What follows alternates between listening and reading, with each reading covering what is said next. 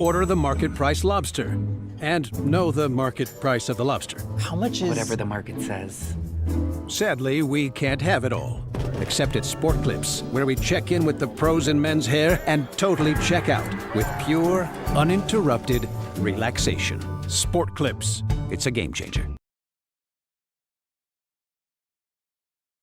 That sinking feeling you get when this happens?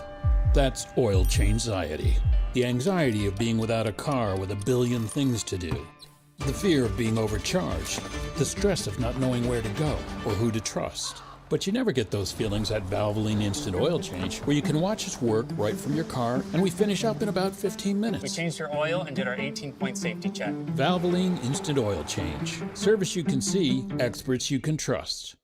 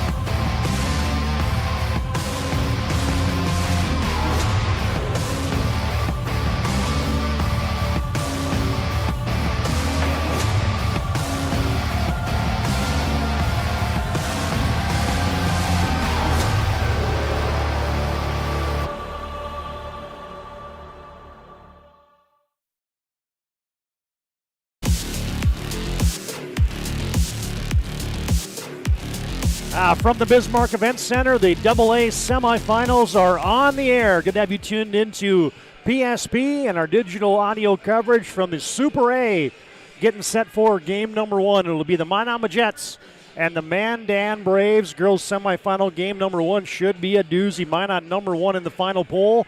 Mandan number two. Minot just one loss on the season at the hand of these Mandan Braves, and off the heels of a dominating day in day one in the quarterfinals by the WDA, with 6 of the 8 games going to the West teams.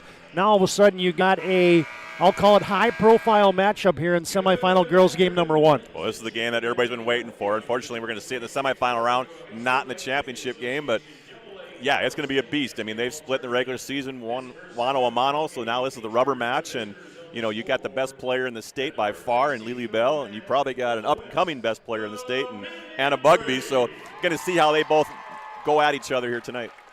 It's our Valvoline Instant Oil Change pregame show alongside Cole Higlin, Todd Domries. Welcome you to the Bismarck Event Center. As Cole mentioned, these two teams splitting in the regular season on January 20th. Minot won 85-69. Mandan returned the favor at Starring Bank Gym.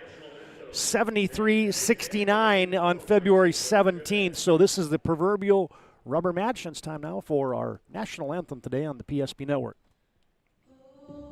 Can you see by the dawn's early light what so proudly we held at the twilight's last gleaming, whose broad stripes and bright stars through the perilous fight o'er the ramparts we watched were so gallantly streaming, and the rocket's red glare, the bombs bursting in air, gave proof through the night that our flag was still there.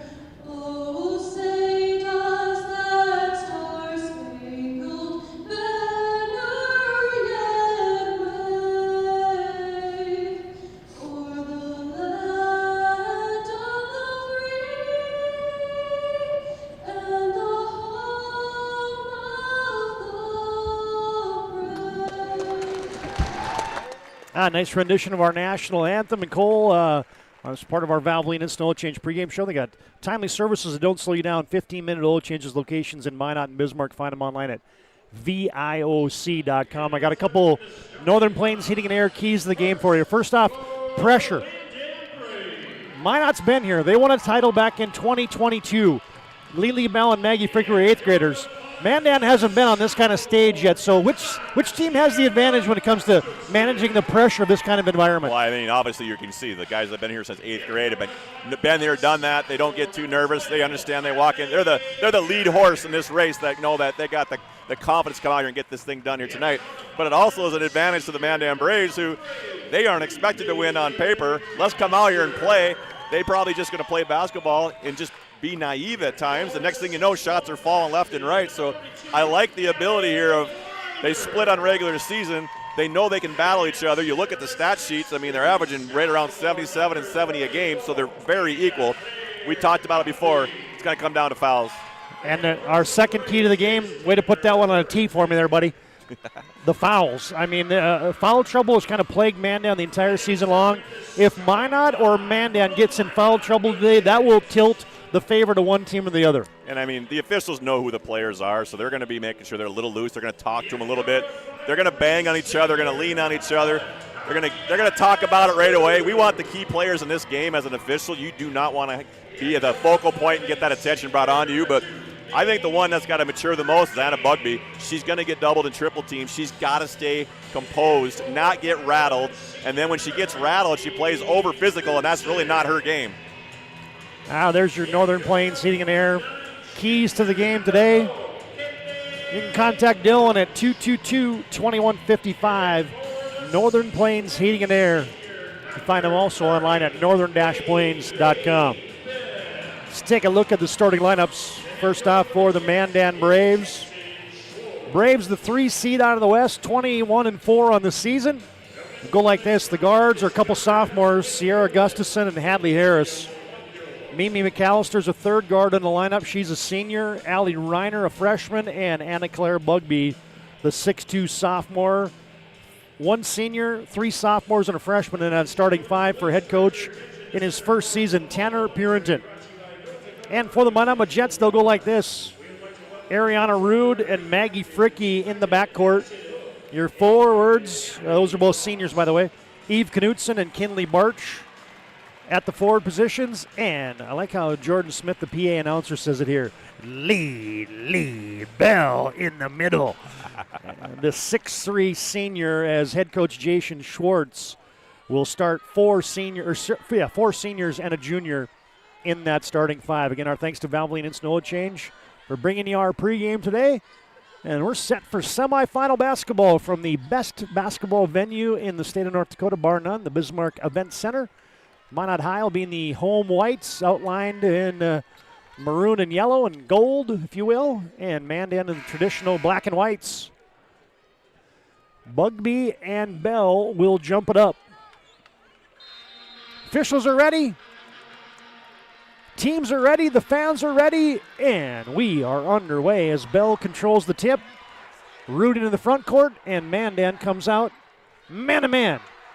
Lily Bell, an easy dive to the basket. She's got 2. Yeah, they got that basket cut, and they set a screen on Bugby. She didn't communicate. You're going to get screened. You either got to switch. The guard's got to bump her to slow down that basket cut.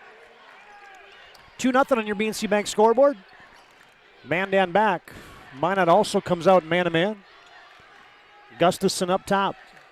Hadley Harris tries to get it into the post, can't do it. Now Gustafson right side. McAllister launches from downtown, ring it up. Wow, we needed that. She's shooting at 44 for 135 on the season from the three-point line. That's her 45th. 2 made shots in our first possessions of the contest. Mandan on top 3-2, 1 minute into the contest. As Bell on the post up, but it's taken away. Stepping into the passing lane there was Mimi McAllister, and back comes Mandan. Moving right to left on your dial, McAllister launches another one, and she banked it home from the right wing. She hit that first one, had some confidence, and the Majets are kind of backing off the shooters here a little bit, not giving up penetration. Now we got 2 threes back to back.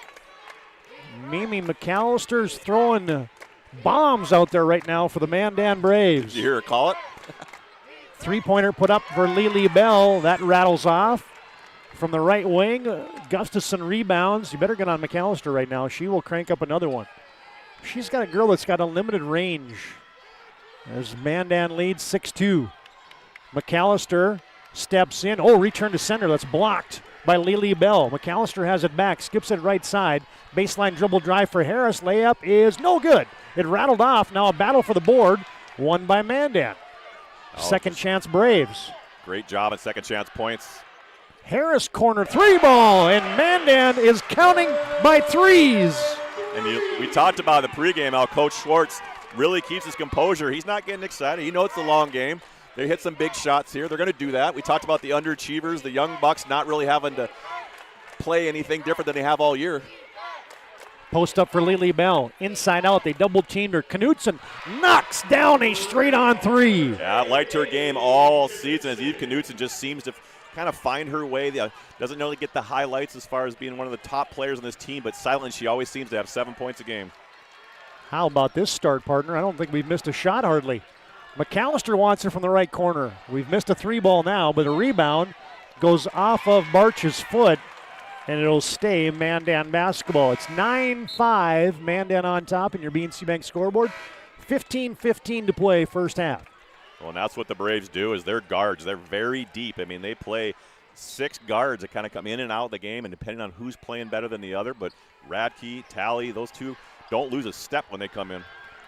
Mandan tries to lob it over the top to Bugby, and she dribbled it off of the foot of the Majets. It'll still be Mandan basketball as it scuttles out of bounds at the 28-foot line on the far sideline.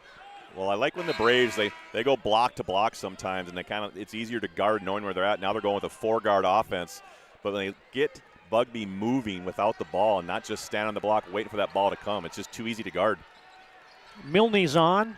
McAllister steps into a shot from the right side of the lane from 15, no good. Rebound, 1, 2, 3, 4-car pileup, and we'll have a jump ball. And the arrow will stay with Mandan, but we got a media timeout on the court. Brought to you today by First International Bank and Trust. Find them online at FIBT.com. Good start to this girls' AA semifinal. Mandan on top 9-5, and we're back after this timeout on the PSP Network.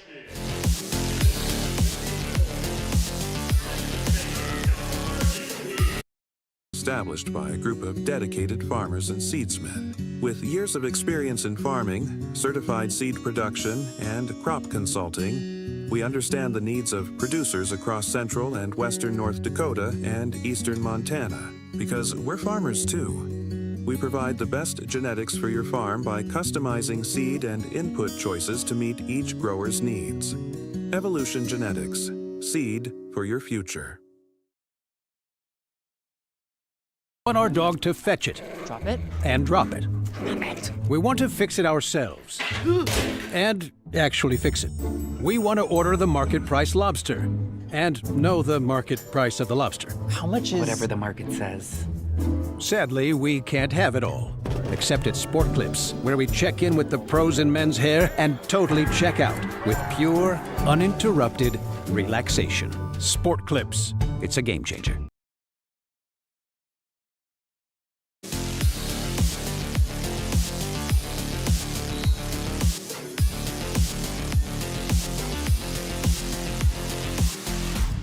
Now back in action as Talley looks inside to Bugby. A good step around on the post there for Lily Bell.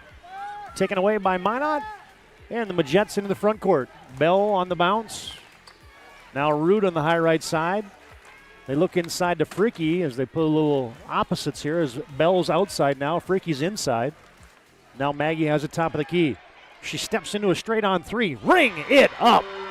We are having a 3-point party here today. That is the 5th 3 here tonight from both teams. Minot's got 2, Mandan's got 3, but Fricky gets stepping into it. You got to get her to put it on that floor.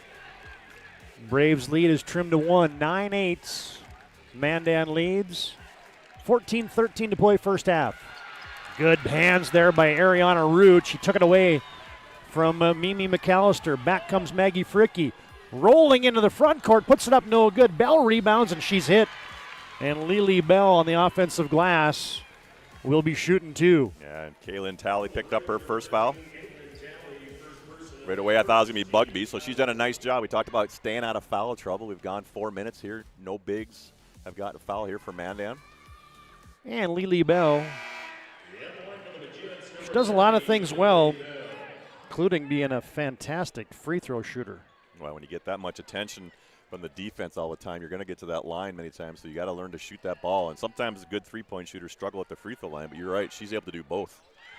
Nothing but nylon on those 2 serve pro free throws. And the Minot Majets have their first lead of the day. 10-9 on your BNC Bank scoreboard. Majets by 1. Mandan into the front court. They duck down into Bugby inside out.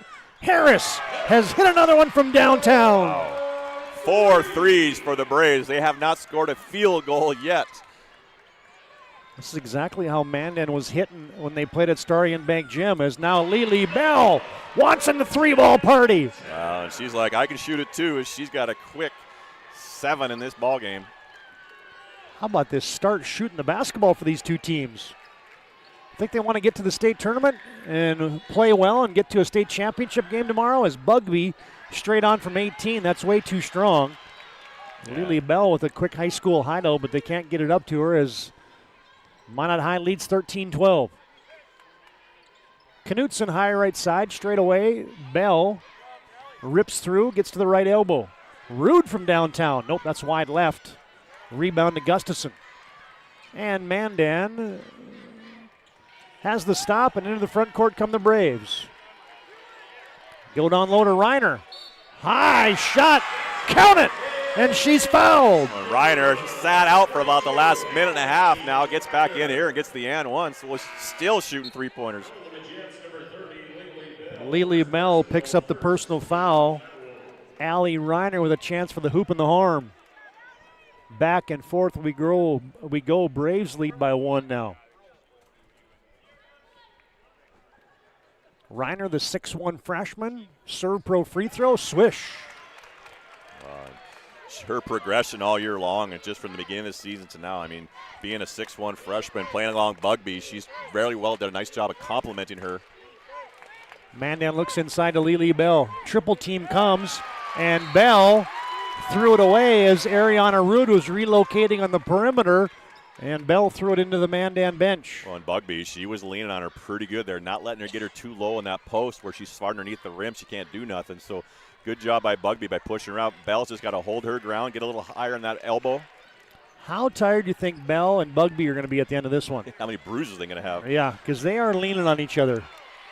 Post entry pass is tipped away. Mandan turns it over. 3-on-3. Here comes Maggie Fricky. Crosses over with the rack attack, and she's fouled. She got downhill and got deep, and Fricky can do that so well, and she's a great free throw shooter. She'll be shooting 2 from the serve pro stripe. Yeah, and Harris just had to make a decision early. She went for the steal and let Fricky go by her at that free throw line. I would have backed up a little bit, get her to pull up for that jump shot, but she gets downhill to that rim. It's just very difficult to finish. Maggie Fricky, an 87% free throw shooter. Lily Bell, 82% free throw shooter. You get in a late game situation against the Majets, and these 2 kids, Bell and Fricky at the line, you're in trouble. Yeah. As Fricky knocks them both down. ServPro's got 24/7 emergency service, fire and water cleanup and restoration at ServPro. Hey fans, today's game brought to you in part by Prairie Coatings and People's State Bank. Selly Family Dental also brings you today's game as Mandan plays catch on the perimeter with 12 to play in the first half. Mandan leads 15-14. Reiner wants it for the high right side 3. No, way short. Airballed it. Yeah, that's not her game. That's not her game to set out the 3-point line. We got to get the ball swinging. CC Stevick rebounds, and Bell meanders into the front court. She takes a 25-footer straight on. No good. Rebound.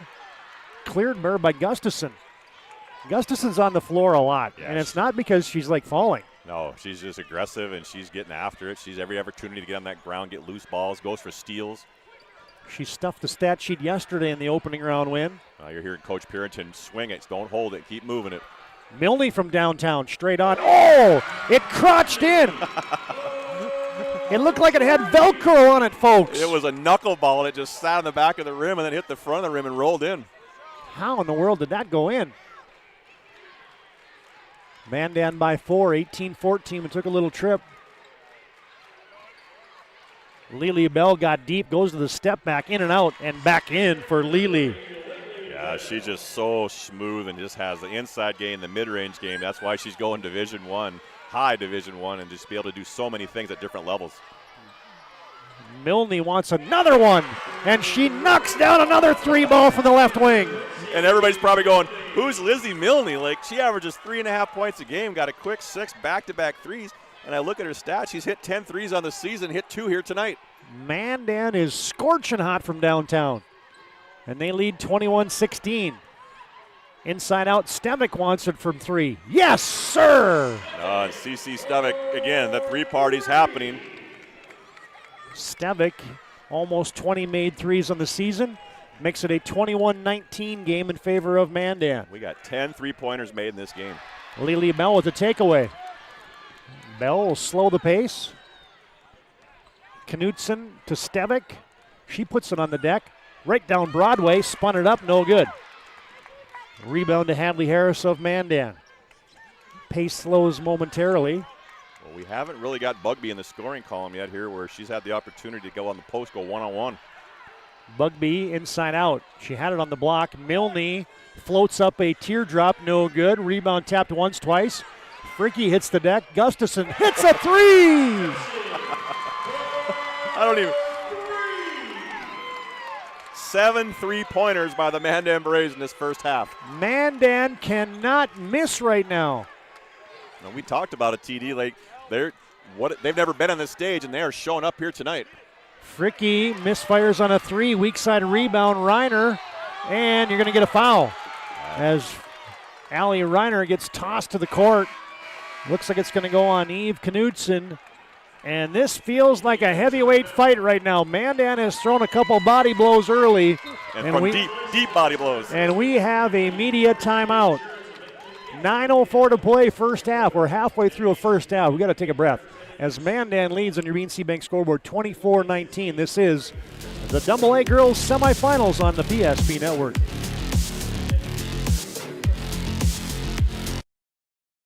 Owner of Trusted Tire and Auto. Around here, winters can be long and roads can be rough. That's why you deserve a reliable partner. We carry premium tires installed by our certified team of experts, and our total car care covers it all, from brakes, transmissions, diagnostics, and more.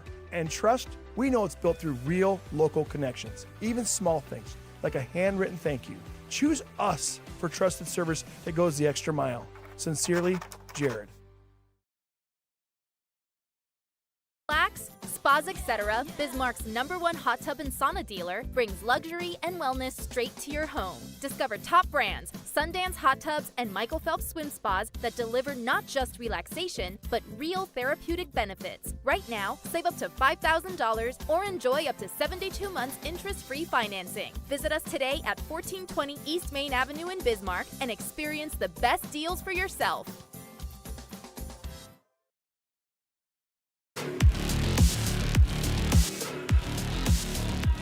Hi, fans. Thomas Family Funeral Home brings you today's game, serving Minot and surrounding communities for 100 years. Excellence, wealth, warmth, and personalized service. You can learn more at thomasfamilyfuneralhome.com. Mandan leading 24-19. They try to get it inside to McAllister, and Eve Knutson, I think, just picked up her second. That was a late call there as they try to post up Kimi McAllister. They pulled Bugby away from the paint, which then pulls Lily Bell out of that paint, so they're using their guards. You know, McAllister's already hit 2 threes, now looking to post her up, taking advantage of her height. Mandan triggers it in. Knutson has to come off.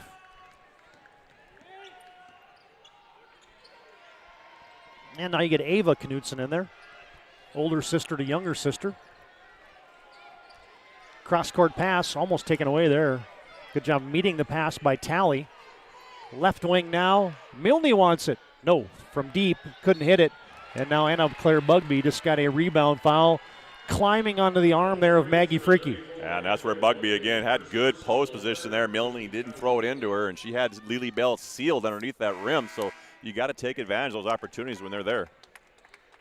Minot High gets a stop. And the Majets will roll into the front court. Hey fans, Raging Rivers Water Park brings you today's game. You can get your 2026 pass right now.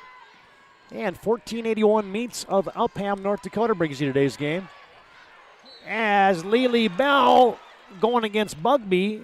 And is that on? Yeah, Anna Claire just picked up 2 really quick ones. Yeah, I mean, just been held scoreless here so far. Now she's got 2 fouls, and the Mandan Braves girls guards have really been carrying the first half here for the Braves, but this is interesting. We talked about how foul trouble is going to impact this game.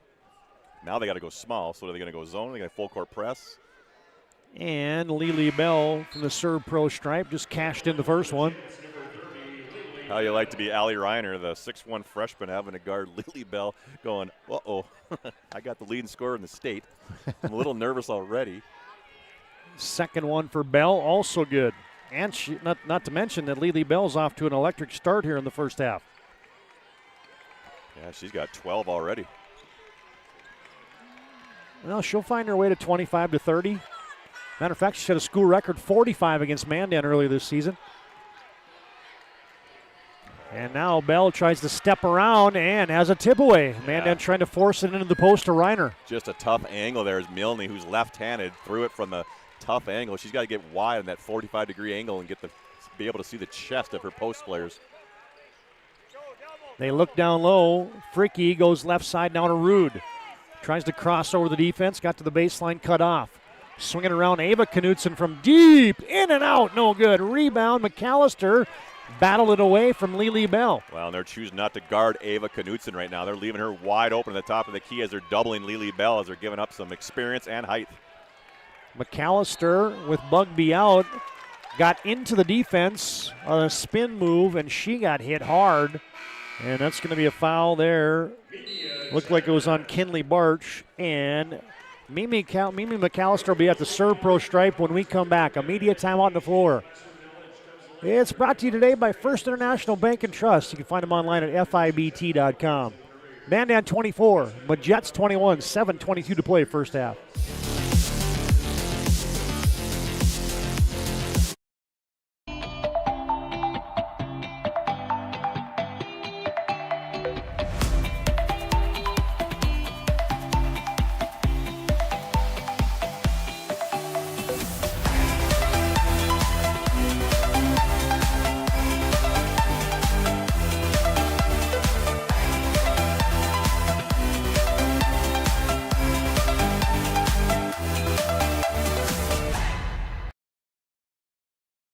We realized he had 2 broken bones, was fear. Then once we realized and got a plan with Trinity and our doctor, a lot of comfort. He told me that he can fix my arm, and he showed me a lot of stuff that he could do to help me. Trinity Health Orthopedics is as good as you can find anywhere in the country. A lot of us take pride in that, and that's why we stay here and we keep doing what we do. Trinity Health, making more possible.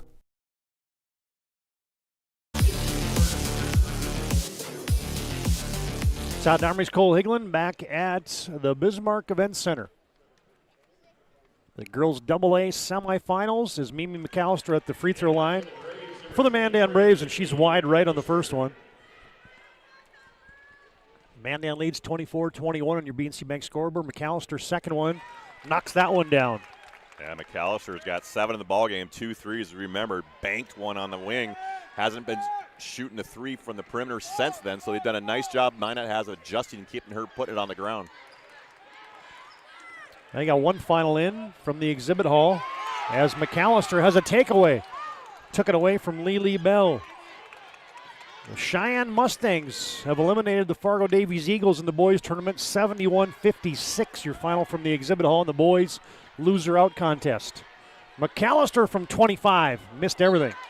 She had Lily Bell closing out on her and just kind of saw the hand getting a little high there. And again, shot fake, kick it to a wing, penetrate, don't just stand and shoot. I just like when they pull Lily Bell out and they pull her out of there. Then you get more room to work in that paint. Bell fakes the handoff. Oh, return to sender. Oh, and Lily Bell, here's the crowd, like, where's the foul? Reiner timed that perfect. And then it went off of Lily Bell. How about that? I look at Reiner, she's just as surprised as us. She timed that so well and just kept her hand vertical. Lily kind of shot it into her and surprised how thought she blew by her. She's kind of giggling about it. She's like, I'll get you back. Oh, I would not want to be Reiner on the next possession. Knutson in the passing lane. Went for the kamikaze steal. Harris had an opportunity, steps in, 15-footer, swish! Harris got a quick 8 in the ball game. Nice job of dribbling to that post, making her to come out of the paint. Fricky shot fake, drives to the left side of the lane. Knutson open for three. Way too strong. Rude rebound. Smallest girl on the floor, couldn't hit it. Rebound tapped by Bell, out of bounds, but they say it's last touched by Mandan. Yeah, this next 6 minutes here with foul trouble at Bugby, it's going to have to be all 5 girls going to the rebound, and they're not necessarily boxing their girl out, but there's no one going to be able to release here and get easy transition buckets. They got to control that rebound first before they can take off. Another fake handoff, and Bell operating on the baseline lays it home. Yeah, that's just too easy. She just can't catch it and turn. You got to back off knowing that she's got that quick. Most bigs aren't used to someone spinning off you that fast. Yeah, Bell, not only the strength there, showed the quickness. Braves by 4, 27-23.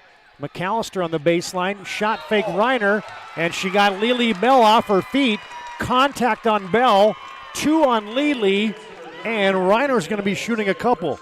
Just a nice shot fake as Reiner stepped out as the penetration went baseline. McAllister, she stepped out a little bit to create room. Lily Bell had to make a decision, and that decision was to go after that shot. Nice up and under. Well, the one interesting thing about this is you get Bugby and Reiner going at Bell, and it's kind of like 10 fouls against 5. I would say advantage Mandan in that situation as Reiner, cash money. Yeah, she's shooting it 65% on the season and has made all 3 of her free throws. She makes both of those from the serve pro stripe, makes it 29-23. Handoff Fricky from deep. No, short. Rebound cleared by Gustafson. Yeah, you got 4 guards in there just going to the offensive rebounds for the Minot. They got to get back. Mandan on the perimeter. Shot fake from McAllister. Leans in. And a little frustration building here for Minot High as that's going to be 3 on Eve Knutson. Well, you know, with Bugby in the game, they kind of slowed down where they're looking to throw it in the post the whole time, and then now they don't have that post feed there where Reiner can step out and open up penetration lanes, and now you're seeing all the Braves shot fake put on the floor. The Jets got to slide their feet. And McAllister makes the free throw. Well, Minot High's depth is going to be tested a little bit today. You got Knutson with 3. Lily Bell stays on the court with her 2 personals as McAllister makes 1 of 2. Chance for Gustafson for an offensive rebound, but she touched it out of bounds. Well, as aggressive as Lily Bell is, you know, they're going to be sliding over her, so she's got to be careful with those 2 fouls as she likes to go to that rim. Weak side slides over, tries to take that charge. That's probably where she's going to get it, or trying to go for that offensive rebound if the push in the back. Minot moving south to north here. Little 2-person game from the top. Handoff to Stevick. Look for a staggered screen for Maggie Fricky, who drives it to the top of the key. Lily Bell went down on the baseline. Kinley Barch to Fricky. Fricky leaning in, flips up a shot, and she got fouled. And Lily Bell was in there a long time, as you can see Coach Perrington wanting a 3-second call. Good team defense there as they had her fronted and on the backside.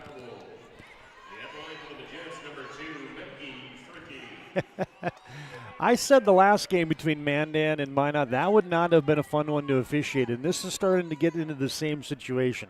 And all of a sudden, the pressure of a state semifinal has got everybody in a tish of a lather as Fricky knocks down the free throw. Well, and you know, that post feed there, she's so dominant in there. And again, I hate the 3-second call unless they are buried in there for a long time. Has really no impact on the game. I wasn't watching that one. Did Lily have the 10 stakes in there for about 7-8 seconds? She had dropped the anchor a little bit. The pontoon was floating in there. Wasn't moving. Dropped the anchor. I love it. 2 made free throws from Maggie Fricky makes it 30-25. Mandan on top.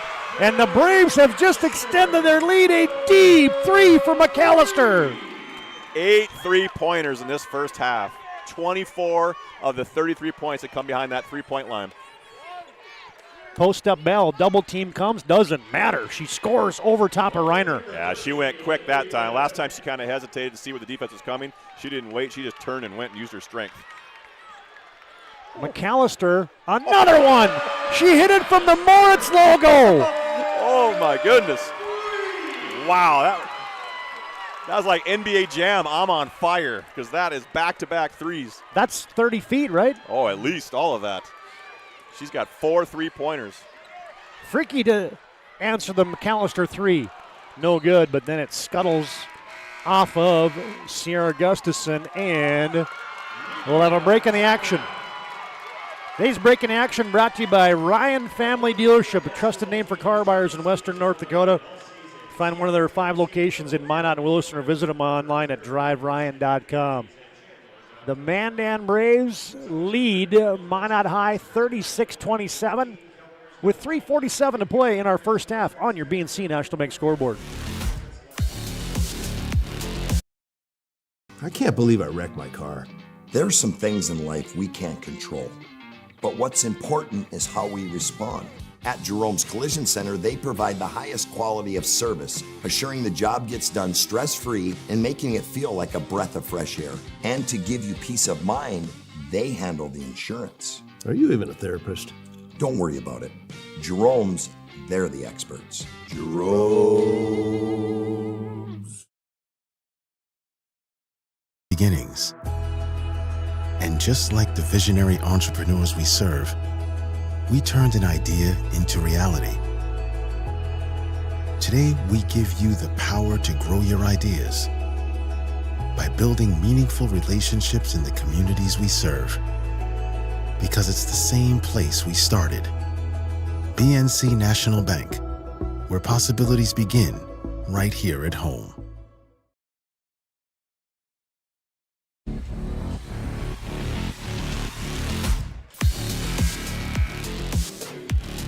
That girls' semifinal game number 1 has been an entertaining affair. Fargo Davies and Century come up next. In girls' semifinal game number 2, Mandan leads here 36-27. Minot has it, trailing by 9. 3:40 to play in our first half. Mandan went back to a 2-3 zone. Stevick, right side 3 ball, you can book it. Yeah, nice shot there. These media timeouts really, I think, helped Minot there as Mandan was just hot from the perimeter, got a media timeout. And an entry in the high post area to Reiner, and boy, she was sandwiched immediately by Freaky and Bell. Yeah, I've talked about this all season long about the Braves. When they get the ball, they don't get their elbows out. They kind of have their elbows down. Well, now that allows that defensive person to come on the weak side and go get that jump ball or even a steal. So if you got your elbows out, they walk into one of those elbows once in a while, they aren't going to keep reaching. Bell and Freaky tied up Reiner. Alternating arrow belongs to the Majets. Almost taken away by Gustafson, and it is. Now you get a developing 2-on-1. Harris leaves it for Milne. Reiner comes to Harris. Puts it on the deck, couple dribbles, kick out Milne from deep. No, missed everything.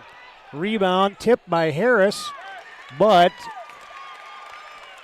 they say that Stevick then touched it when she was out of bounds. Yeah, because Harris saved it, and then Stevick was standing out of bounds and then jumped just out of instinct to tap it back into play, but had not reestablished herself back into the court. We talked about this last night in the Dickinson Mavericks boys game as they played that small ball, and we got that going on here tonight. And you get Barge running through a screen there, it looks like.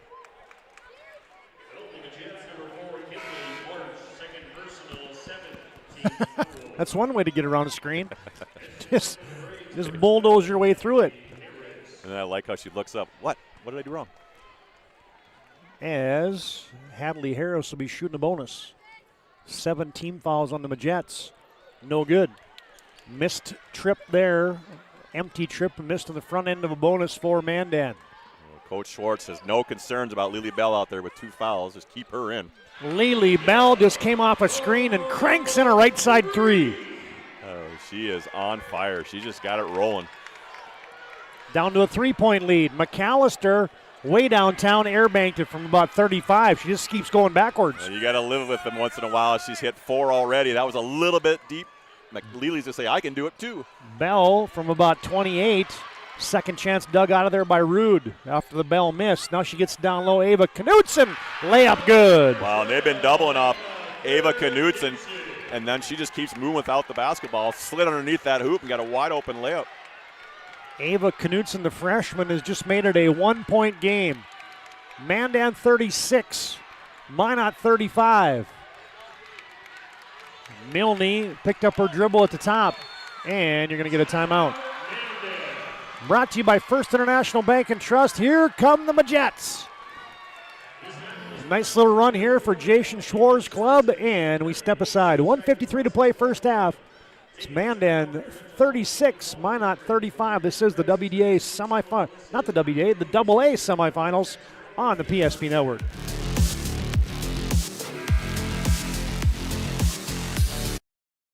This pages in a history book, a time gone by.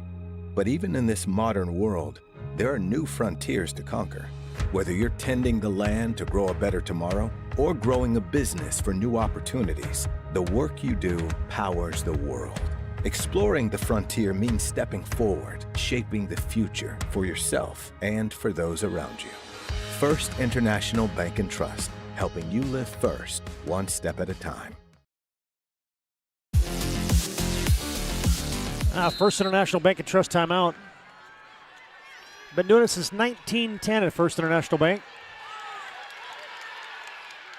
Taken away. Good ball pressure.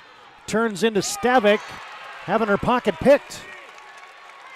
Goes on of bounds. Last touch by Lizzie Milne. Well, good hustle by Milne there. She got the pass stolen, did give up on the play, hustled back, but you saw the Majets there. They really got after that man-to-man defense there in that last possession. Fricky hooks it into the post. Bell against the double team. Doesn't matter. She scores again. Yeah, she's got 20 already in this game. Reiner's got to make a decision. Either be a little more physical with her, turn her to her right shoulder so she has to use her left hand. It's just getting too easy down there. Mandan now down by a point. Majets 37, Mandan 36. Wild three from the wing by Milne. Ava Knutson rebounds, and the Majets have found something here late in the first half. Yeah, their defense intensity on the half court has really picked up. They're not giving up easy shots, closing down those driving lanes. Bell wants it from the top. Sets the screen for Rude, who has it on the bounce. Spins away from the defense, gets it off to Fricky between the rings with 10 to shoot. Fricky goes back to Stavik. Looks for a step back, down to 3, down to 2. She winds up a long distance 3, no good. Battle for the rebound, and it's going to be a foul. Oh, they're calling McAllister, who dove in on that play there as Harris, and I couldn't. Yeah, those are one of those hard fouls there. She's trying to hustle and try to tie up that ball. Unfortunately, landed on the back of the offensive player there and picked up a foul. And McAllister will come off for the final 47 seconds. Mandan's been stuck on 36 for a bit here as Fricky almost shuffled the puppies. Stavik turns the corner. Knutson steps into a 16-footer and swishes it. Oh, Ava Knutson's been showing up here. Only has 2 points on the season average, already has 4. And a Mandan turnover in the backcourt. Yeah, this ball pressure here by the Majets has really stepped up here, causing a little bit of frustration with these guards. And a First International Bank and Trust timeout. 30.4 seconds to play. The Majets have come storming back. Minot High now leads 39-36, and we're back for the final 30 after this break on PSP Plus.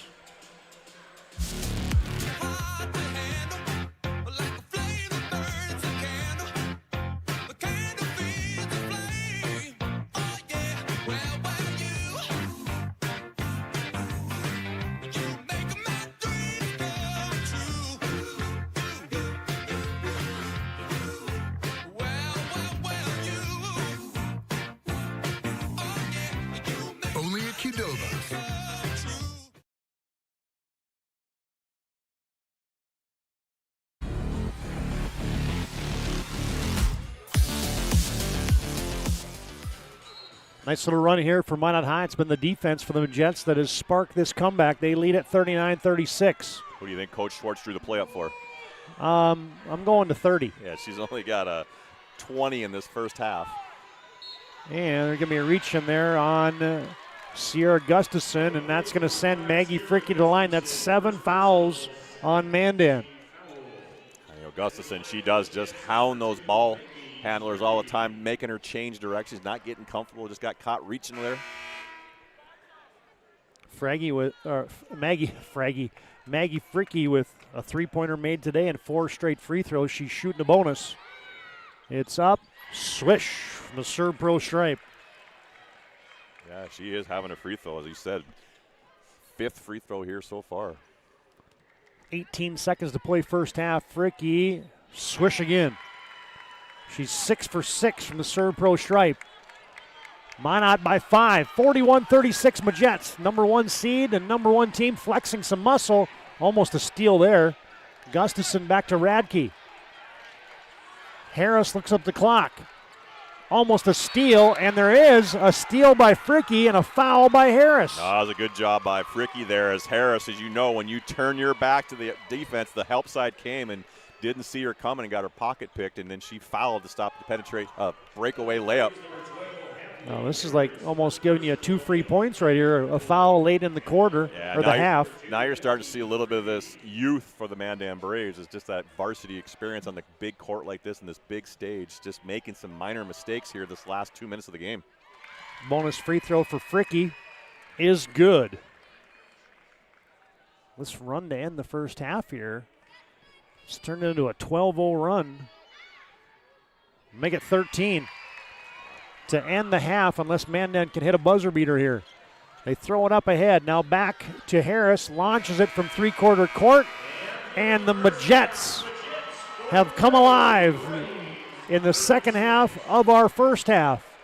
And our Jerome's Collision Center halftime report comes up next. Minot 43, Mandan 36. This is the AA State Semifinals. And you listen to it on digital radio coverage on PSP.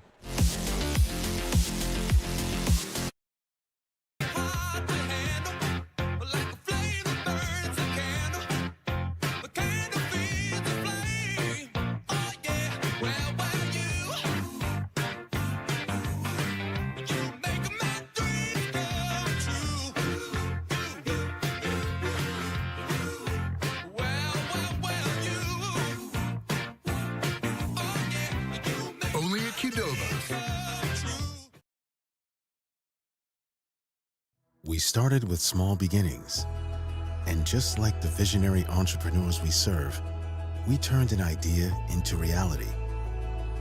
BNC National Bank, where possibilities begin right here at home. This presentation on the PSP Network is proudly brought to you by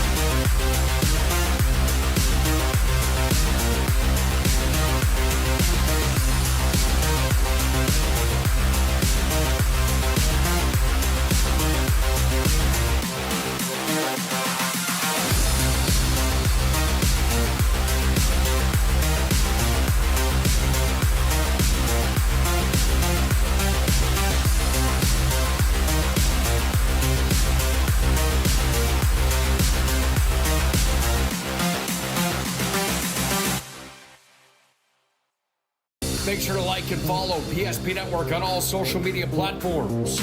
PSP Network, it's game day.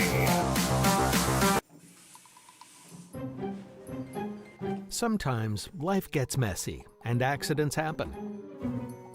So when life gets messy, ServPro's ready. Call ServPro of Minot, Bismarck, or Williston today. The foundation of the financial planning approach at Legacy Financial Partners is a personal relationship.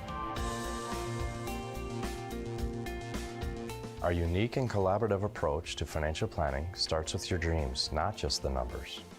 We will work with you regularly to take action to update your plan as your needs evolve, recommending products and services that are right for your situation.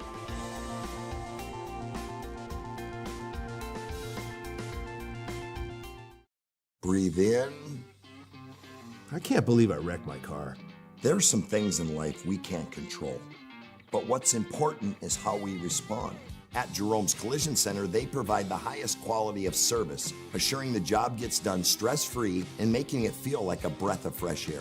And to give you peace of mind, they handle the insurance. Are you even a therapist? Don't worry about it. Jerome's, they're the experts. Jerome's.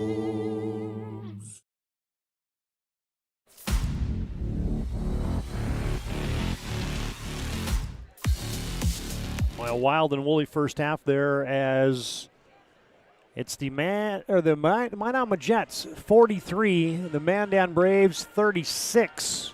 We're going to get to the numbers here in just a second, but I feel like Minot took some long-distance body punches there from the Mandan Braves, and here the Jets are still standing, leading by 7 points here. That's impressive for the Jets. Well, they just kept grinding, and I think Coach Schwartz called a timeout with about 3.5 minutes to go. And when they came out of that timeout, they got after a man-to-man defense, and they just frustrated the Mandan guards. Like, they couldn't even get it to the three-point line. And that's unfortunate because early in the game, that's all Mandan did is hit three-pointers. From after three-pointer, they hit 9 three-pointers in that first half. And then the defense just ratcheted it up here for the Jets, and they really turned the corner and caused some quick turnovers. They had 9 turnovers in that first half, and they turned into either layups or free throws for the Jets, and that's not good for the Braves when you're scoring points that clock stopped. It's our Jerome's Collision Center halftime report. Been doing it since 1975 at Jerome's. Call them at 701-852-5126. Schedule your collision repair other service. Cole, let's run through those halftime numbers as Minot High has come back and they lead by 7 here at halftime. Well, and the Braves, as you mentioned it, 9 of 16 from the three-point line, shooting at 56%, and 11 of 23 from the field, basically 48%. So, I mean, good shooting by the Braves. Just got to lock down that defense to stay out of foul trouble.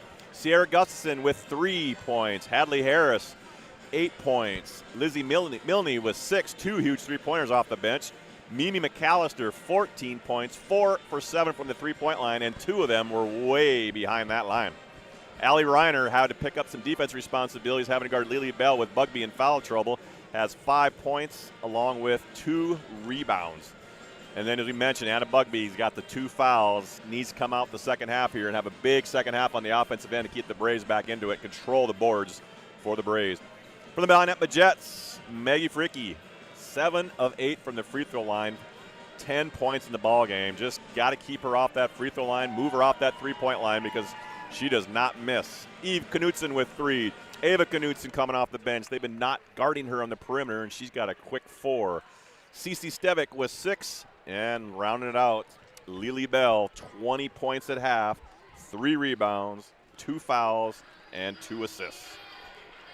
Just getting underway on the other court. Legacy and Horace in boys consolation loser out game number 2. In case you missed it earlier on your BNC Bank scoreboard, West Fargo Cheyenne on boys loser out contest defeats Fargo Davies 71-56. Of course, we got Davies and Century coming up next for the girls semifinals. And tonight's boys semifinals right here on this YouTube platform for PSP Network. Dickinson and Bismarck in game 1. That'll be a 6:30 start. Century and West Fargo in game 2. And that's our Jerome's Collision Center halftime report. Jerome's been doing it since 1975. Call them at 701-852-5126. Schedule your collision repair other service. Minot High came roaring back, and the Jets lead 43-36 at halftime. And our second half comes up next here on PSP Network, on the PSP Network. At any time, to anyone. It's not really something you can schedule on your calendar. But when it happens to you and it's not your fault, there's one law firm to remember. That firm is Schweigert, Clemeen, and McBride. We live here and take pride in helping our community. We know this area inside and out. We put in the work and fight for what's right so justice can prevail for you. That is what we're all about. We're on your side. We're Schweigert, Clemeen, and McBride. AE Construction Management and General Contracting builds more than structures. They build confidence. Your trusted partner in commercial construction across North Dakota, they handle everything, from planning to final delivery. Whether it's steel, industrial, or retail, AECM builds with precision and safety. Their hands-on approach keeps your project on time and on budget. Build better with AECM. Call Tim at 701-818-0099 or visit aeconstructionmanagement.com.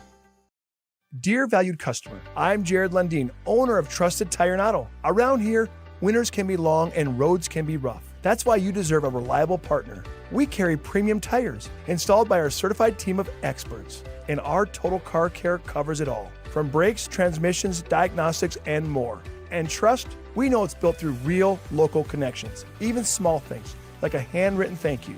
Choose us for trusted service that goes the extra mile. Sincerely, Jared. Dakota Community Bank of Trust, your trusted partner for commercial and business loans. We not only provide lending you need to grow your business, but we also reinvest in our communities. We believe in strengthening our businesses and creating opportunities for success. Choose Dakota Community Bank of Trust for your commercial and business loans, and together let's keep our communities thriving. Serving the community, looking out for you. At Dakota Community Bank and Trust, that's what we do.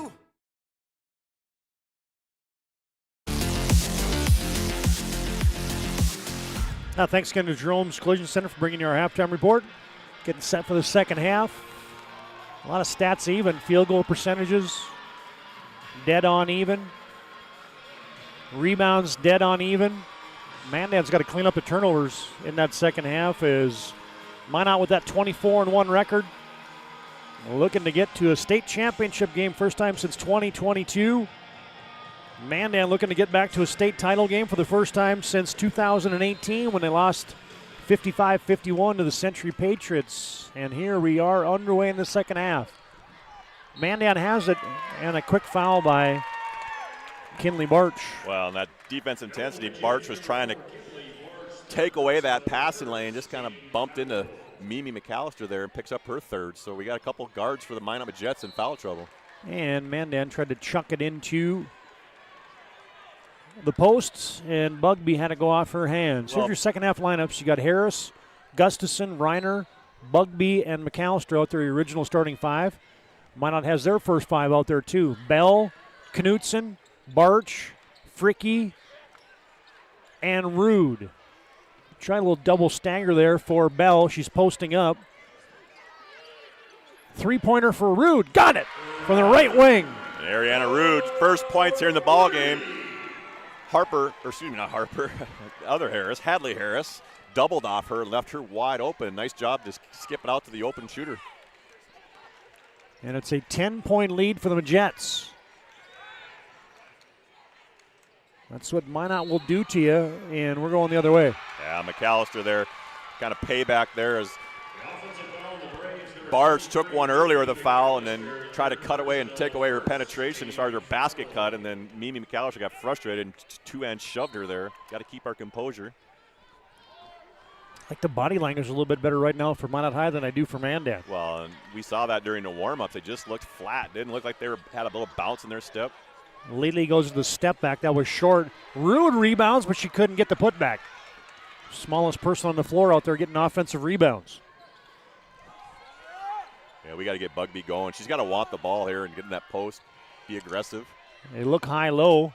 Reiner catches it and scores from the feed from Bugby. Well, it looked like the high-low pass from Bugby to Reiner was a little too far under the basket, and somehow Reiner was able to use her body and go back into the defender and use it off the glass. Hey fans, Selly Family Dental brings you today's game along with Ragin' Rivers Water Park. Get your 2026 passes today. Prairie Coatings and People's State Bank brings you today's game as Minot lobs it way too tall for Lily Bell. Wow. Out of bounds it goes. You know, they're trying to put it in Lily Bell's arms where no one else can get it. They got doubles and triple teams coming at her, and Fricky just put a little too much on that one, and Lily Bell was trying to bang with that post player and didn't release soon enough. 46-38. Minot, 6:20 to play.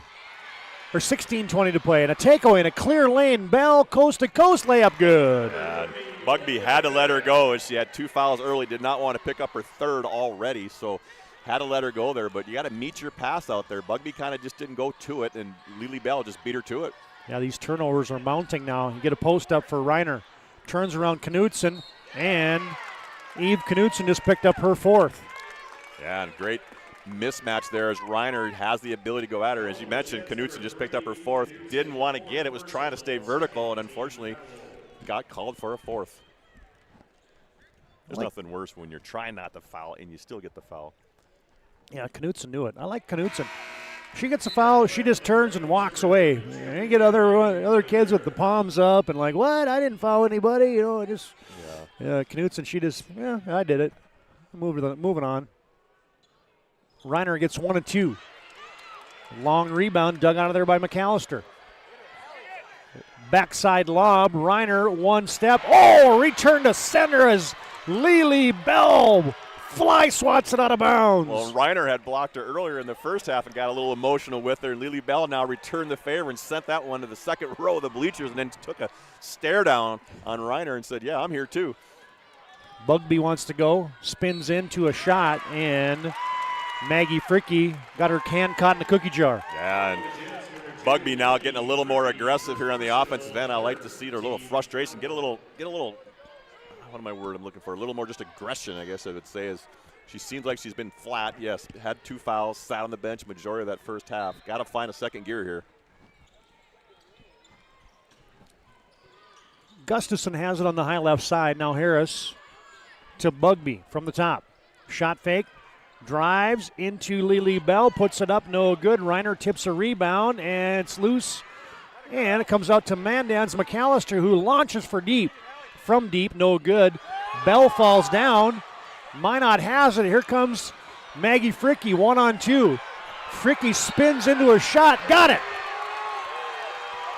I think we got a technical foul here on the other end as Lily Bell and Bugby got into it, and we had action on one and action on the other.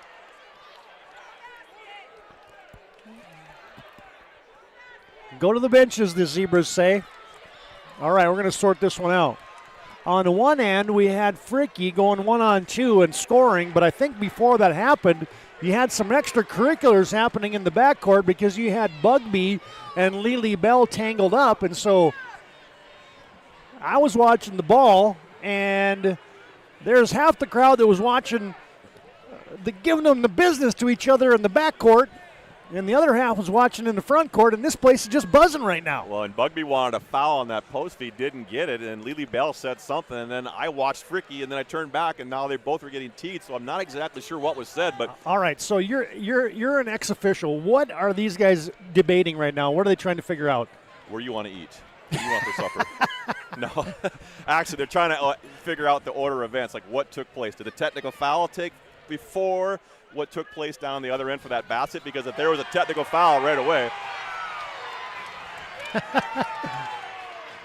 Oh, and they just went to the replay. So that's what they're trying to figure out. Did they assess the technical foul before Fricky was able to score on the other end? You want pizza? You want chicken? Tanner Purinton, some lip reading to him. She said she should be gone.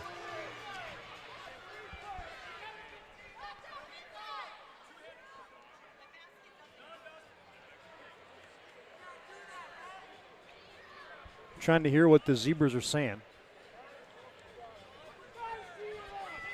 Well, we got 2 shots. I heard that.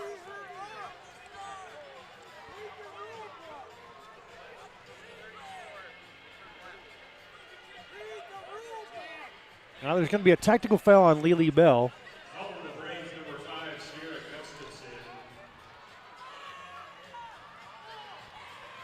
Second personal, second team foul. Technical foul on the Braves, number 34, Anna Claire Bugby. Third personal, second team. Third team foul. Technical foul on the Magents, number 30, Haley Bell. Third personal, fourth team foul. So you get a foul on Gustafson, then you get coincidentals. I call that in hockey world when you have a penalty on each team, and they both go into the sin bin. But you have coincidental technical fouls on Bugby and Bell. And we're getting a Ryan Family Dealership replay right here. Oh.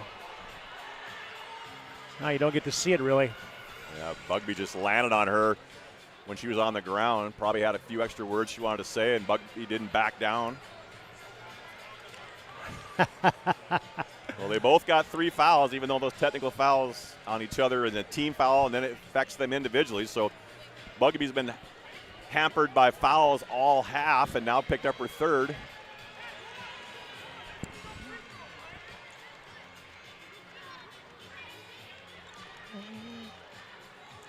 And now they're trying to explain why there's a free throw. So the foul on Gustafson when Fricky was driving must have happened before the tees? That's what I'm assuming, yes. That's why I think they were trying to figure out the order of the events, because technically if the technical foul happened before even shot happened, it stops the play. All right, we've got a First International Bank and Trust timeout, founded in 1910. You get a Ryan Family Dealership instant replay. I've been doing it for 50 years with 5 locations in Minot and Williston. Now you're going to get a Serve Pro free throw for Maggie Fricky. And I think we are back to the affair here. Well, that was interesting. Was that an and one for Fricky too? Yeah, that was an and one. Oh boy. So they're assuming that, yeah, the foul obviously happened after the basket was made.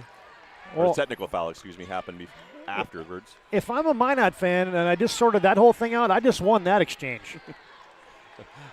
I'm still confused. I wish we could have seen what was said or what happened. All we saw was 2 people collide on the floor. And now Harris loses the handle on the right wing. Tried to save it off of Minot, but it went off of Harris, who was standing out of bounds. Turnover Mandan. And all of a sudden, this 12-point lead for Minot High looks like a big mountain. Yeah, we got to keep our composure for the Braves. Yes, things haven't been going your way here the second half, but just try to find some kind of second opportunity here, whether the defensive end. Bell leaves it for Barch. Bang! From downtown. That's Bart's 28-3 on the season. Hasn't scored here tonight. She's joining the three-point party. Now you get Rude making threes and Barch making threes here in the second half. McAllister almost lost the handle. You lob it inside to Reiner. She had her shot blocked. Bugby has a putback, no good. Reiner has a shot blocked. Bugby lost the handle of it. It's going to stay with Mandan. That's 4 chances at it without a hoop for Mandan, and you get a First International Bank and Trust timeout on the floor. 14:20 to play in the game. It is high energy as Minot High leads 54-39. This is the AA semifinals on PSP.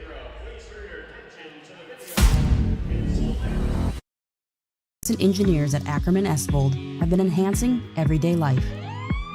From response times to commute times, we've helped create critical infrastructure, enhancing highway safety, flood protection, and public education.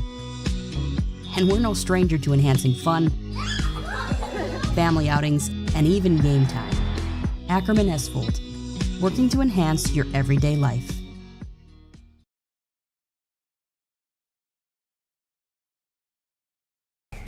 Every football fan has their Sunday routine. Maybe it's setting your lineup, firing up the grill, or claiming your spot on the couch. But the center of every Sunday is the drive. The morning drive home before kickoff. The drive to your buddy's watch party. Wherever you're headed, we can take you there.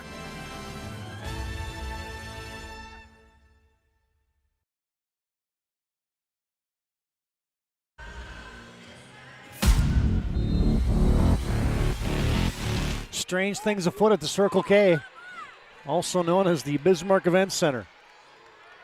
Try to get it inside, does Mandan, and Lily Bell with the quick hands takes it away.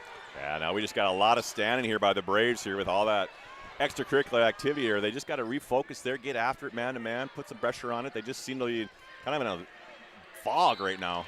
And Lily Bell is getting great position now. Her teammates are finding her, and Bell might have just picked up the 4th on Bugby. Yep.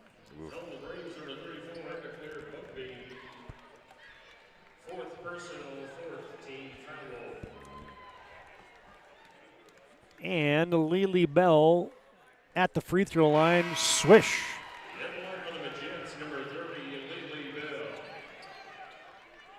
And this is when Bugby went out in the first half, Cole. This is when Minot went on their big run to get right back in the game.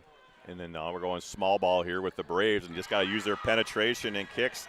They haven't attempted a three-point shot here the second half because they haven't scored other than Reiner has 3 points. So they had 9 threes in that first half, no threes here in the second half. So Minot now has shut off that perimeter shooting. Well, in the last 5 minutes of the first half, it was all Majets, and now the first 5 of this half have been all Majets.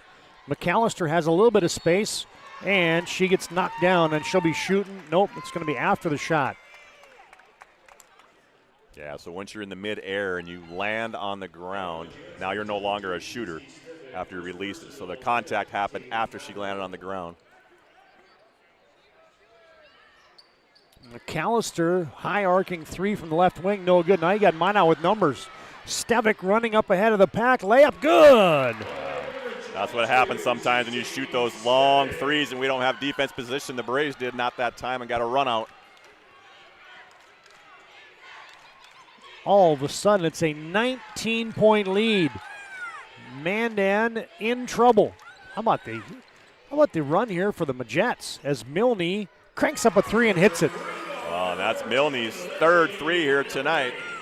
58-42, Minot High on top. 13:04 to play in the game.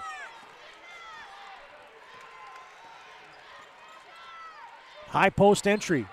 Lily Bell double team. Stebick wide open, lobs it down low. Fricky turns, shoots off the window. No good. Rebound McAllister. Mandan gets it off to Talley. Braves into the front court. Gustafson from the left wing. One bounce to her left. Talley fires it up top, Milne. And they are not leaving McAllister home. They're face guarding her. No help side defense off of McAllister. Little two-person game as Talley got it to Milne, and she airballed it. It was last touched by Gustafson. It'll be Minot basketball. Now they're going to pick up. I was wondering what 40 is. So Coach Purinton's yelling for picking up the pressure here now, going with the small ball, trying to turn the Majets over here, speed them up. Minot High in the backcourt, comes over the timeline. Ava Knutson gives it back to Rude. Minot no trouble with the full court press that time, and now they're into that half-court set. Rude, handoff Stevick from the top. Lily Bell catch and shoot for 3. No, air banked it. Too strong from the right wing. She even put her hand over her mouth like, woo, that was bad. Just rushed that one a little bit. Yeah. Cross-court pass to the left wing to Milne. Skips it back the other side to Gustafson. She cranks up a 3. No, off the back rim. Long rebound, tipped by Fricky. Cleared by Stevick. Coach Schwartz says, slow it down. Yeah, he's going to take the air out of it a little bit. When he takes his time, gets Lily Bell on the post, gets some basket cuts. They're going to start double, triple teaming. Little post up for Fricky, and from behind, Mandan. As Fricky was kind of right above the restricted arc there where she got position. And Gustafson was trying to giving up a few inches there, getting post up. Gustafson's not used to getting posted up very often there. Had to reach over the top, try to tip the ball away. Lob it into Bell. Oh, quick step to her left. She scored it with the lefty lay. She has such a keen ability to spin off you. Like most bigs, when you body up, you kind of prevent them going left or right. But when you body her, she's able to just spin off you quickly. And now it's grown to a 18-point lead for Minot High.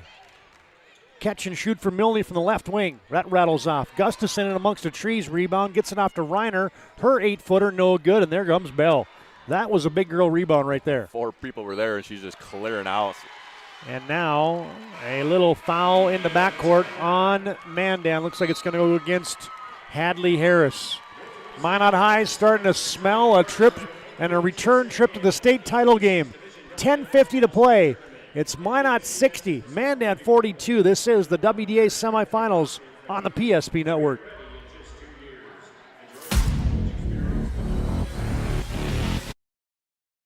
Meet unforgettable flavor. Welcome to Beowulf Craft Kitchen and Lounge. Upscale casual dining crafted with care, paired with an exceptional selection of wines and bourbons. A place for family fun and nights meant just for two. Or gather with friends to watch the game in our reimagined lounge, all overlooking Beowulf Golf Club, North Dakota's #1 rated course. Beowulf Craft Kitchen and Lounge. Come experience Chef Barry's fusion of flavors. Fast. ServPro arrives within the hour with certified technicians and the tools to handle any challenge. Breathe easy. Trained professionals are here when it matters most. Call ServPro in Minot, Bismarck, or Williston today.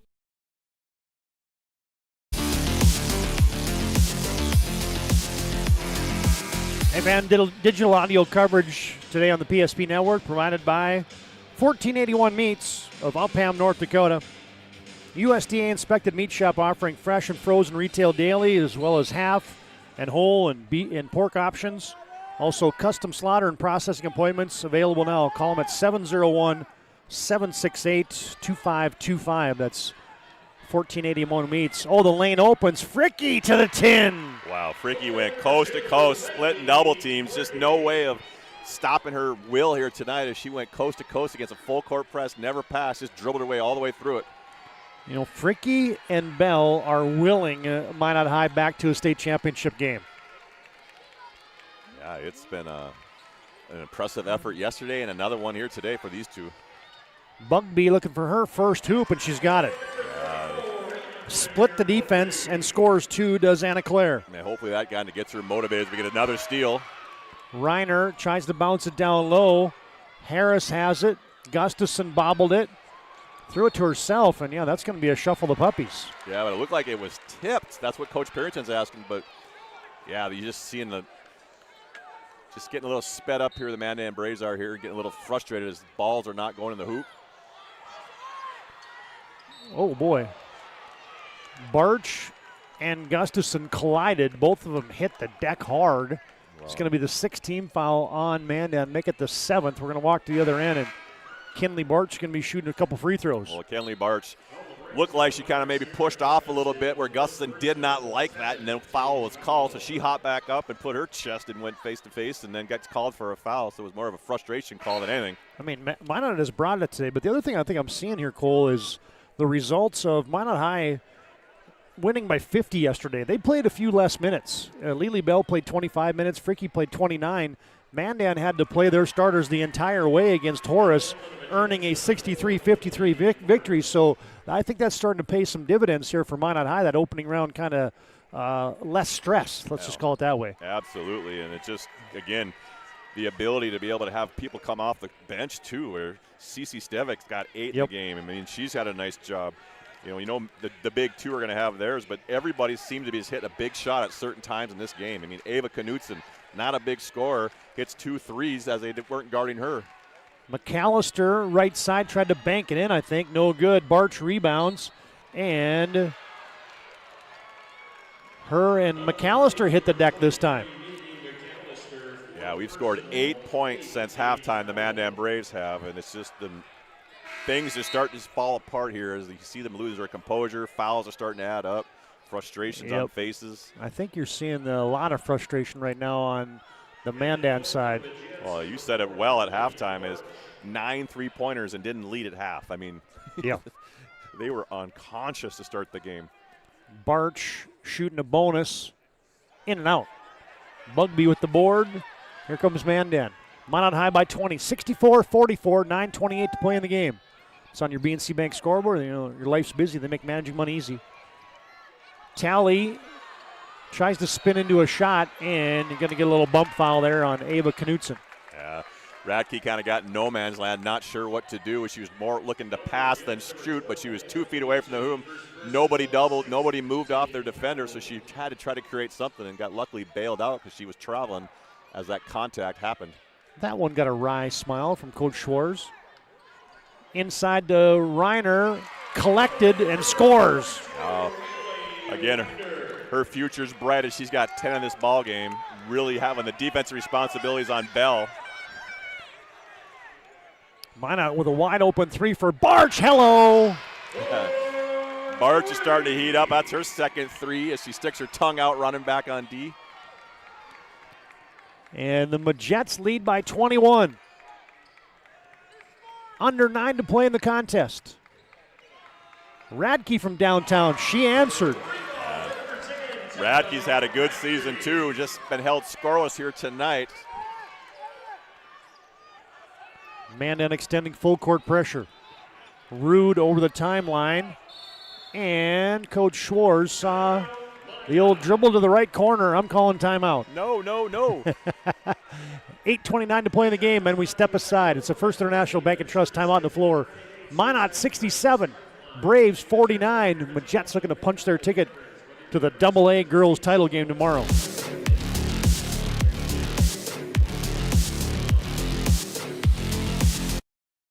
And invested wisely. Whether it's paying for a child's education, taking the family trip you've dreamed of, giving back to the community, or funding a confident retirement, we can help you reach your goals. We are passionate about helping you make smart decisions about your spending and saving so you can feel confident about the future while enjoying life today. Together, we can design a personalized plan that takes into account your short and long-term needs and wants, but is flexible enough to adjust as your life changes.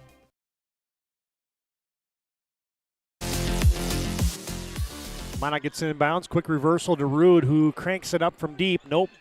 Rebound Reiner. One and done for the Majets. Here comes Mandan. Braves down by 18. Just over 8 minutes to play in the contest. Bugby thinks about a straight on three.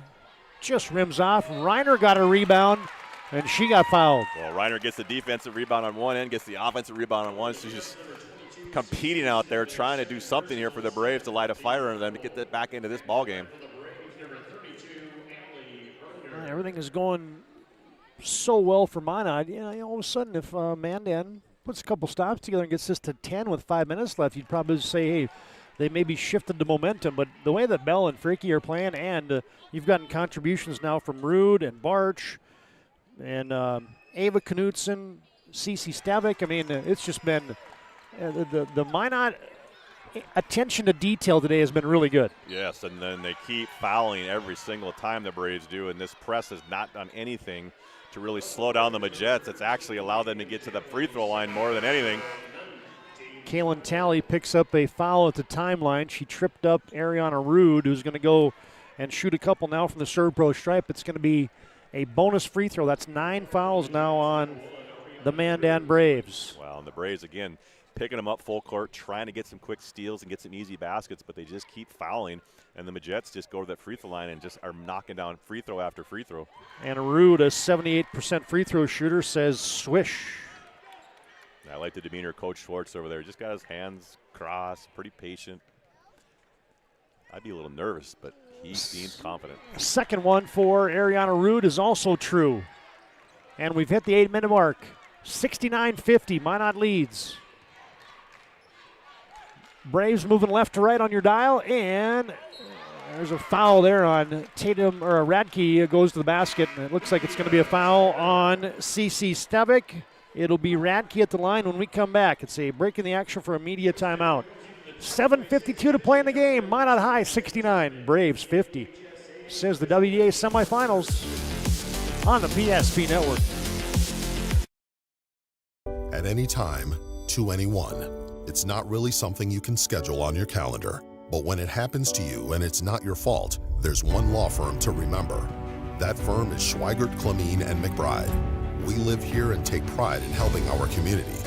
We know this area inside and out. We put in the work and fight for what's right so justice can prevail for you. That is what we're all about. We're on your side. We're Schweigert, Clemeen, and McBride.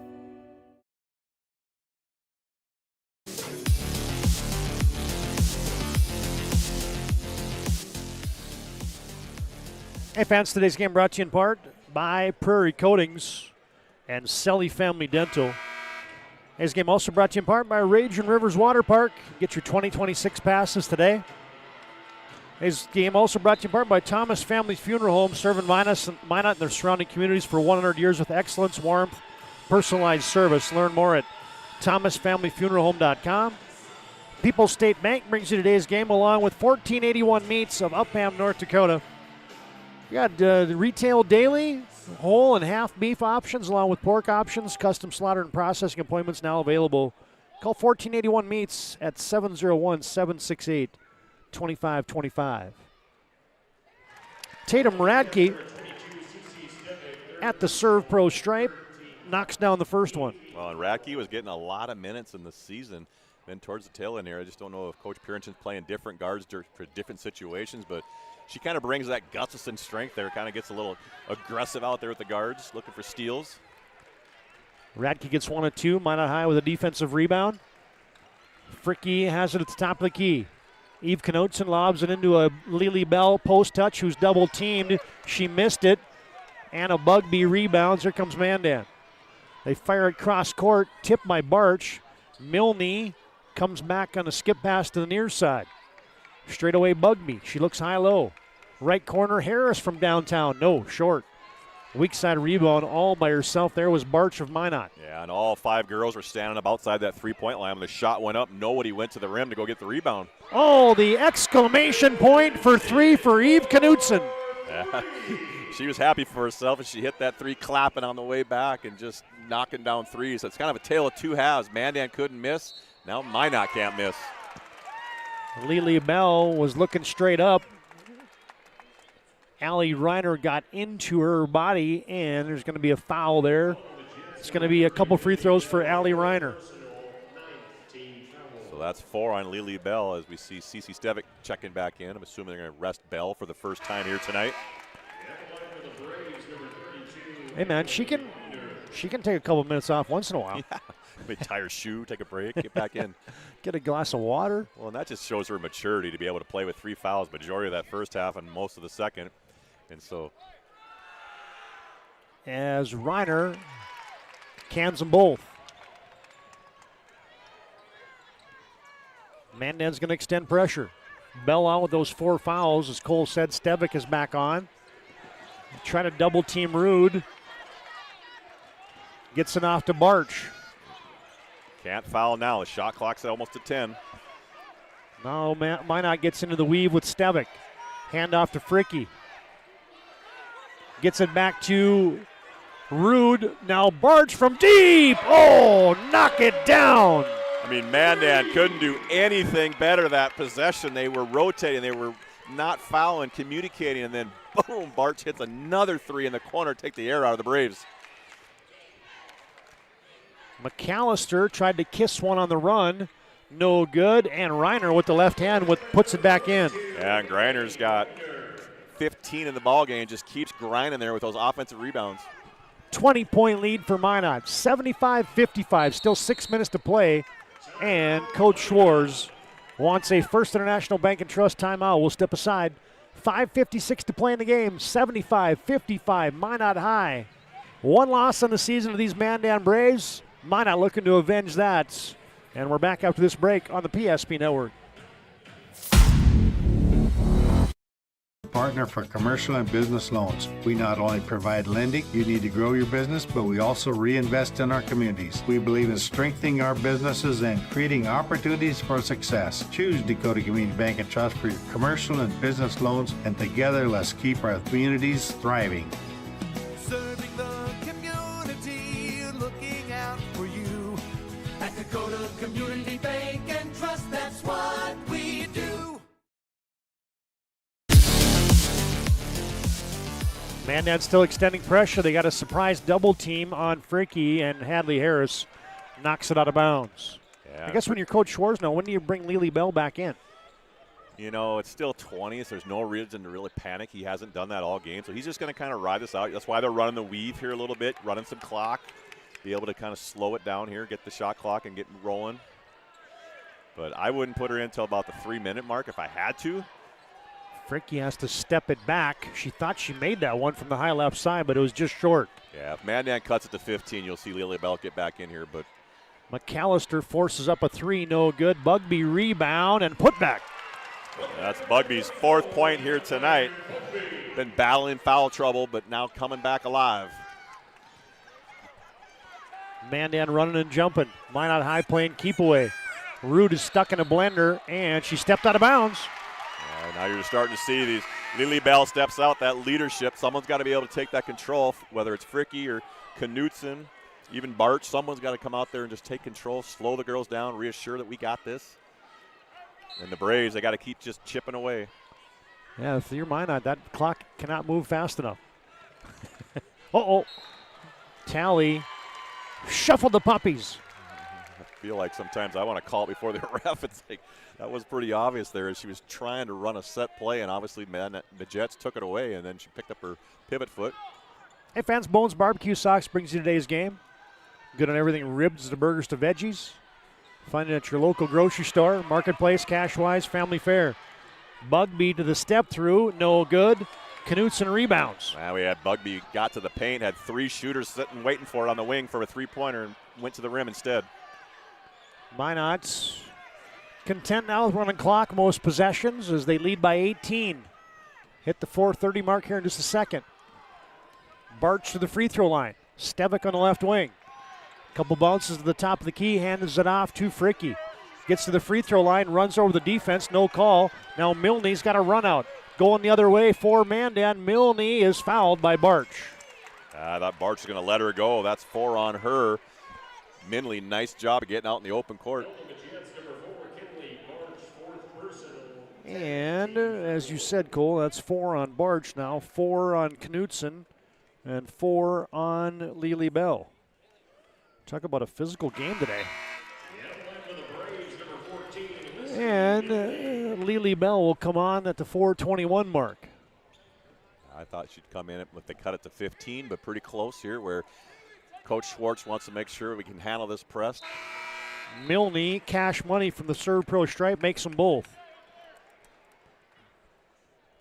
Well, Mandan has trimmed it down to 16 with 4:21 to play. Just amazing the difference when Lily Bell steps on there. You just see the confidence of their teammates against that press. Turned it over twice in a row and now wide open.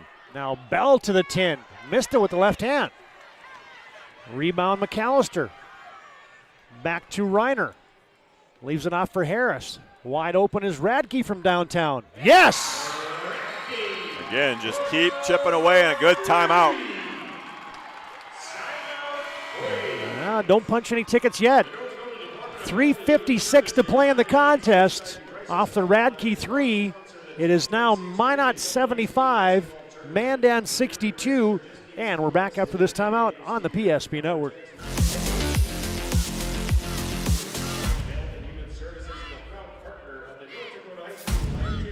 Partner for commercial and business loans. We not only provide lending, you need to grow your business, but we also reinvest in our communities. We believe in strengthening our businesses and creating opportunities for success. Choose Dakota Community Bank and Trust for your commercial and business loans, and together let's keep our communities thriving. Serving the community, looking out for you. At Dakota Community Bank and Trust, that's what we do.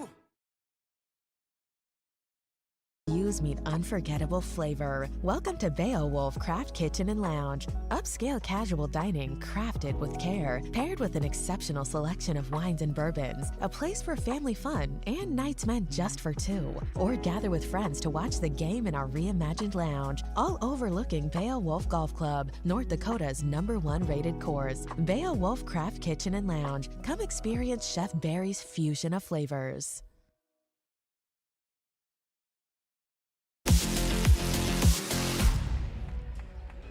Out of the Coach Parrington timeout.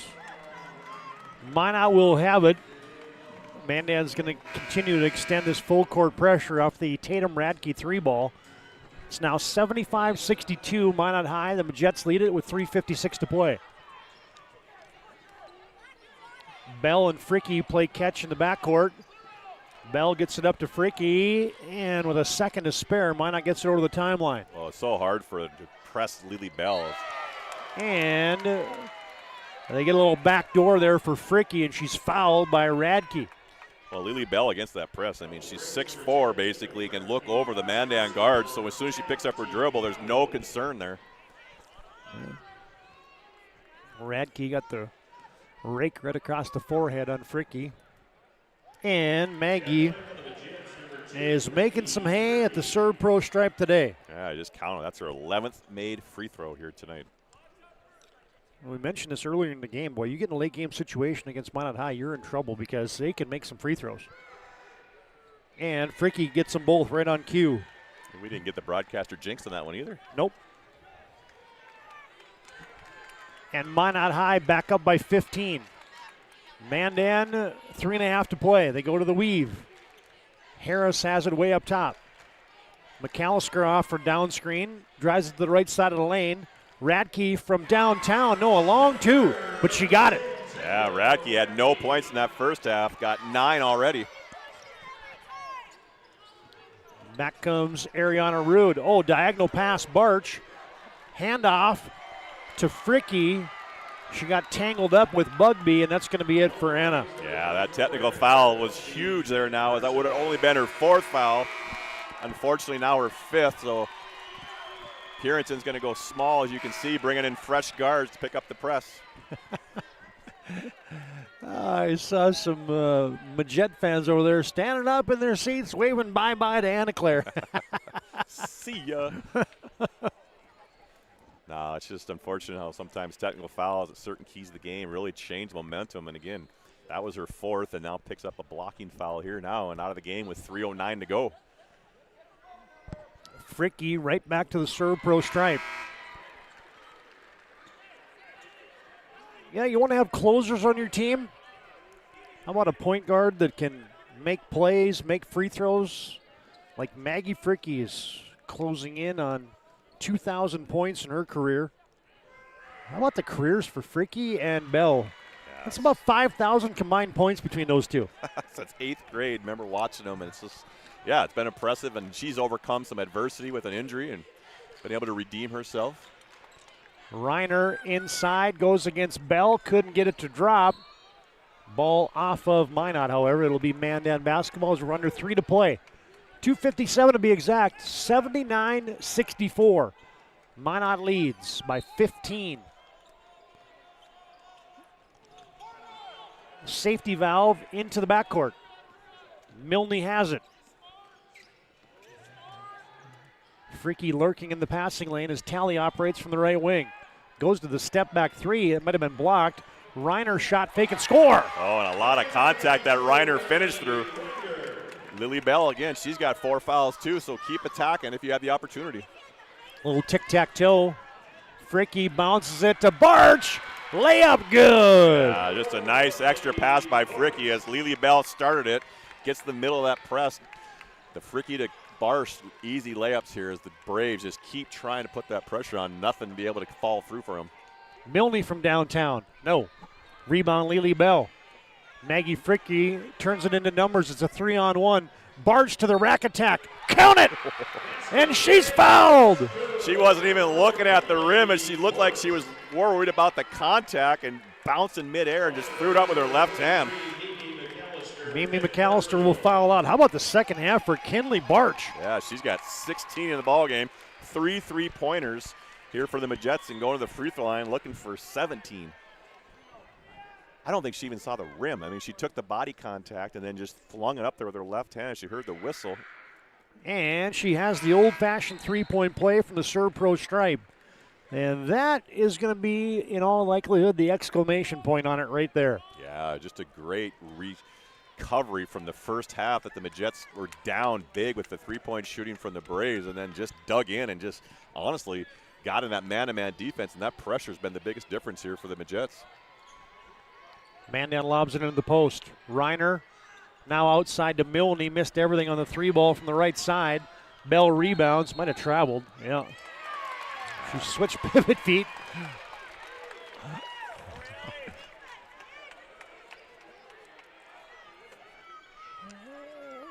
Mandan gets it back with 1:48 to play. And Cece Stevick steps in the passing lane, has a steal. Coach Schwartz says slam on the brakes. Stevick says, nope, I'm launching a 3. Missed it. Weak side rebound. Tally has it for Mandan. Yeah, it's so hard to slow these girls down as they've been their whole career go, go, go, and shoot when you're open type mentality. And now you got this lead with an opportunity to get to the state championship game, and the clock is your friend now. Radke tries a dribble drive with the left hand and blocked out of bounds. And now you're going to see the couple of the starters come out. Lily Bell get a big round of applause. Yeah, I got Lily unofficially for 26 points here tonight. And Milne banks home a 3. Still a 15-point game, and with 1:13 to play in the contest, we'll take one more break. A First International Bank and Trust time on the floor. Minot 84, Mandan 69. Looks like the Jets are punching their ticket to the championship game here tomorrow night.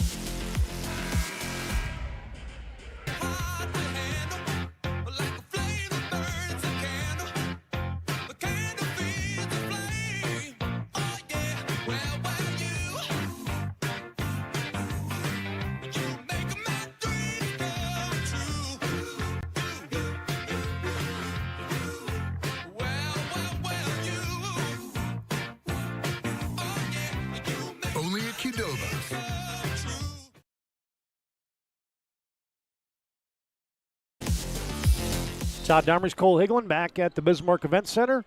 AA semifinals, girls bracket. As Eve Knutsen's in. And just into the game for the Jets. Mackenzie Bachmeyer took an extra step, shuffled the puppies. Turnover Minot, but it's not going to matter. Minot High is going to take a 25-1 record into the state championship tomorrow night. Take on either Century or Davies as Harris rips a three-pointer. She's in the double figures with 11. Under a minute to play. 12-point game. And Minot turns it over. And Coach Schwartz, he wants to keep coaching, but he understands what's going on here tonight and got some players in there that aren't used to this type of pressure. And again, just trying to run the clock out. It's hard to do sometimes. He wanted to have Fricky and Bell out of there, but he's like, Maggie, get back in there. We need some ball handling. Get a quick steal. And she gets a steal. 12-point game. Fricky at the timeline. Double team and taken away. Harris has a chance. She will go in and get decked by Barch.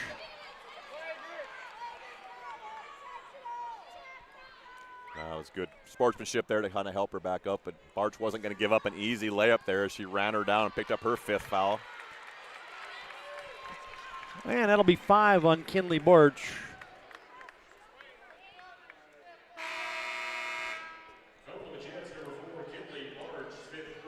Lily Bell comes back on. 12-point game, 32 seconds left. Harris pops up. She hit the standard a little bit after that foul, and she will have a couple from the Serve Pro stripe. And short on the first one.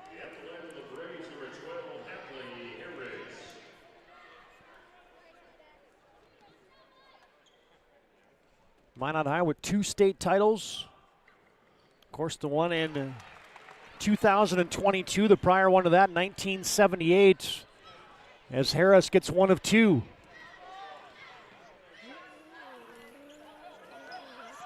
Fricky will left-hand it over to Ava Knutsen, gets it back.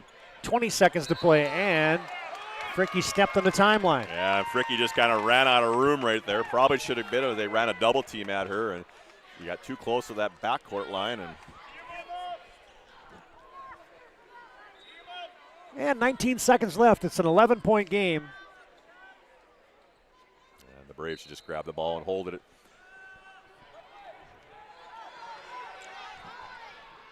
Radke turns it into a left-handed scoop shot, no good. Fricky rebounds as Minot gets it up into the front court. Looks like Knutsen just going to bounce it out. Mandan won't foul, and the Jets are into the ship.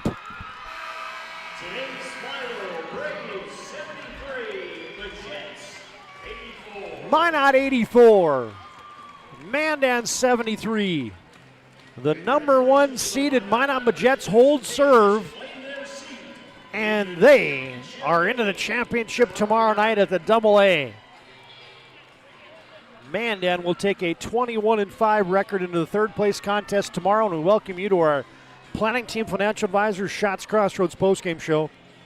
Planning Team Financial Advisors helping clients work towards financial freedom, and Shots Crossroads, your postgame headquarters. You can order online at shotscrossroads.com.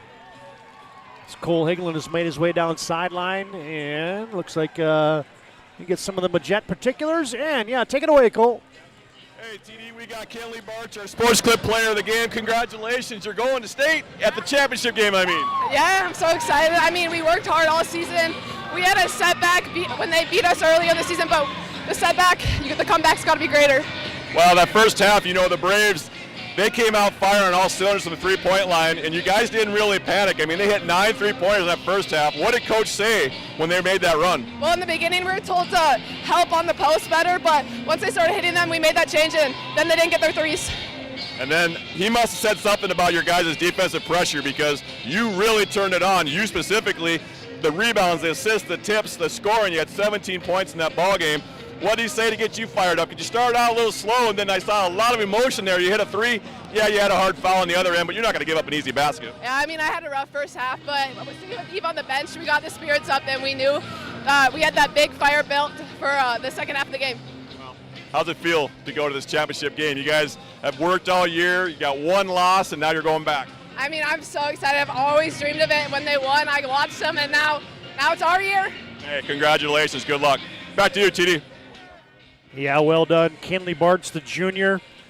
Yeah. This is going to be quite a night as Minot High. You always kind of thought that, boy, they won one as 8th graders with Bell and Freaky. They're going to win a couple more. And we mentioned kind of the injuries and the near misses. And now they're back, and they have a chance as a kind of ride off into the sunset game and kind of cement that legacy that they've built up in the Magic City. Our Planning Team Financial Advisors Shots Crossroads postgame show rolls on. Minot High 84, Mandan 73. That's a final on your BNC Bank scoreboard. Minot High into the championship tomorrow night.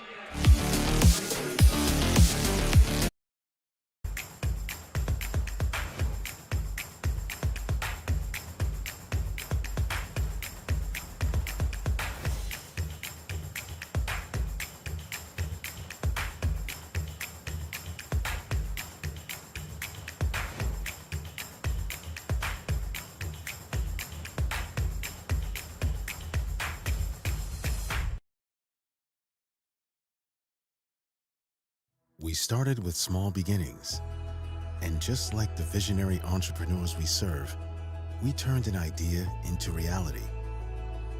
BNC National Bank, where possibilities begin right here at home. This presentation on the PSP Network is proudly brought to you by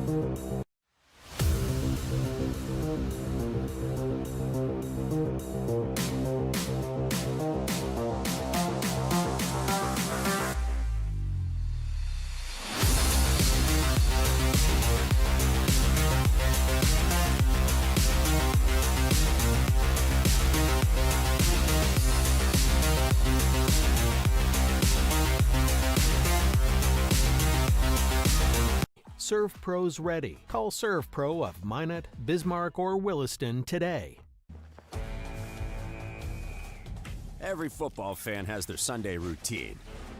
Maybe it's setting your lineup, firing up the grill, or claiming your spot on the couch. But the center of every Sunday is the drive. The morning drive home before kickoff. The drive to your buddy's watch party. Wherever you're headed, we can take you there.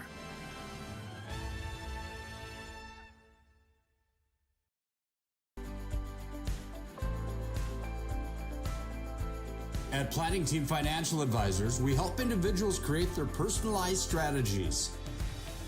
We specialize in financial planning, retirement planning, insurance, and 401k distribution options. Don't leave your future to chance. Call Planning Team Financial Advisors today for a free retirement review. Planning Team Financial Advisors. Your plan, your future, your team.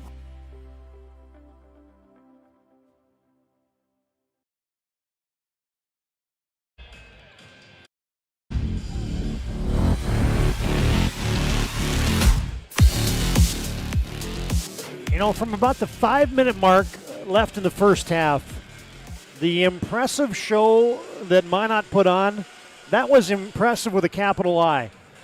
Mandan's a good team, and Minot took it to them, starting on the defensive end, and they punched their ticket to the ship tomorrow night. Minot wins at 84-73. It's our Planning Team Financial Advisors Shots Crossroads postgame show.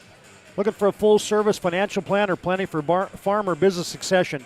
Planning Team Financial Advisors here to help you work achieving your financial goals. Visit them online at planningteam.com. And Shots Crossroads, get filled up their delicious menu that includes the famous 99. Order online at shotscrossroads.com. Team buses are always welcome. All right, Cole, let's run through the numbers, and then we'll get on our move of the game and our MVP of the game, and we'll get you set for the rest of the afternoon here on the PSP Network. Well, for the Mandan Braves, as we mentioned, they had 9 3-pointers in that first half. Finished the game with 14, so you can tell the Jets made a big defensive adjustment there to kind of limit those 3-point opportunities. They were 14-34 from the field. Sierra Gustafson had 3. Tatum Radke, all in the second half, had 9. Hadley Harris with 12 with 3 3-pointers. Lizzie Milne, 14 with 4 3-pointers. And Mimi McAllister, who fouled out there at the end, 14 points, 4 for 12 from the 3-point line, 4 of 15 from the field. So she was hot early, but then they put the defensive pressure on her the entire second half. And Allie Reiner, the freshman, 17 points, 7 rebounds, and 1 assist. So had to do a lot of defensive responsibility guarding Lily Bell there on the defensive end, was able to come up with 17 points, leading scorer here for the Mandan Braves, and rounded out Anna Claire Bugbee, 4 points and 5 rebounds, and had 5 fouls. Majority of the game she was in foul trouble. Big difference there for the Braves. For the Jets, Ariana Rude with 5.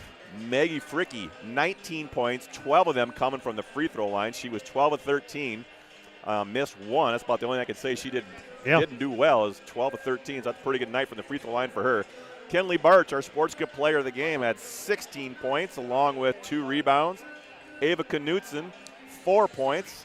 And Sissy Stevick had 8 along with Lily Bell with 26. And I forgot to mention Kenley Barch, 5 for 5 from the field, with 3 3-pointers, did not miss in the ballgame here tonight.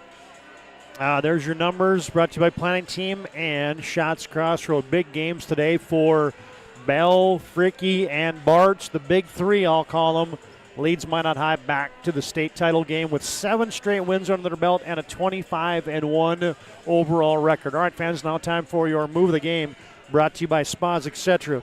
Looking for a spa, sauna, hot tub game for your rec room at Spas Etc. in the capital city. And Cole, we're going right to the well. The and one with the left hand, not even looking at the basket for none other than Kenley Barch. Wow, Kenley Barch, like I said, perfect from the field, but come down the paint in that transition 2-on-1, jumped into McAllister, got her 5th foul, didn't even look at the rim and just spun it off the glass high on the glass and in, and went to the free throw line at the 3-point play. So, yeah, 16 points for Kenley tonight. Perfect from the field. Not a bad day. Yeah.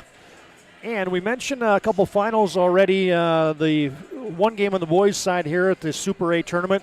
West Fargo Cheyenne defeats Fargo Davies 71-56, and ongoing right now. It's tied up at 38 between Horace and Legacy in a boys' consolation game. Of course, you got Davies and Century coming up next, and then your 2 boys' semifinals later tonight right here on the PSP Network. Dickinson and Bismarck High, and Century and West Fargo. All right, Cole, last thing for us. MVP of the contest brought to you by Sport Clips. Check in online with a hairstylist today at sportclips.com. And, hey, I mean, we could go with Bell and Freaky every game. But, hey, that second half that Kenley Barch put together was impressive. Yeah, Kenley Barch has had a great overall game. But, I mean, we even could go with the entire bench for the Jets, because they just seemed like they all were on fire and coming up with Knutson. But, yes, Kenley Barch just did an impressive job here tonight and just helped will the Jets back into this championship game here tomorrow night. And Minot High will indeed have a date in that state championship. Boy, I told Nick Holberg when we got the assignments out today, I'm like, Nick, are you sure you want me to do this Minot game? Because I look back the last 2 years, and every Minot game that I've done has not gone good for the Majets or the Magi. The records for Minot in those games were 4 wins and 10 losses on the games that I specifically broadcast. Nick says, I got that much confidence in the Majets. I'm going to let you do it, TD. He took the field in the craps table. Huh? That's right. And now just a broadcasting announcement. Nick, I think, is going to be calling the Majets championship game tomorrow night. All right, stay tuned for that. All right, fans, that puts a wrap on Game 1. We'll step aside. Chuck and Woody will bring you home the rest of the day. For Cole Higgle and Todd Dahmers repeating your final score, it is the Minot Majets into the state championship. They take care of a very game Mandan club today, 84-73. That's the final here in Game 1 from the AA girls semifinals.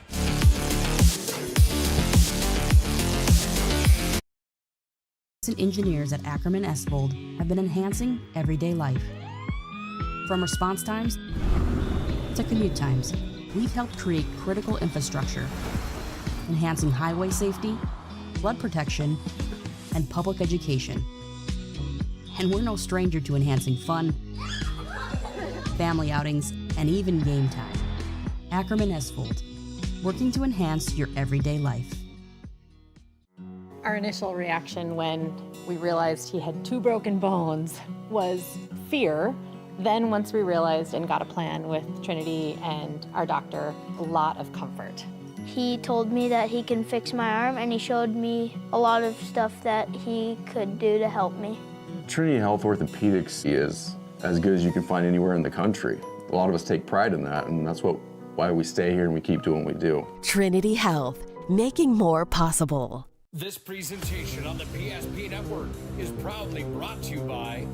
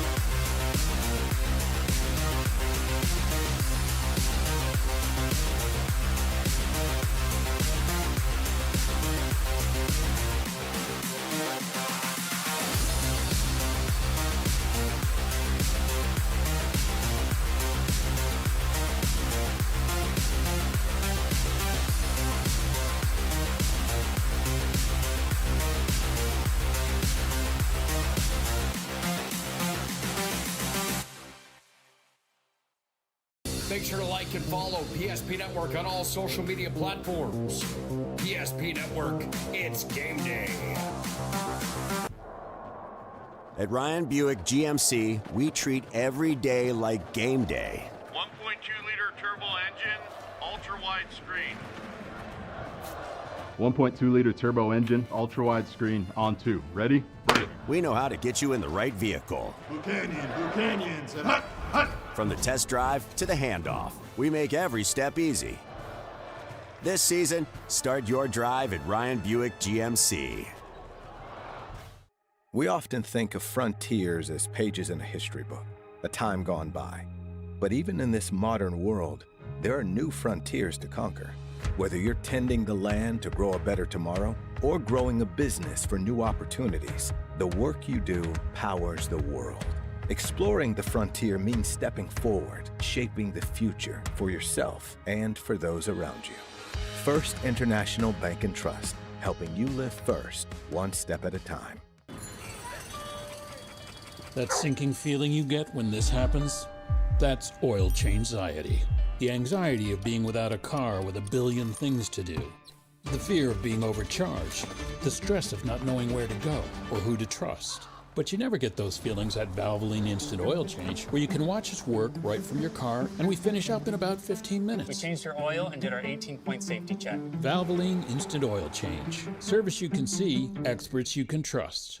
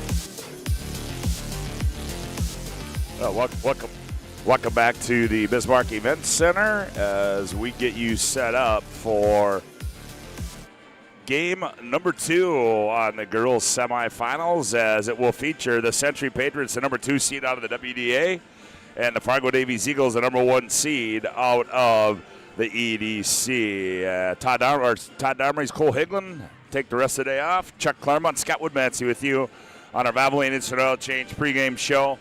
This is your locally owned oil change headquarters. 25 years of the Lundins, taking care of people. Local action matters. Not to mention, this is an oil change that is stay in your car drive-through oil change. It's typically performed in 15 minutes or less. Find them in Minot and Bismarck. It's Valvoline. It's an oil change.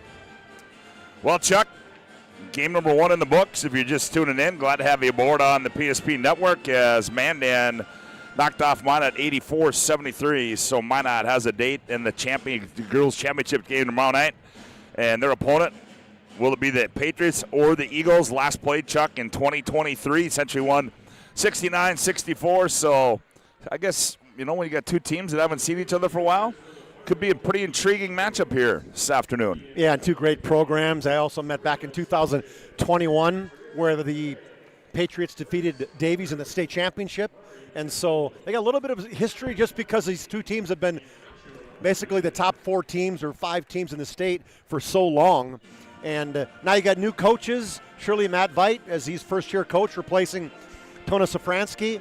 And obviously Nate Wellstead now getting an opportunity to get his team back in the semifinals after finishing second last year to the West Fargo Horace Hawks. I was going to call them the Packers, it's the Hawks. So yeah, it should be a good game. I mean, it's nice to see a decent crowd and coming off I would say it was an exciting first half, surely, for that last game, but it was a lot of different things happening that maybe people are kind of going, how's this going? They're going to be talking about that game for a while. Let's just say the degree of physicality in that will not be as high in this one as it was in that first one.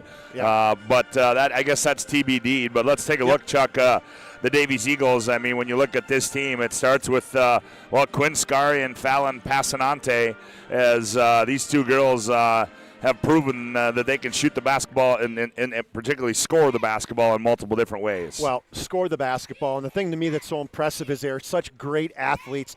Not only they are great players on the basketball court, they're both volleyball all-staters.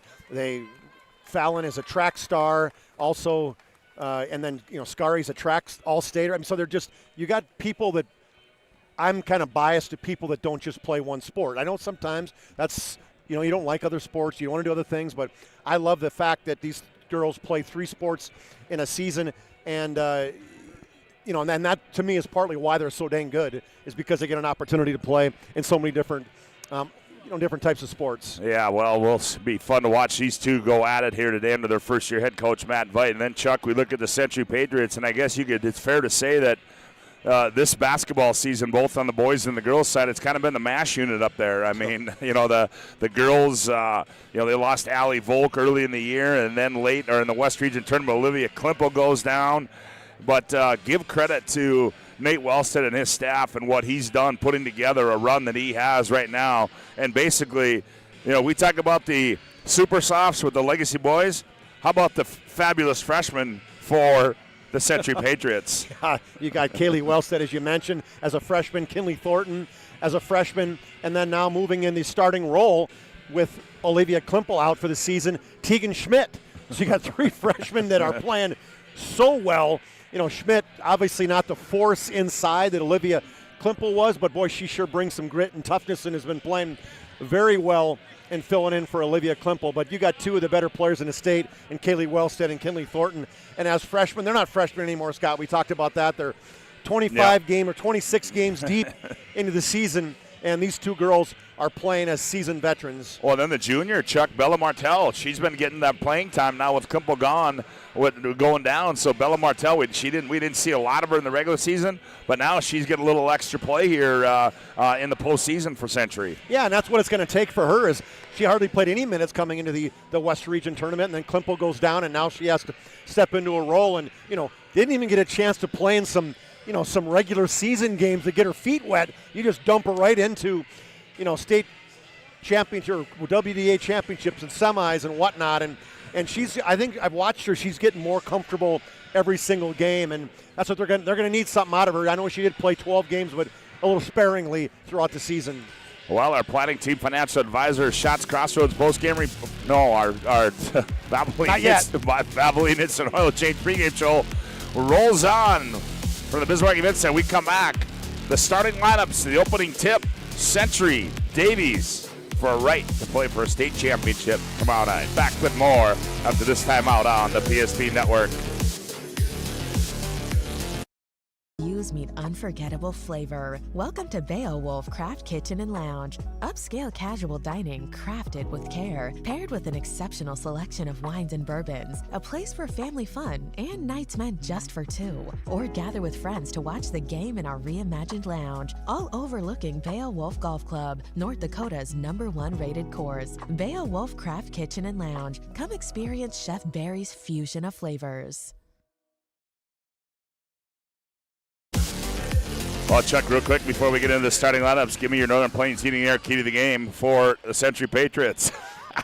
Caught you off guard. Well, remember, hey, you're a basketball analyst. Thank you. As a basketball analyst, Scott, taking a look at this, the strengths of the Fargo-Davies Eagles, it's their speed and quickness. The Patriots have got to match up with that. One thing that Fargo's not going to do, they're not going to play a lot of girls.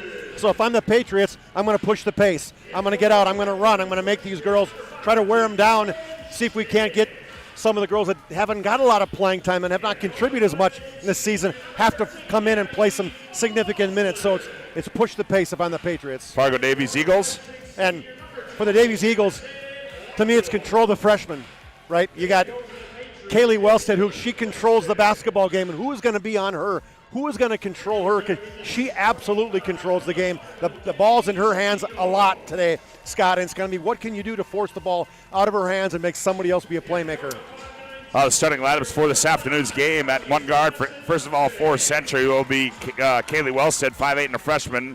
The other guard spot will be Tegan Schmidt, 5'3", and a freshman.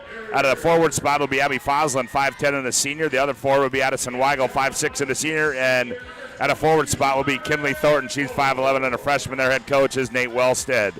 For the Eagles from Fargo-Davies, it'll go like this. At one guard will be Fallon Passanante. She's 5'9", and a senior. At another guard spot will be Carter Ford, 5'6", and a senior. At another guard spot will be Nazra Nur. She's 5'7", and a senior. At one forward spot will be Sierra Ranke. She's 5'11" and a sophomore. And the other forward spot will be Quinn Scari. She's 5'10" and a senior. Their head coach is Matt Veit. It'll be Passanante, Nur, Ford, Ranke, and Scari for the Eagles. Wellstead, Thornton, Schmidt, Foslin, and Weigel for Century. Got the old school uniforms for the Patriots. Yeah, they do. And They got the baby blues going. Baby blues going on today. Whitney Aberly, Jordan Qualley, and Ryan Gellner are your officials for this afternoon's game.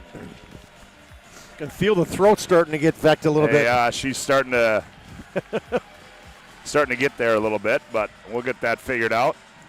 Army National Guard delivering the basketball. And we are ready officials, to go. Scotty, did you already say the officials? You did? Good job. Yeah, I did. Say them once. Whitney Aberly, Jordan Qualley, and Ryan Gellner are your officials as Whitney Aberly will throw it up at center court, and we're ready to go. Ball tips controlled by who? It's controlled by Davies, and on the control there is Ranke. Here's Nur with it. Oh, and we carried the basketball. Did Nur, and we'll go back the other way. Good job by the official right there. Nur absolutely had the plate facing upwards on that one, and that's a giveaway. You don't hear it called. I don't think I've seen it called a handful of times all year. That's part of our bingo board, isn't it? It is. I think so. That's the right left corner. Here's Wellstead on the baseline left. She kicks in the right corner. Addie Weigel set, fires for three, and buries it. Addie Weigel, the senior, 21 threes. She's shooting 40+%, 47% from threes. That was nothing but net.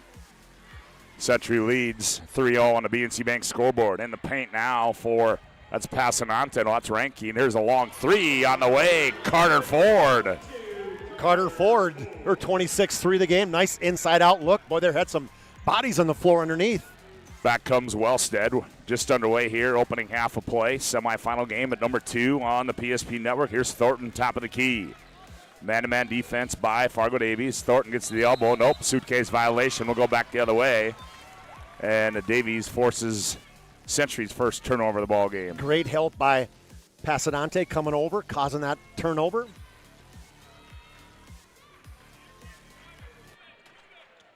Scari controls now. Almost a steal there by Foslin as she tried to enter it to Ranke on the high left side. Yeah, Scott, I know that Abby was kind of looking at the officials saying, I got taken down. She hit my leg, caused me to not be able to get to the basketball. Ranke controls now for Fargo Davies. Hands back to Nur. Nur gets to the left elbow on the left side, stops, kicks it back out to Ford. Here's Ford in the paint, nowhere to go. Now it comes out high. Passanante, a long three, bingo. Got to get a hand up on her. Hand down, man down, and Passanante took advantage of Wellstead not getting on her. 6'3", Wellstead gets deep, now finds Thornton on the trail. Now here's Schmidt. Now they go in the corner to Addie Weigel. Weigel brings it out high to Foslin. Abby sets the offense for Century. Abby's going to attack, gets in the paint. Abby, shot fake, step through move. And we're going to get a foul on the step through there as they're going to get Quinn Scari with the personal. Great up and under fake there, and got Scari to step over into Foslin as she was trying that step through move.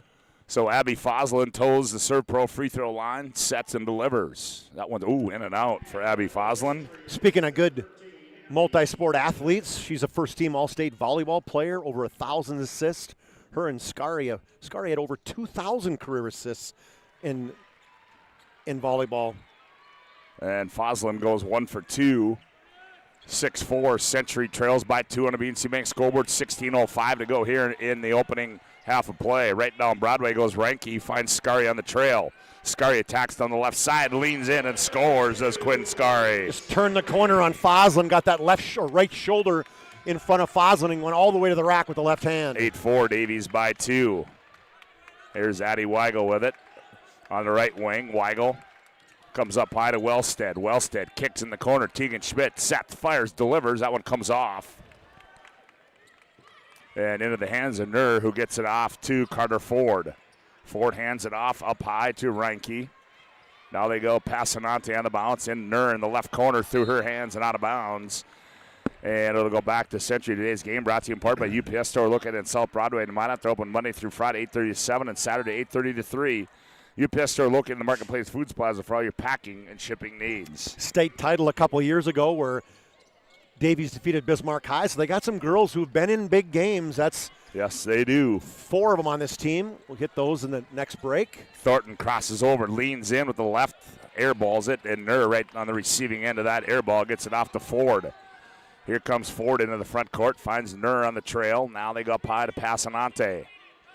Fallon enters it right side. Here's Scary on the left-handed bounce. In the paint, throws it up and scores it. Does Quinn Scary. She really turns the corner hard with that left hand. This time she pulled up in the lane with a right-handed jump shot. 10-4, Eagles by 6. And a steal by Passanante. Now the ball's loose and run down by Reinke.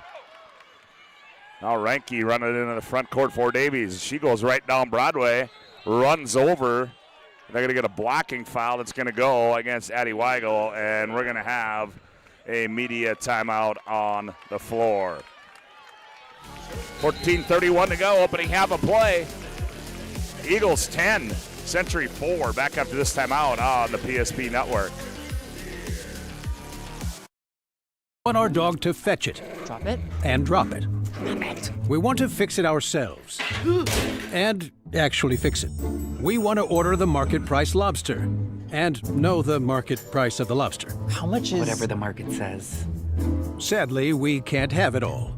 Except at Sport Clips, where we check in with the pros in men's hair and totally check out with pure, uninterrupted relaxation. Sport Clips. It's a game changer.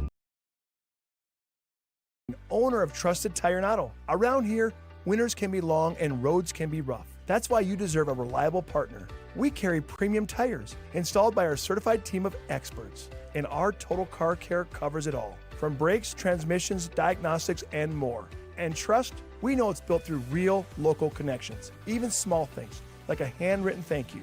Choose us for trusted service that goes the extra mile. Sincerely, Jared.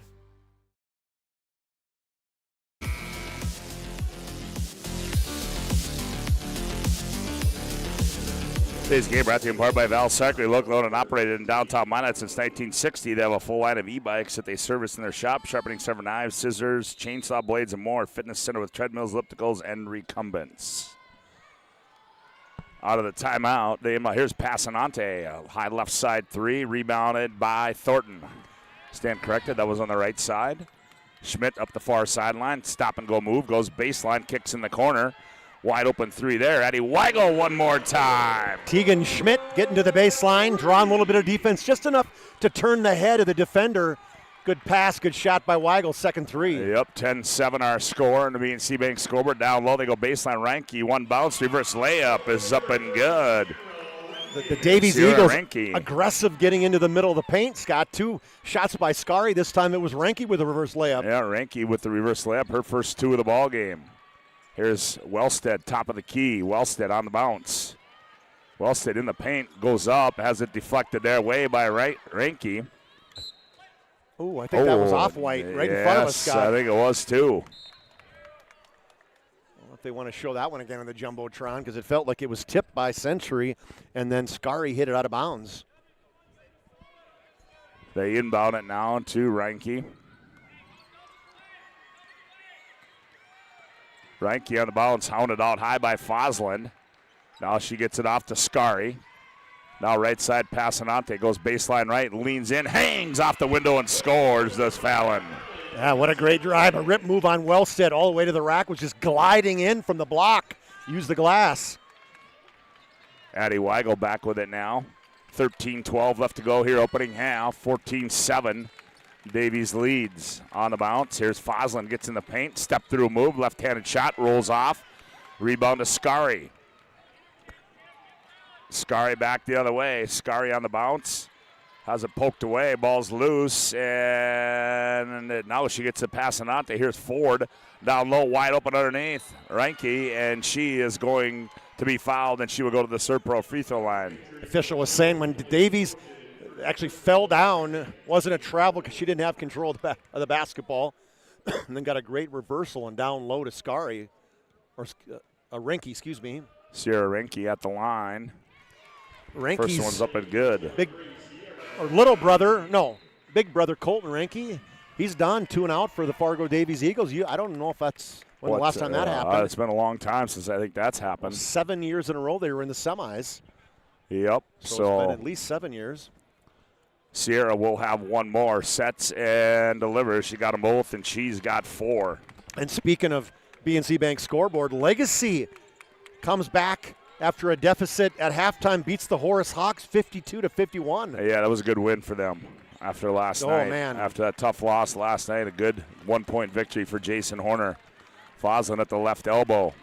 Oh, they drop back. Foslin rises and scores from 15. Hey, leave her wide open. That's a free throw right there from the left elbow. Abby Foslin. She's got 3. Back comes Fargo Davies. Here's a 3 by Ford. Oh, Carter Ford. Welcome to the party again. Squares up. Nobody on her. Great rotation from the right wing. Davies by 10. Here's Thornton, right side 3. That one rolls off. Rebound comes down to Fargo Davies in the ball game there. That's Bryn Braflat.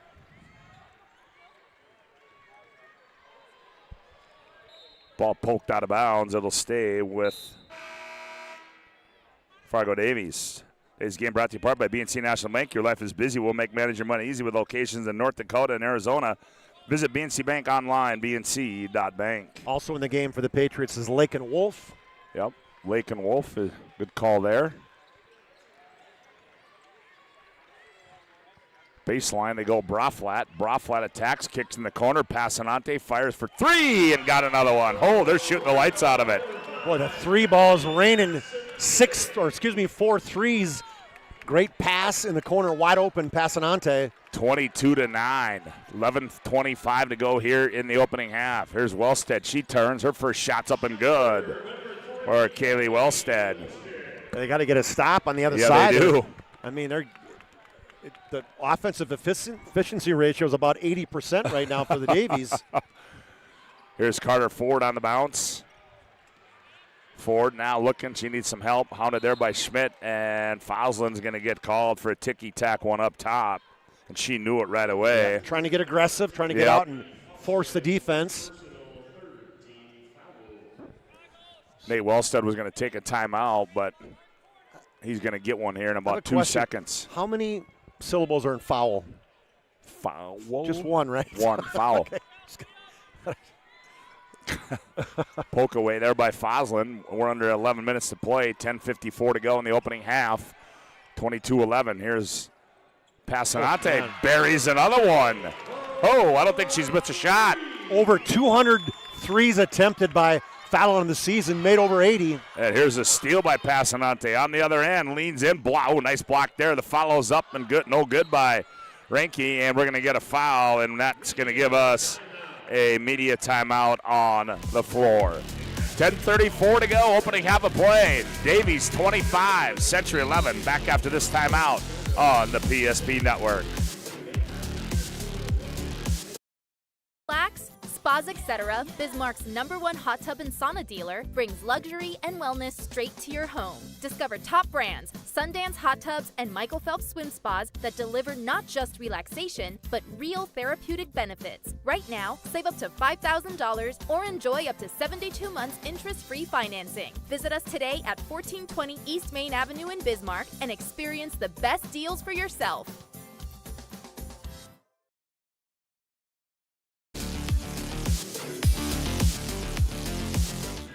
Well, today's game brought to you in part by Northern Plains Heating and Air. They also brought you the keys to the game. There's no other choice to seal your heating and air game other than Northern Plains Heating and Air. Call Dylan today at 222-2155 to make sure your furnace is ready for the winter months ahead. New installation, upgrades, and all your furnace and AC needs. Call Dylan today at 222-2155. Also brought to you in part by Prairie Coatings, People's State Bank, Sully Family Dental, Raging Rivers Water Park. Get your 2026 pass now. And also the Thomas Family Funeral Home, serving Minot and the surrounding communities for over 100 years with excellence, warmth, and personalized service. Learn more at thomasfamilyfuneralhome.com. Well, Century out of the timeout. Zone defense now. Thornton, and we're going to get a foul. What are we going to have? A stepped out of bounds. Oh, it stepped out of bounds. So Century Well, out of sorts here in this early going, Chuck. Yeah, that's exactly what I was going to say. Just don't look good right now, and somebody's got to get him a spark. Mm-hmm. Ranke brings it in the front court now for Davies. Hands off to Carter Ford. Ford attacks, spins in the paint, bounces baseline to Braflat. Now they try to go down low and poked away. Tegan Schmidt saves it right into the hands of Scary. One bounce layup, got it. 2 Century defenders went to save. They saved it in bounds right to Davies, and nobody was in front of them in the basket. Tegan Schmidt now. 9:49 to go at 27-11. All Davies in early going. Here's Thornton down low. Backs in. Step through. Tied up down low by Carter Ford. It goes out of bounds. It'll stay with Century. They got nothing going on right No, they right do now not. For the Patriots. That's where Nur comes back in now for Davies. Ford will check out after she's got 2 threes. Passanante's got 11 points already in the first 8.5 minutes. Long inbound to Tegan Schmidt. She attacks. Straightaway 3 on the way. Weigel one more time. She's been the offense for Century. Schmidt to Weigel again, her second assist, wide open from the top of the key. She's got 9 of the 14, and Century trails 27-14. 9:24 to go here in the opening half. Passanante comes off a high screen, angles side or to baseline right, and the lob down low to Scary. Scary on the post, skips it left wing. Braflat, Nur out of the left corner for 3. That one's short. Rebound comes down to who? Taken away there by Tegan Schmidt as she took it away from Scary. She's tough. Tegan? Yeah, she is. She's got some grit to her. Here's a left-handed 3 there by Lakin Johnson. That comes off. Board by Thornton. That one comes off. Ball's loose, and Nur runs it down. Quick return. Passanante on the other end. Blocked away by Thornton. She got it back to Passanante. Left side 3, Ranke. That one's up and good. Wow. Everything something negative happens, like a block or almost get it out of bounds and stolen. Somehow Davies turns into a 3 and or a wide open Davies layup. has got to be shooting the lights out of there. They got to be at about 55%. Oh, they tried to find Schmidt on the cut. Bad pass taken away by Ranke. Ranke back in the front court now.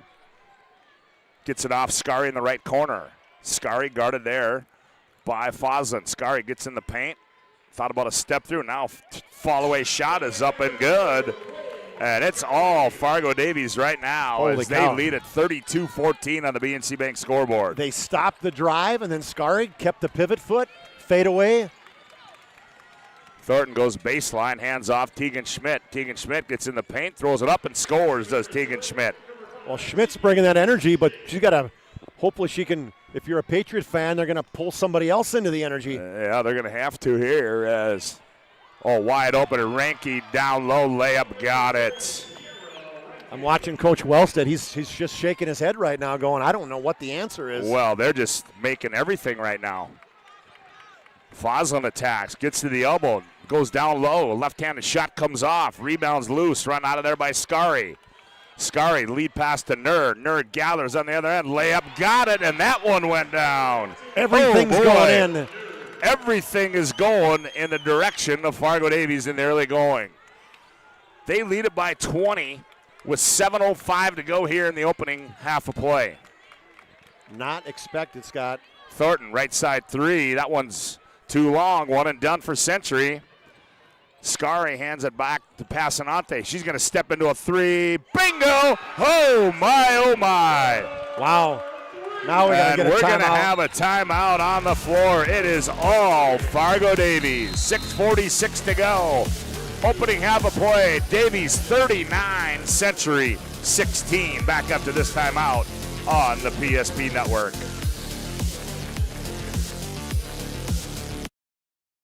We realized he had 2 broken bones was fear. Then once we realized and got a plan with Trinity and our doctor, a lot of comfort. He told me that he can fix my arm, and he showed me a lot of stuff that he could do to help me. Trinity Health Orthopedics is as good as you can find anywhere in the country. A lot of us take pride in that, and that's why we stay here and we keep doing what we do. Trinity Health, making more possible. I can't believe I wrecked my car. There are some things in life we can't control, but what's important is how we respond. At Jerome's Collision Center, they provide the highest quality of service, assuring the job gets done stress-free and making it feel like a breath of fresh air. And to give you peace of mind, they handle the insurance. Are you even a therapist?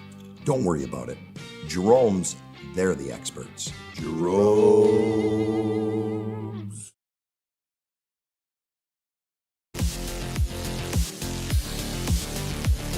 About 50 years, Ryan's been a trusted name for car buyers in Western North Dakota. Shop their entire inventory at driveryan.com or visit one of their 5 locations in Minot and Williston. And it is all Fargo Davies right now, folks, in this opener as they, I don't know, have they missed 2 shots, Chuck, do you think? I said they got to be shooting 80%. It's just crazy. I mean, it's from the outside to the stuff they're throwing up inside. Oh, and Thornton tries to crab dribble on the baseline and then bounces it off her foot, and it goes out of bounds and goes back to Fargo Davies. Call a timeout. Get yourself set up for one-on-one. And yep. Good, solid defense. Doesn't, like you said, didn't let her crab dribble into the inside. Scary up top. Dribble entry right side. Hands back to Carter Ford. She turns the corner, kicks in the corner. Passanante goes baseline, leans in off the window and scores it. She's so athletic, Scott. They come out to pick her up with the 3. She rips, goes right by her on the baseline, hangs, uses the glass. 41-16. Here's Addie Weigel, gets in the paint. Lost it. Wellstead gathers it on the baseline and scores it. Finally stopped a run. It was 14-0. 5:52 to go here in the opening half. 41-18. Passanante on the high right side. Now top of the key between the rings. Scary. Stop and go move between the legs now for Quinn. Hands back to Carter Ford. Ford now goes Nur on the left wing. Nur spins. Backs down up high. Ford sets, fires. 3 on the way. Oh, they missed one. And the rebound comes down to Addie Weigel. Drops it off Thornton. Thornton lead pass Foslin. Tried to get it through traffic. Goes out of bounds. And we're going to get some substitutions. Chuck coming in for Fargo Davies. That is Mari Hansen.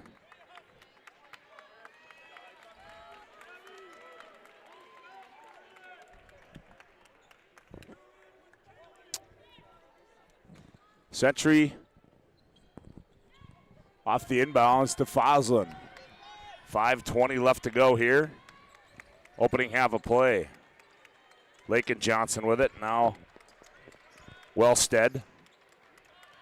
Bella Martell in there. Ooh, nice scissor move there by Wellstead, and she comes up short. Rebounded to Davies.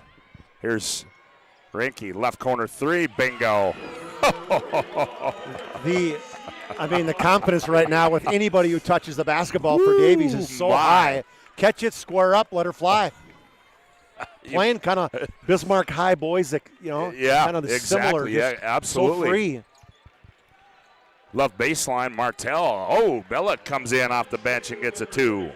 It's one thing that they don't have to match up against size because everybody's 6 foot and under for Davies except Hansen, who just checked Hansen, in. is that right? I think Marie, yeah, okay. Oh, that's a long 3. Airball, Scary. First violent miss by Fargo Davies. He's like, all right, I'll give you that one. We made, let's see how many they made. They made 2, 4, 6, 8 threes in the first half. Well, Mandan made 9 in the first half and trailed at halftime. A little different development here, though. I don't see him trailing, but. Here's Tegan Schmidt 3. That one comes off, and rebound comes down to Carter Ford. Passanante, baseline left, got away with a push-off, tried to find Ford in the trail. It goes out of bounds. Michael Ever, Jerome's Collision Center intermission report coming up. Jerome's Collision Center. Call them now, 701-852-5126. Schedule your collision repair, other service. Collision repair is our specialty. We value you and your car. 4:03 to go, opening half. Fargo Davies by 24 at 44-20.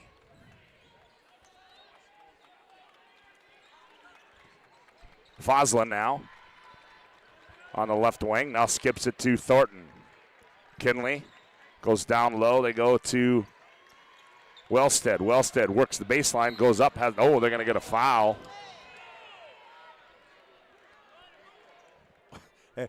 You're up 24, and you get one call, and all of a sudden it's the end of the world. Rinky gets called for the foul. We're going to have a media timeout. 3:41 to go. Opening half of play. Davies 44, Century 20. Back after this timeout on the PSP Network. Beginnings. And just like the visionary entrepreneurs we serve, we turned an idea into reality. Today, we give you the power to grow your ideas by building meaningful relationships in the communities we serve. Because it's the same place we started. BNC National Bank, where possibilities begin right here at home.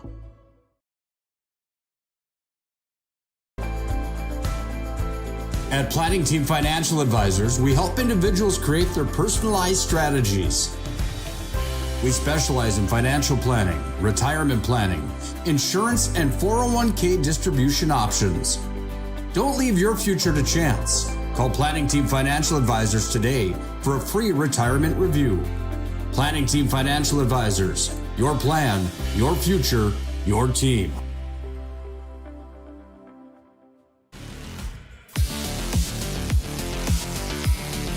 Well, Kaylee Wellstead will go to the ServPro free throw line, 24/7 emergency service, trained technicians, advanced technology, if I want to clean up and restoration, it's ServPro.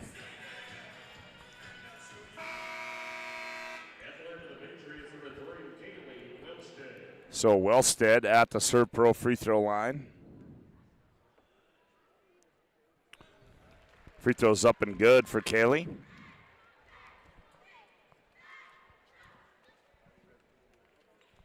And she will have one more.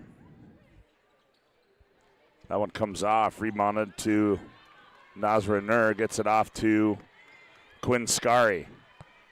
Scary runs it into the front court on the bounce, comes off a high screen. Now Passanante, top of the key. Left elbow, kicks in the corner. Nur fires for three. Oh, she buried it. I mean, and the shots aren't even touching rim.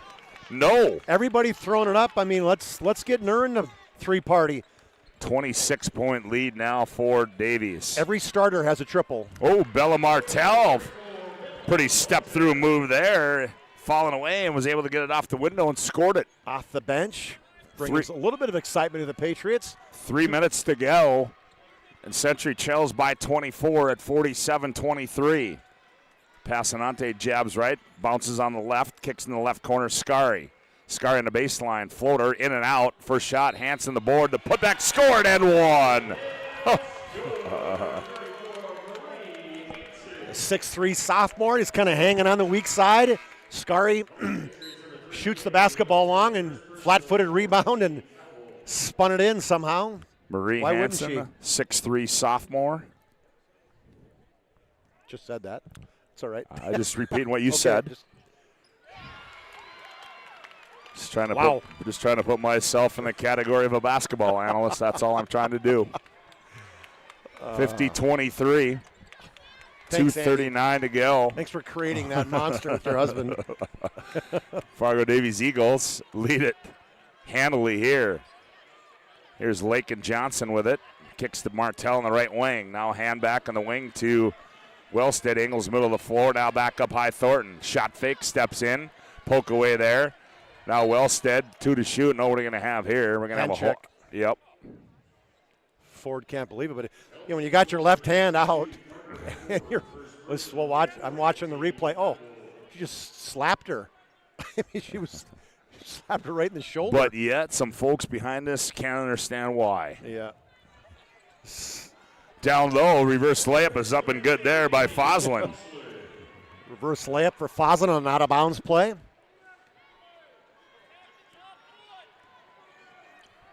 Matt Veit, 6 years, an assistant underneath head coach. Oh, the runner by boys. Scari's up and good. Sorry, Chuck.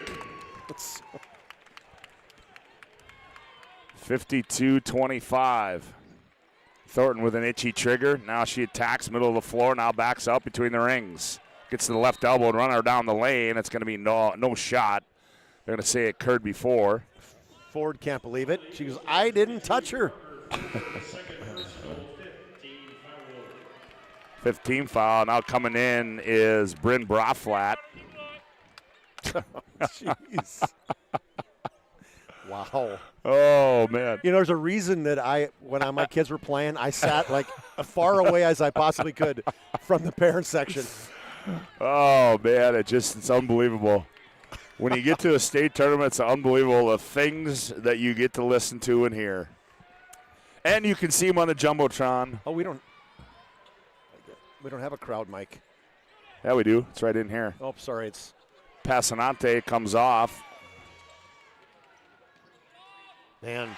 Shot up and good by Scary. Scary averaging 16 points a game. She's already got 13, and a lot of them have been driving hard to the hole. Back the other way. Here's Bella Martell. A little jump hook in the paint. Comes off. And rebound comes down to Braflat. That's 54 points in the first half, Scott. That's unbelievable. To a team that only gives up 46 per game. Passanante's three from the right wing comes off. Rebound Lakin Johnson, 47 seconds to play. Uh-oh. What happened? Foslin's ankle. And you don't like to see that as Abby Foslin goes off the floor.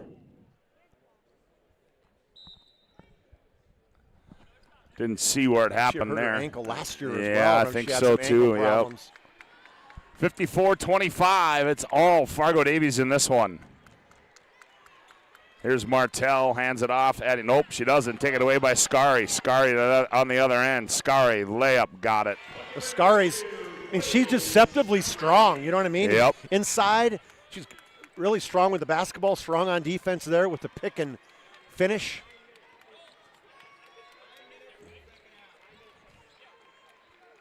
Oh, they're worrying about the clock run. Wow. That's the second half. I guess Matt's a little confident in slow his down, squad. Matt.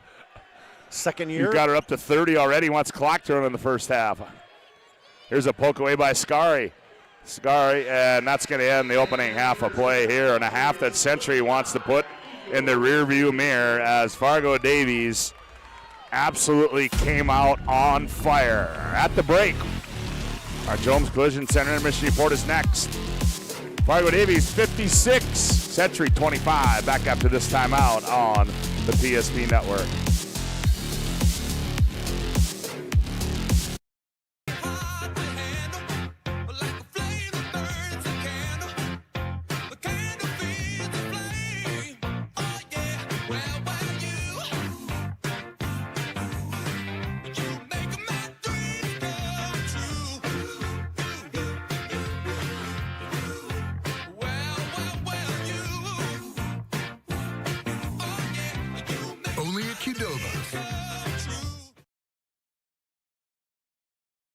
We started with small beginnings, and just like the visionary entrepreneurs we serve, we turned an idea into reality. BNC National Bank, where possibilities begin right here at home.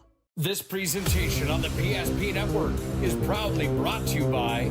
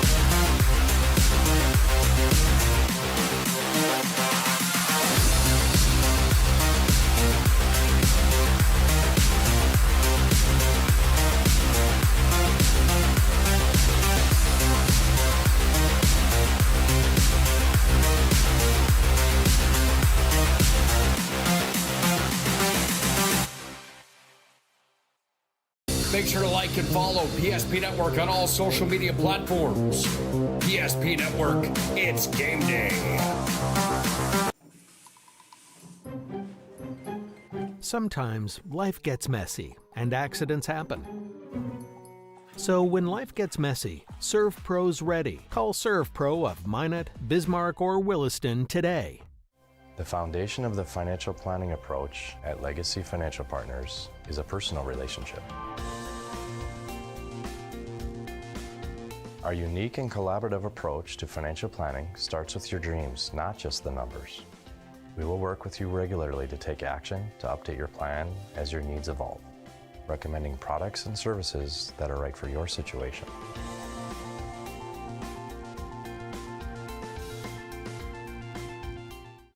Breathe in. I can't believe I wrecked my car. There's some things in life we can't control, but what's important is how we respond. At Jerome's Collision Center, they provide the highest quality of service, assuring the job gets done stress-free and making it feel like a breath of fresh air. And to give you peace of mind, they handle the insurance. Are you even a therapist? Don't worry about it. Jerome's, they're the experts. Jerome's.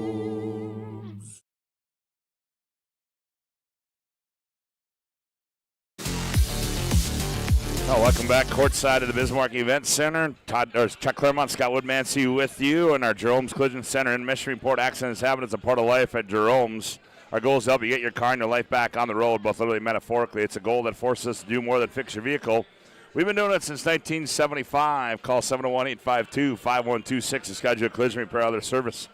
Collision repair is your specialty. We value you and your car. Well, Chuck, I guess the stat sheet says it all, and I don't know what you, if you're Nate Wellstead, I don't know what you tell your kids at halftime. I don't know what you do, but that was an absolute buzzsaw that they ran into in that first half. Yeah, you just say, let's wipe that out of your mind and then see if we can't come out and cut this game into maybe 4 quarters if you want to talk about in the second half, like every 5 minutes or whatever, see if we can't cut into that lead systematically, because surely they're not just giving up. They're going to come out and to think you got to score 31 more points than Davies in the second half, because Davies is a good defensive team as well, only giving up 53 points a game. So lots got to change, and surely it's going to have to come up just you got to look at it and say possession by possession. Let's win every possession, offense and defense. Well, what do you say there? What is it? There's not a 31-point shot? Yeah. It's not rock and jock. you don't get 25 for a half-court shot. No, you don't. But Sentry's come out of the locker room now, and probably a little earlier than they anticipated. But our Jerome's Collision Center and Mission Report rolls on with more. We come back, Chuck, a look at the first half numbers, and wow, they are impressive for Fargo Davies. Davies leads it 56-25 at the break. Back up to this time out on the PSP Network.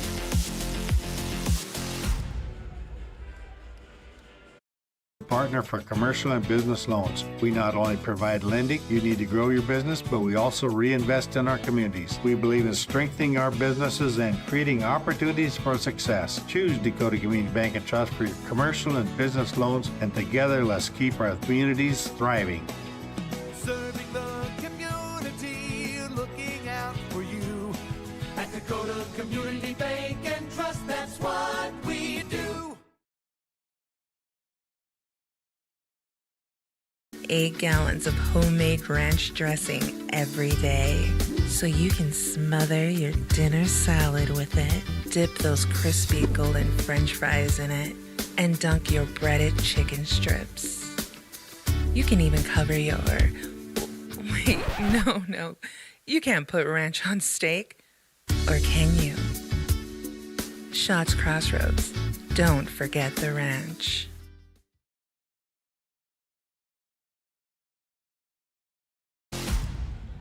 Welcome back to the Bismarck Event Center. Our planning team financial. No, it's not. It's our Jerome's Collision Center and Mission Report. I don't know why I always go with that one, but nonetheless, we're going to change it. We'll go with our Jerome's Collision Center and Mission Report. At the break, Fargo Davies leads at 56-25 for a look at the first half individual and team numbers. Here's Chuck. For the Patriots, 9 points for Addie Weigel on 3 threes in the first half, 5 each for Abby Foslin and Kaylee Wellstead, 2 for Tegan Schmidt, and 4 off the bench for Bella Martell.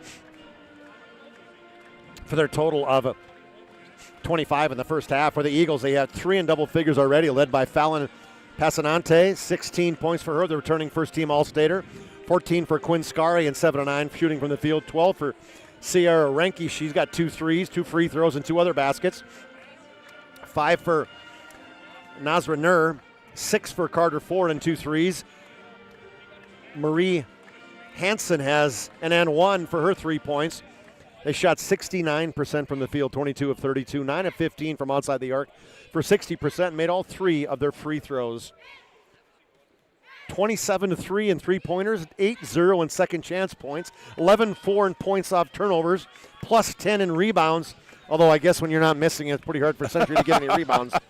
But, man, it has been all from the very beginning. There was 3-0 Patriots. Yeah. And then from there it's been downhill, just steadily climbing that lead. And it's just been an absolute avalanche of points and threes for Davies as they're leading by 31. 56-25. Well, I don't think a lot of people saw this one coming, but we'll see if Century's got it in the claw back into this one. Our Jerome's Collision Center Mission Report rolls on with more from the Bismarck Event Center. Century trails at 56-25. Back after this timeout on the PSP Network. At any time, to anyone. It's not really something you can schedule on your calendar. But when it happens to you and it's not your fault, there's one law firm to remember. That firm is Schweigert, Clemene, and McBride. We live here and take pride in helping our community. We know this area inside and out. We put in the work and fight for what's right so justice can prevail for you. That is what we're all about. We're on your side. We're Schweigert, Clemene, and McBride. AE Construction Management and General Contracting builds more than structures. They build confidence. Your trusted partner in commercial construction across North Dakota, they handle everything from planning to final delivery. Whether it's steel, industrial, or retail, AECM builds with precision and safety. Their hands-on approach keeps your project on time and on budget. Build better with AECM. Call Tim at 701-818-0099 or visit aeconstructionmanagement.com. Dear valued customer, I'm Jared Lundeen, owner of Trusted Tire and Auto. Around here, winters can be long and roads can be rough. That's why you deserve a reliable partner. We carry premium tires installed by our certified team of experts, and our total car care covers it all, from brakes, transmissions, diagnostics, and more. And trust, we know it's built through real local connections, even small things like a handwritten thank you. Choose us for trusted service that goes the extra mile. Sincerely, Jared. Dakota Community Bank and Trust, your trusted partner for commercial and business loans. We not only provide lending you need to grow your business, but we also reinvest in our communities. We believe in strengthening our businesses and creating opportunities for success. Choose Dakota Community Bank and Trust for your commercial and business loans, and together let's keep our communities thriving. Serving the community, looking out for you. At Dakota Community Bank and Trust, that's what we do. Well, I want to thank you for tuning in. Our Jerome's Collision Center Intermission Report. Call now 701-852-5126. Schedule your collision repair or other service. Collision repair is our specialty. We value you and your car. Oh, that's good news, though. Abby Fosland back out on the floor, so. It's limping a little bit. Yeah.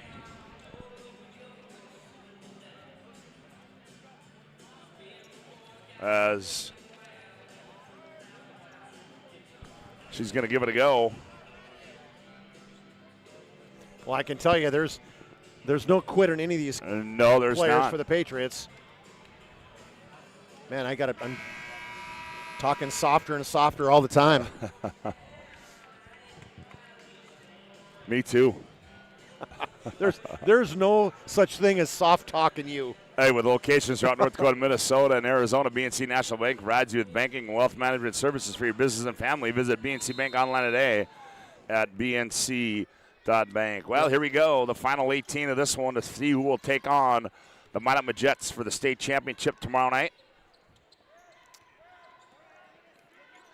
Fosland, top of the key, goes left wing in the corner now to Tegan Schmidt.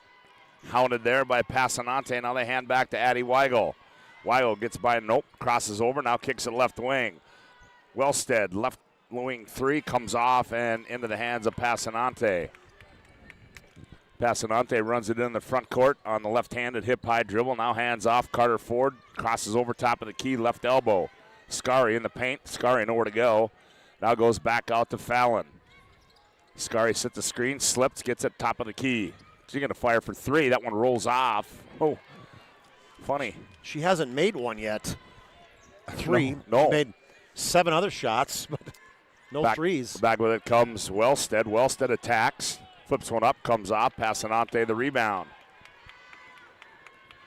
Back comes Davies. Passanante free throw line. Kicks it Scary. Scary now to Nur in the right corner. Nur goes baseline right. Nothing there. Now Scary. Right side three on the way. Bingo. I was watching Scary, Passanante. They are continuous motion moving on offense.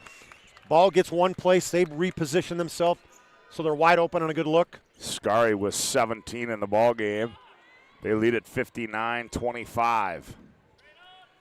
Thornton leans in, shot off the glass, and scored it. Did Kinley Thornton, her first basket of the ball game. Went right at Ford. Ford fell backwards at a wide open look from 10 feet off the glass. Passanante walks it in the front court for Fargo Davies. That's Kinley's first basket of the game. Yep. Step through move there by Fallon, throws it up, and she's going to be fouled, and she'll go to the Serpro free throw line. We didn't talk about Fallon being a high jumper. She was 8th in the high jump, 10th in the long jump, 17th in the triple jump. She's going on to University of Minnesota Duluth to play some basketball. Yep. Today's game brought to you in part by Minot State University. With more than 96% of recent Minot State grads employed or continue their education, MSU grads get jobs, period. Minot State University, be seen, be heard, be you. Wellstead comes out. I'm not sure I've seen anybody in North Dakota since the years I've been here commit to Duluth for basketball. Yeah, Passanante gets them both. I mean, I'm not saying that's a bad thing. I'm just saying I haven't obviously. Duluth's got a pretty good program up there. I would going to be better with her there. Yeah. There's Thornton in the right corner. Kinley, she's going to pull it from three. That one too strong. Century can't buy a hoop. And they're just not moving the basketball either, or moving away from the basketball. Gets stuck. Yep. Carter Ford, her shot comes off. Scary, the weak side rebound, lost it. Ball's loose, tie up. Who's got it? Oh, and they get it off to Thornton. Here's Lakin Johnson, her left-handed three. That one comes off and rebound. Ooh, Passanante said, little Tegan, push off on Tegan. Get away from me, young lady. Here's Scary now. Scary attacks, gets in the paint, step through. Blocked there by Foslin, blocked again by Foslin, and back into the hands of Tegan Schmidt. Nice return there. Lakin Johnson on the other end. Layup is up and good. No, that was Addie Weigel, I stand corrected. Great pass. I think that was Schmidt hitting Weigel going hard to the basket. Right-handed finish. Addie with 11, and it's 61-29, 14:55 to go in the ball game. Here's Nur with it on the bounce. Lobs down low. Ranke, didn't know where she was at, lost it out of bounds. And we tell you today's game brought to you in part by the Aggie Foundation. We're going to have immediate timeout. We'll tell you about that later. As we go to break, 14:49 to go in this one. Fargo Davies 61, Century 29. Back after this timeout on the PSP Network. A big idea. The next chapter. Different days have different needs. But they all start the same way.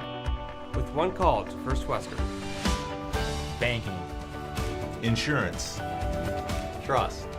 Not departments, just different ways we show up for the same people. First Western. All under one roof, all in your corner. You can bank on us.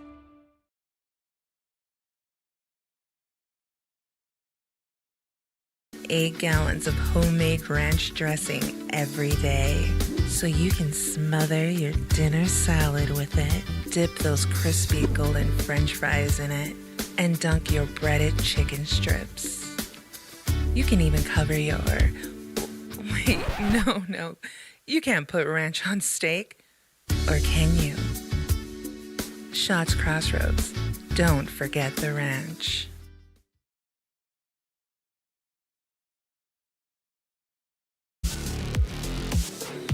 Today's game brought to you in part by the Aggie Foundation. Vote each week for the PSP Network Player Performance of the Week, sponsored in part by the Aggie Foundation. Nominees will be posted on social media each Monday with the winner announced on Thursday. Learn more about their charitable work at aggiefoundation.com. Tegan Schmidt back with it now for Century,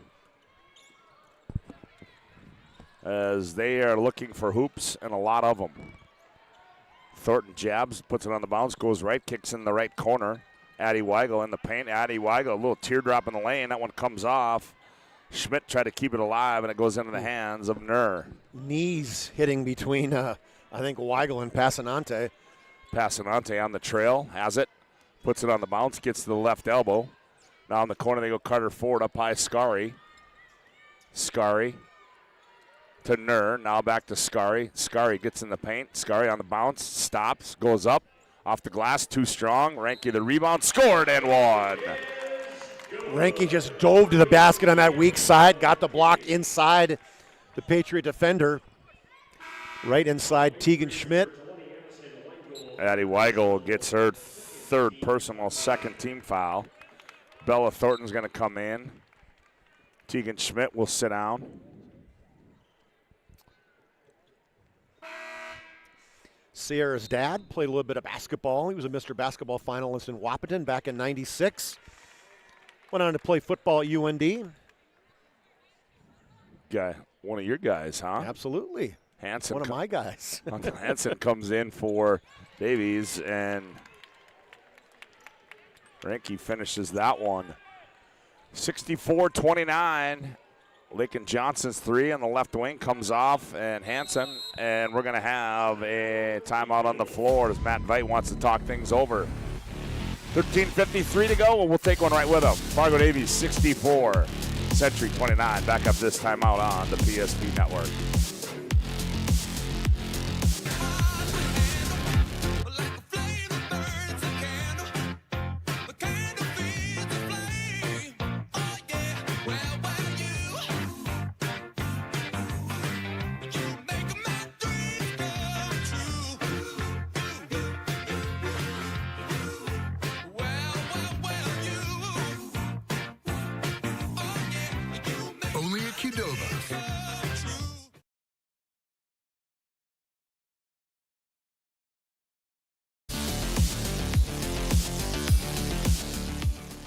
Matt Veit. Kind of got a mess over here, Scott. You got stuff underneath here. Yeah, I know. I know it does. It's bothering me. I know it does. Well, then pick it up and throw it away then. Here's Passanante. Now gets it off Scary. Deciding what to do with it now. Back to Passanante. She puts it on the bounce. Gets free throw line. Poked away. Now to Scary. High right side. Lob down low. Hansen catches. Keeps it high. Left it short. Gets the rebound, throws it out. Scary runs it down. Passanante, right side three, short. Rebound, Ranke. Ranke tried to dump it to Hansen. Block to block and taken away by Bella Martell. In the corner they go, Lakin Johnson. Good close there by Passanante. Foslin up high. Now here's Thornton. Kinley jabs. Sets, fires three. That one rolls off, and rebound comes to Braflat. Foslin's really struggling just watching her. That yeah, you can left see ankle. It's hurting now. What's it going to be tomorrow morning when she wakes up? Yep. Scary takes the baseline, tried to find it. I'm not who that was intended for, as two Davies gals were right in the same vicinity, but they took it away. Did Century. Addie Weigel's going to step in, shoot a long three. Oh, and Addie Weigel. There's one person that's stepping up. It's Weigel, 4-3. Another bucket for her, 14 points. Good pass by Thornton. 64-32, a 32-point lead. Doubling them up. Scary, shot comes off. She wanted a foul, didn't get one. Back comes Weigel. Top of the key, now goes right wing, Lakin Johnson. Down low they go Martell. Martell faces up. Loses it and taken out of there by Ranke of Fargo Davies. 11:55 left to go in the ball game. It's all Fargo Davies right now. Here's Braflat, left side to right side layup, got it. Boy, just got to that right elbow, then just turned the corner, went right downhill. Right-handed layup for Braflat. 66-32. Oh, takedown. Braflat went for the steal, and it's going to stay with Century. Tegan Schmidt coming in. Also coming in is Alexa Johnson. I was looking at Kaylee Wellstead. She hasn't been in for a while, but I'm looking at her on the bench. She's got some gauze in the old beak. Yeah, and she got looked, hit in the nose. Yeah. Century regains possession as Martell has it high left side. Now angles middle of the floor. Now kicks it right wing. Thornton. Thornton's going to fire for three. And she got one finally. Kinley Thornton. Eventually was going to knock one down. 27th of the season. She can shoot that. Yeah. 66-35. 11-10 to go. Ooh, to the 10 goes Passanante. Missed a shot. Goes out of bounds. And it'll go back to Century. Today's game brought to you in part by Bones Barbecue Sauce. Created and bottled right here in North Dakota.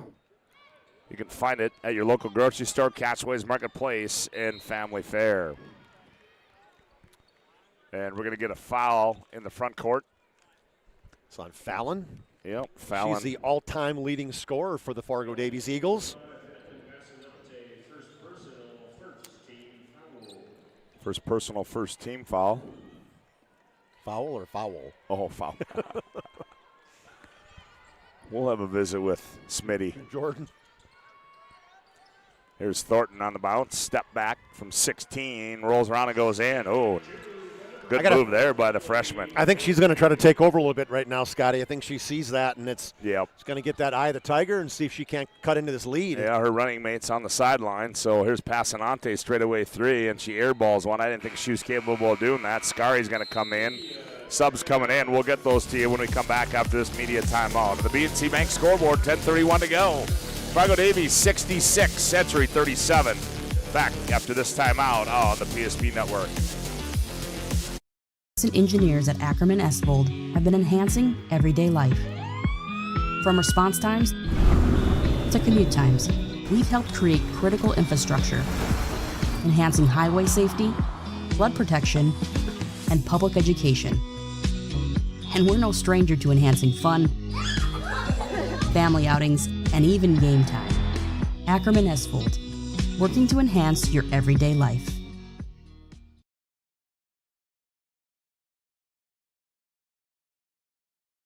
That sinking feeling you get when this happens?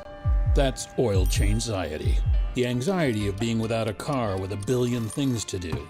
The fear of being overcharged. The stress of not knowing where to go or who to trust. But you never get those feelings at Valvoline Instant Oil Change, where you can watch us work right from your car, and we finish up in about 15 minutes. We changed your oil and did our 18-point safety check. Valvoline Instant Oil Change. Service you can see, experts you can trust.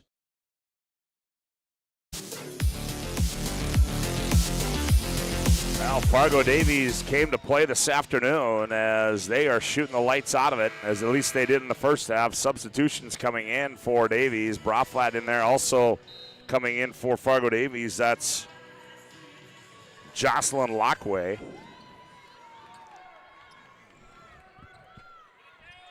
Part of the large Lockway family. Yeah. Right? Is it Steve? Isn't he Yeah, the coach? football coach. Oh, there's a three ball up and good by Lakin Johnson.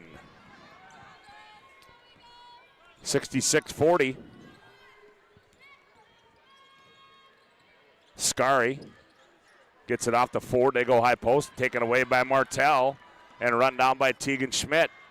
Hounded by Ford, riding time by Ford, and bumped out of bounds, and then stops and holds her hands up and goes, what'd I do?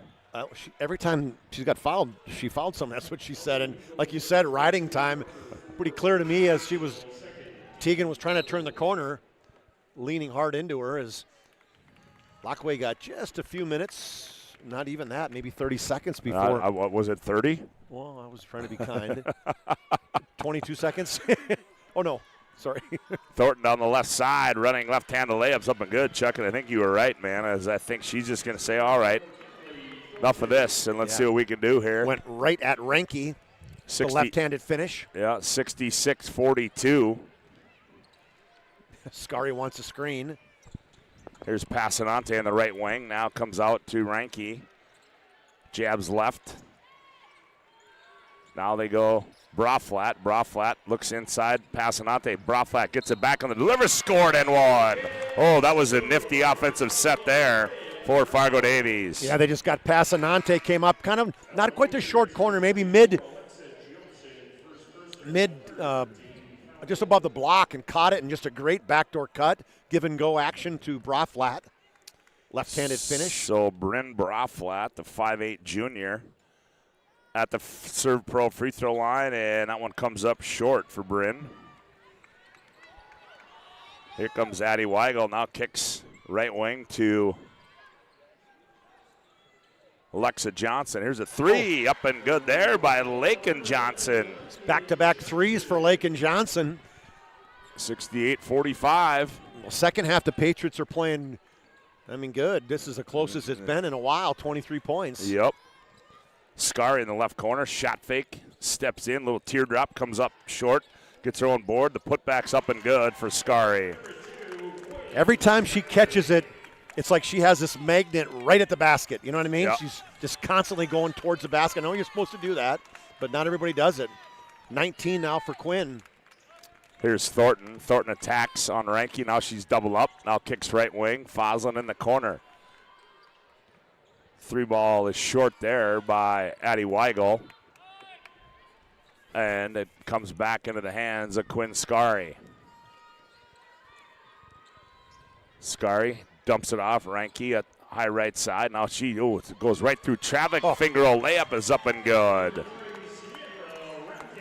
Ranky. Right now, the Patriots just have not been able to stop the penetration of the Davies Eagles. No, they have not.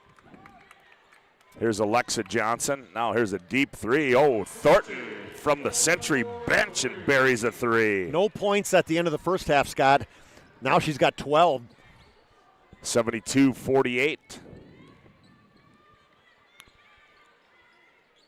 Ooh, I see Jordan Mauer's in the house, huh, Chuck? Oh yeah, he's posted up in the front row. He gets here first time you get 8:30. you can come. Well, as soon as he can let it in, I promise you. Shot I comes don't know up if short. He's running to the seat, but shot comes up short there by Passanante, and back comes Century. I got to give him some love. I mean, he's really worked hard to get himself in good shape. Thornton's shot comes up short. Rebound to Foslin. There's Alexa Johnson's got to run it down by the timeline. Now it goes right by. Ooh, the runner in the lane by Alexa, too strong. Braflat turns and heads downhill. Kaylee Wellstead, sorry, Scott, has hardly played this second half. I still look at her. That doesn't look like she's coming back in. I don't think she is. And we're going to have a timeout on the floor. 6:59 to go. The Fargo Davies 72, Century 48. Back after this timeout on the PSP Network. Every football fan has their Sunday routine. Maybe it's setting your lineup, firing up the grill, or claiming your spot on the couch. But the center of every Sunday is the drive. The morning drive home before kickoff. The drive to your buddy's watch party.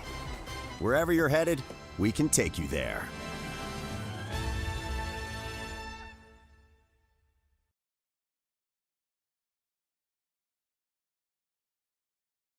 This pages in a history book, a time gone by. But even in this modern world, there are new frontiers to conquer. Whether you're tending the land to grow a better tomorrow or growing a business for new opportunities, the work you do powers the world. Exploring the frontier means stepping forward, shaping the future for yourself and for those around you. First International Bank and Trust, helping you live first, one step at a time.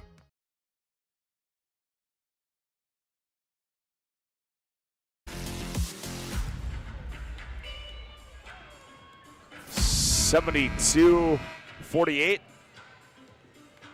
This game brought to you in part by 1481 Meats of Upham, their USD inspected meat shop offering fresh and frozen retail daily, as well as whole and half beef and pork, also custom slaughter and processing. Appointments are not available. 701-768-2525. Cleared the runway for C.R. Rinke to take Kinley Thornton off the dribble.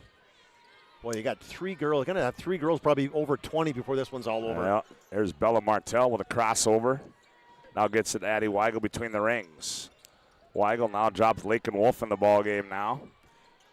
Lakin. There's Alexa Johnson. Ooh, a little step back three. That one's wide left and rebound to Reinke. Alexa Johnson, twin sister of Lakin Johnson. Sky will bring it in the front court. Now angles near side left here on the left-handed hip-high dribble. Now Reinke. Now comes back off a high screen from Passanante. Scary operates in the paint. Step through move there. Up, left it short. Rebound comes down there to Addie Weigel. Nice bounce. Oh, Martell tried to find Alexa Johnson, but taken away. Here's a lead pass. Carter Ford, a good hustle play there by Addie Weigel, but Ford runs it down. Gets it off to Nur. Now hands back to Scary. Passanante, turn, fire, three, comes off. Rebound tipped out of bounds, and it's going to go back to Century. I talked about 4 ladies who on this Eagles team were part of that championship back in 2024. And when the sophomores, it was Scary, I mentioned, Ford, Passanante, and Reinke all played on that 2024 championship team. They were led by Ashton Safransky, who was the MVP of that tournament, Carly Franks, Cadence Moden. Or was it Modine, I think it was, right? I think it was Modine, yeah. I think you're right. It's the only title they've had. Ooh, Thornton from way down. That one goes wide right into the hands of Lockway, who's in the ball, back in the ball game now, along with Marie Hansen. Nur goes baseline, and we're going to get a foul, and that one's going to go, I do believe, on Kinley Thornton. I would not think that these Davies ladies will be, oh yeah, they're, never mind, they're out already. Chloe Solheim checks in. Chloe Solheim, another multi-sport athlete. She's a second-team All-Stater in soccer. Chloe Solheim in the ball game, as that'll be it for that starting 5. Ooh, a nice block there by Johnson into the hands of Lockway. She missed it, gets the rebound. Nowhere to go in traffic, throws it up again, draws the contact, and she'll go to the Serpro free throw line. The 6-foot freshman working hard inside. Yep. Century a little bit undersized right now. Yes, they are. Not a little bit. Let's go a lot of it. Bella Martell gets called for the foul. Martell's the tallest, and what does she go? She goes 5'9". She's the tallest on this team on the floor right now. And Marie Hansen is just towering over her at 6'3". Lockway misses the first one. Well, what an afternoon for Fargo Davies. Lockway missed them both. Long rebound run down by Bella Martell. When they get out and just blitz you in that first half, score 56 points in the first half. 3 there by Tegan Schmidt comes off. This will be the loser will be playing Mandan, so it looks like it'll be another West Region matchup in the third place game. The Braves and the Patriots. Solheim, ball high over her head. You know, that's a tough game to play in. Yeah. I remember my junior year played in the third place game, but it's also a pretty loose game, you know, where you just kind of go out and play, have fun. Not that fourth is, you know, you don't want to finish with a loss, but at the same time, you just want to go out and have fun and get up and down the floor for your some of these girls, the last high school game they'll play in. Ellie Lease checks in the ball game as well now for Davies. Here's a shot by Schmidt, comes off.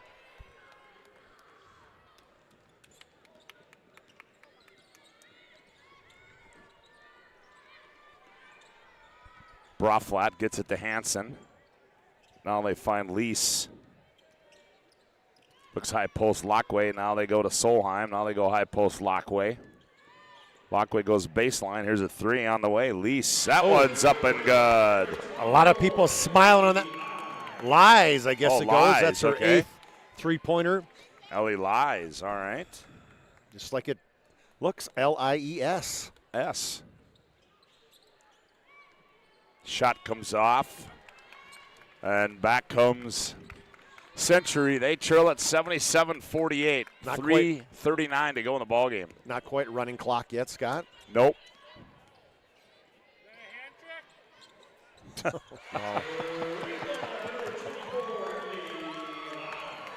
Lies knocks another one down. You're up 80.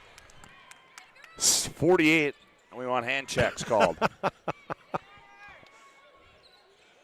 Lakin Johnson. She's got 3 threes. Weigel's got 4 threes. 80-51. 3 minutes to go in the ball game. Yeah, that was a first half that Century, I don't think we've seen them have a half like that all year long. No, that's for sure. Media timeout on the floor, I do believe. Yes, it is. We'll take one as well. 2:53 to go. Fargo Davies, 2 minutes away from a date with the Minot Jets. Back after this timeout on the PSP Network.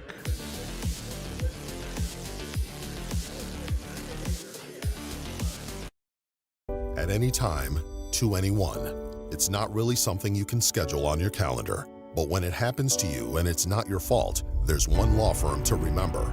That firm is Schweigert, Clemene, and McBride. We live here and take pride in helping our community. We know this area inside and out. We put in the work and fight for what's right so justice can prevail for you. That is what we're all about. We're on your side. We're Schweigert, Clemene, and McBride. That takes into account your short and long-term needs and wants, but is flexible enough to adjust as your life changes.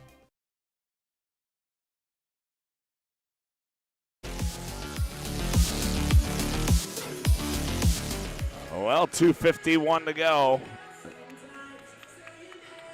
Century trailing this 80-51. Davies will have the ball off the out of bounds. They get it into Lockway. Oh, traveling violation. Christina Meyerchin in there now for Century. Martell in there. Also in there for Century is Becca Cowens. She's got the ball. Cowens a freshman. Meyerchin's a junior. And they're going to get Foslin and Weigel, the only 2 seniors were Two playing. more. Allison Volk was a senior, but she got hurt early in the season, tore her ACL, and then Klimpel tore her ACL in the West Region, the first game of the West Region tournament. Julie Iverson comes in, as does Avery Granley for Century. Lakin Wolf looked like she wanted to get one off. Let her go. Yep, Becca Cowens goes into the corner, and it goes out of bounds. They try to find Meyerchin, and it'll go back to Fargo Davies. I think who hasn't been in it. It looks like they got a pretty short bench. Looks like they haven't dressed everybody on Davies. You can dress 15, but I don't know if I see 15 girls that are dressed for them. Minute 27 to play as Fargo Davies they get it inside Hansen, and Hansen goes up and lays it in. That was a nice pass from the outside from Chloe Solheim. Lob pass into Hansen. Hansen with the layup. Lakin Wolf's going to fire for 3. Oh, that rolls off for Lakin.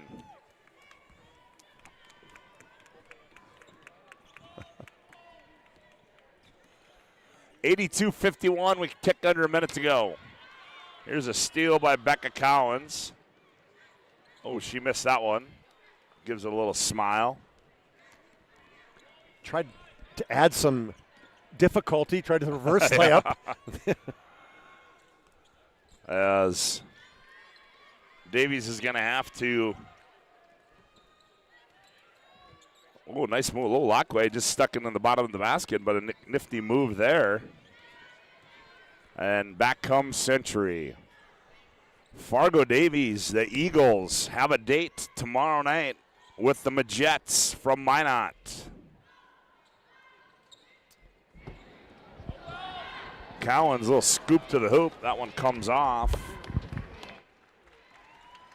And they're going to bounce it out, and Fargo Davies is going to win this one going away here by a score of 82-51 as Century will take on Mandan tomorrow for 3rd place.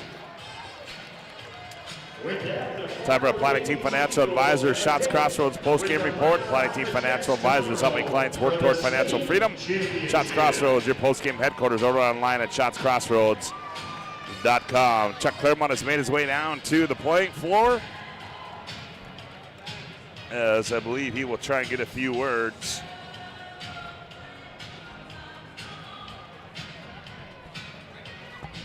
With head coach Matt Veit. Maybe a player as well. Good job. With PSP, we'll get you. We're on the radio, so. Okay. Chuck, take it away, bud. All right, thanks. Got to have Pat Fallon passing on. Hey, this cannot be what you expected tonight. You guys came out and you laid on a page. Pretty dang good. Yeah, we just said we would focus on our defense and what we already know and have worked on throughout the whole season, and then we just played together and had fun, I guess. Well, it's a lot more fun when you're winning, and obviously lost to one North Dakota team so far. And looking at this game, what was your game plan coming into this against these Patriots? I mean, we really were just gonna do what we always do, I guess, play really solid defense, and then that usually sparks our offense, and that's what happened right away, and then it just gave us so much momentum going into the second half too. I mean, the expectation of shooting 69% in that first half, I mean, you guys were on fire. Yes. We just trusted in each other, and we know when we get paint touches and kickouts, that's when we're our best, and we trust in our teammates, and that helped us a lot. Well, let's look at the game tomorrow. You're playing Minot. Obviously, it's a big hill to climb against Minot. They're big, they're strong. What do you think you got to do to Minot to see if you can get a second state championship? I mean, I think we just got to do the same thing and focus on what we know how to do and not try to do anything else, and use each other's strengths, and then also cover each other's weaknesses, and then play together as a team. Best of luck tomorrow. Great job today. Thank you. All right, Scotty, back to you. All right, good job, Chuck Claremont, as there you have it. Fallon, Passanante, and her Davies Eagles have a date with Minot tomorrow night here at the Bismarck Event Center. Planning Team Financial Advisors, Shots Crossroads postgame report rolls on with more after this timeout on the PSP Network.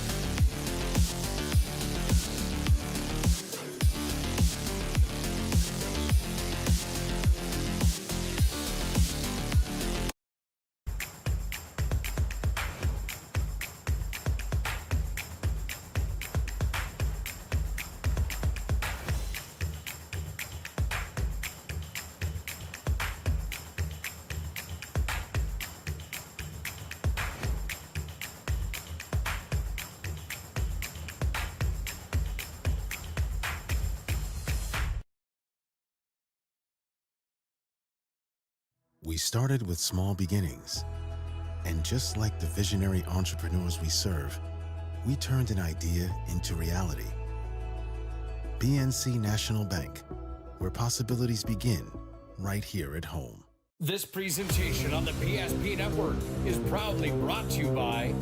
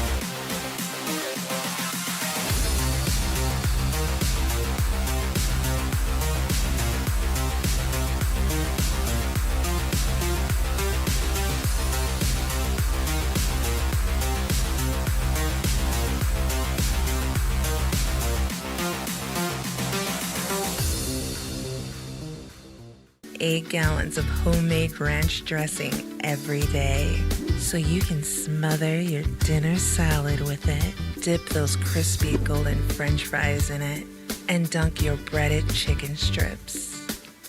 You can even cover your... Wait, no. You can't put ranch on steak. Or can you? Shots Crossroads. Don't forget the ranch.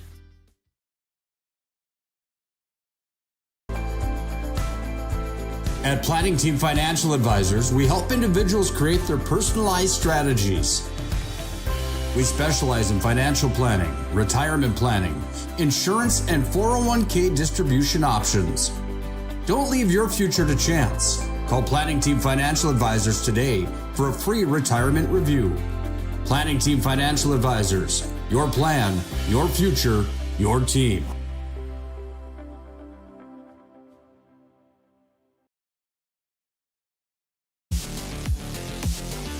Welcome back to the Bismarck Event Center and our Planning Team Financial Advisors Shots Crossroads post-game report as the girls' side has been all set as Davies wins this one going away 82-51 over the Century Patriots. For a look at the final individual team numbers, here's Chuck. All right, Scott, for the Patriots, 14 points for Addie Weigel, 12 for Kinley Thornton, 9 for Lakin Johnson. Kaylee Wellstad, just 5 points. She only played 16 minutes, though. Hopefully she's okay, and she'll be able to come back tomorrow. 5 points for Abby Foslin, and the same thing with her with that ankle. Bella Martell had 4 points, and then 2 for Tegan Schmidt, for a total of 51. They shot 39% from the field, 33% on 9 of 27 from threes, and 2 of 4 from the free throw line. For the Eagles, 3 in double figures, 19, 19, and 18. Scari, Rinke, and Passanante. Passanante also had 7 rebounds, so did Quinn Scari. 6 points for Carter Ford. Ellie Lies, she had 6 points as well. Nazra Nur, she had 5, 4 for Bryn Braflat. And then Marie Hansen had 5 points and 5 rebounds for the Eagles. They cooled down a little bit in that second half, Scott. Just shot 35% in the second half. Finished with 32 of 61 from the field for 53%. Made 12 threes tonight, 12 of 21. That's pretty good shooting. And made 6 of 9 from the three-point line. Up 31 in the second half. Well, the Patriots, I guess you can look at that and say, well, we were all tied in the second half, 26-26, but that's not going to give them any good feelings as they lose by 31 points, 82-51. Yes, they do, and a buzzsaw that they ran into today. Chuck, a couple more things you got to do, and, well, there's a lot of them. I guess it's probably just that first half as we got to give out our spots, et cetera, move the game.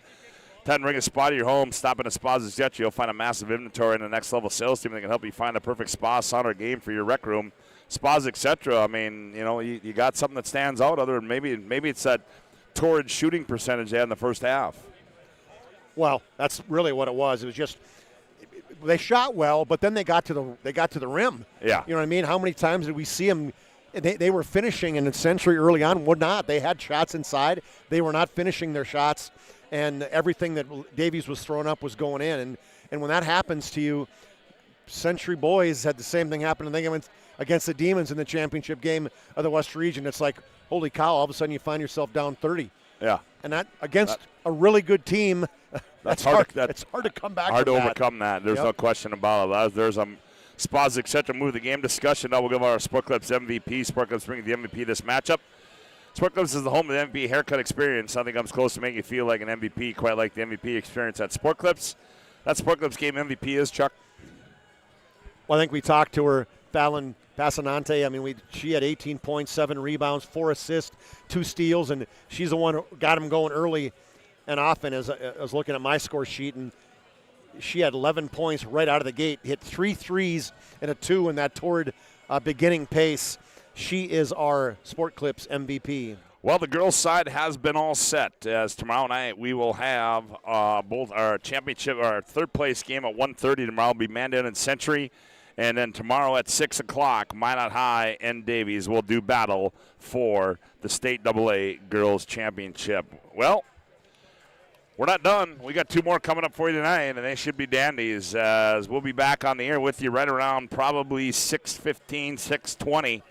And we'll set you up for Bismarck High and Dickinson, and then that will be followed by West Fargo and Century in our boys' semifinals. On the boys' side, in the consolation round, Cheyenne knocks off Davies 71-56, and Legacy a 1-point victory over Horace as they defeat Horace 52-51. So Legacy and Cheyenne will do battle tomorrow morning at 11:30 in the boys' consolation bracket.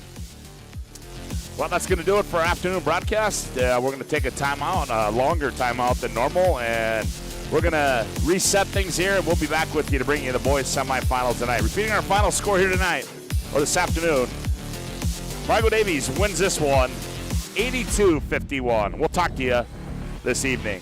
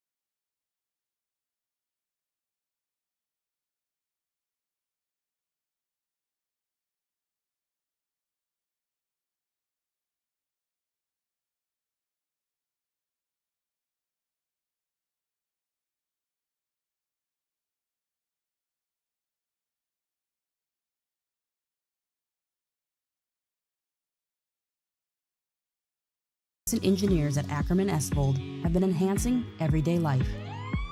From response times to commute times, we've helped create critical infrastructure, enhancing highway safety, flood protection, and public education. And we're no stranger to enhancing fun, family outings, and even game time. Ackerman Esvold, working to enhance your everyday life. Our initial reaction when we realized he had 2 broken bones was fear. Then once we realized and got a plan with Trinity and our doctor, a lot of comfort. He told me that he can fix my arm, and he showed me a lot of stuff that he could do to help me. Trinity Health Orthopedics is as good as you can find anywhere in the country. A lot of us take pride in that, and that's why we stay here and we keep doing what we do. Trinity Health, making more possible. This presentation on the PSP Network is proudly brought to you by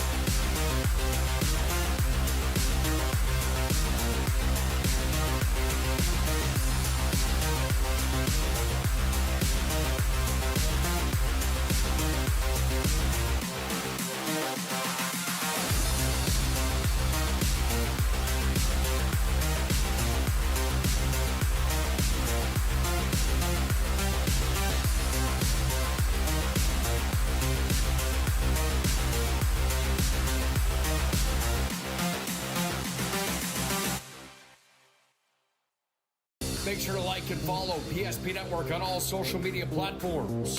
PSP Network, it's game day.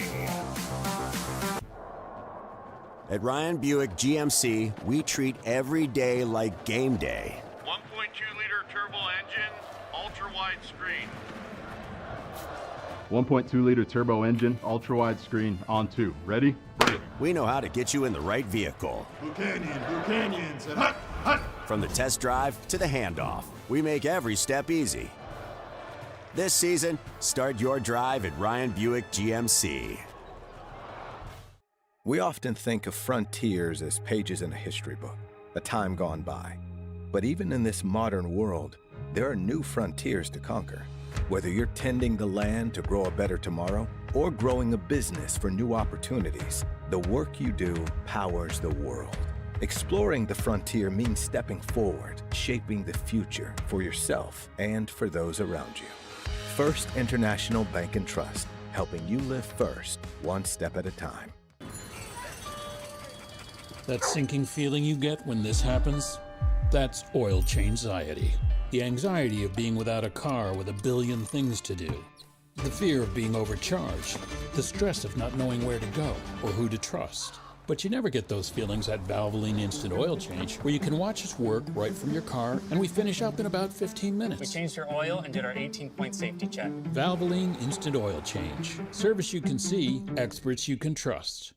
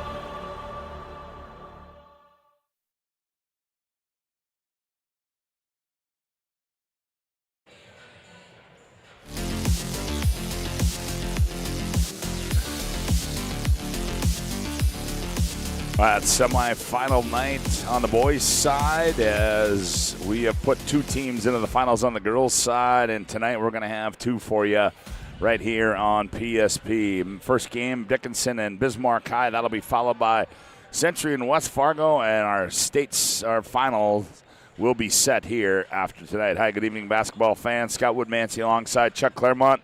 Glad to have you aboard and welcome you back to the Bismarck Event Center right here on the PSP Network as we get you ready for semifinal game number one on the boys' side. If you're just tuning in, let's give you a recap of what's taking place today here at the Bismarck Event Center on the girls' side. The girls' semifinals, Minot defeated Mandan 84-73, and Fargo Davies ran all over Century 82-51. And in the consolation side, Horace advances with a 66-52 win over Grand Forks Red River, and currently Legacy and Shanley are playing. And in that one right now, Legacy's leading that one 42-21 over Fargo Shanley. And then on the boys' side, on the consolation side, Cheyenne knocked off Davies 71-56, and Legacy over Horace 52-51. So West Fargo, Cheyenne, and Legacy will play for the fifth place championship tomorrow morning at 11:30. We'll have that one for you on the PSP Network. And then Mandan and Century on the girls' side will play for third at 1:30, and then Minot High and Davies will do battle at 6 o'clock in the girls' state champion. Chuck, we turn our attention to this one, the Bismarck Demons, 24-1 on the season, number one ranked team in the state. The Dickinson Midgets 18-7, the number four ranked team in the state of North Dakota. These two teams played earlier this year. And, well, there was let's just say there was a lot of points put up in that one. And do we expect that same kind of game here again tonight? Well, 100%. Both teams can score at will. 90 points for the Demons a game, 82 for Dickinson. I think the record for Bismarck High in terms of total points scored in the game was 129. I'm thinking so.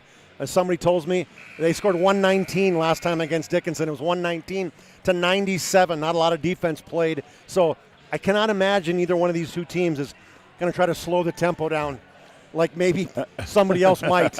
I think they're going to go and say, all right, he who scores more wins, and we're just going to take off and play like amateur.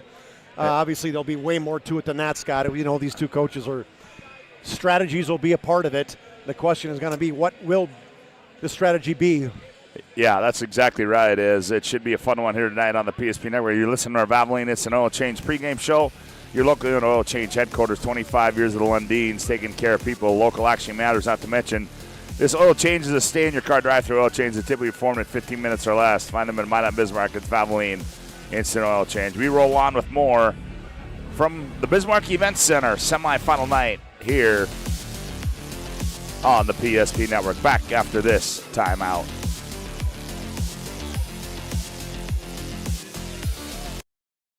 Meet unforgettable flavor. Welcome to Beowulf Craft Kitchen and Lounge. Upscale casual dining crafted with care, paired with an exceptional selection of wines and bourbons. A place for family fun and nights meant just for two. Or gather with friends to watch the game in our reimagined lounge, all overlooking Beowulf Golf Club, North Dakota's #1 rated course. Beowulf Craft Kitchen and Lounge. Come experience Chef Barry's fusion of flavors.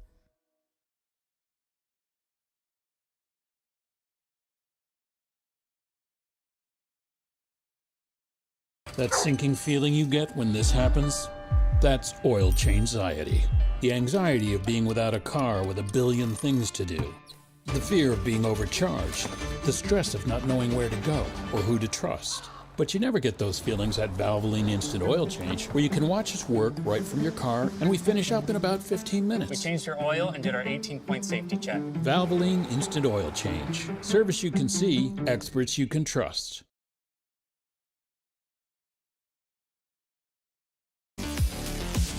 Welcome back to our Valvoline Instant Oil Change pregame show. Chuck Claremont, Scott Woodmansey with you. Glad to have you aboard here on the PSP Network as we get set for Bismarck High and Dickinson. Chuck, this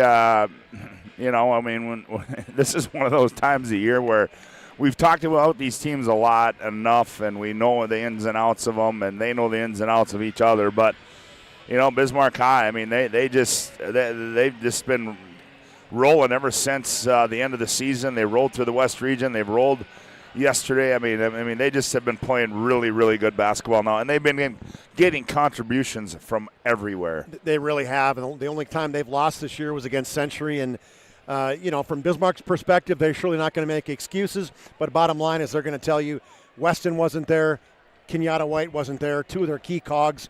They didn't play because they had ankles that time, and so they didn't have a full squad. And bottom line, with their full squad, they have not lost to anybody. They have rolled through the state of North Dakota, 24 wins. And, I take a look at this, and I was talking to somebody saying, before we even get to the keys, as we're maybe getting close to that, I said, tell me a key to the game. And he said, here's the deal. He said, Bismarck High has a talent. They could probably beat Dickinson 9 out of 10 times. The beauty of a state tournament is Dickinson only has to win once. And will that be tonight? Well, I don't know. There's no better way to put that. I mean, and that's a great way to put that if you look at me. I mean, it goes back to saying that everybody has an off night. Yep, absolutely. Okay? At some time you have an off night. Well, is this where Bismarck High has an off night? I don't know, but I mean, like you said, what a great way to put it. And I mean, clearly Dickinson's shown they can play with them, and they're going to have to play. They're going to have to play a perfect, not a perfect game, but near perfect in order to knock this team off. And more importantly, they're going to have to make shots. Well, that's what the comment was. It's going to take a heroic effort to beat Bismarck High, and you got to complete your possessions. That's the key to me. One of the keys to the game is Dickinson has to complete possessions. They can't have empty possessions, multiple empty possessions, because if that happens, pretty soon you're down 20.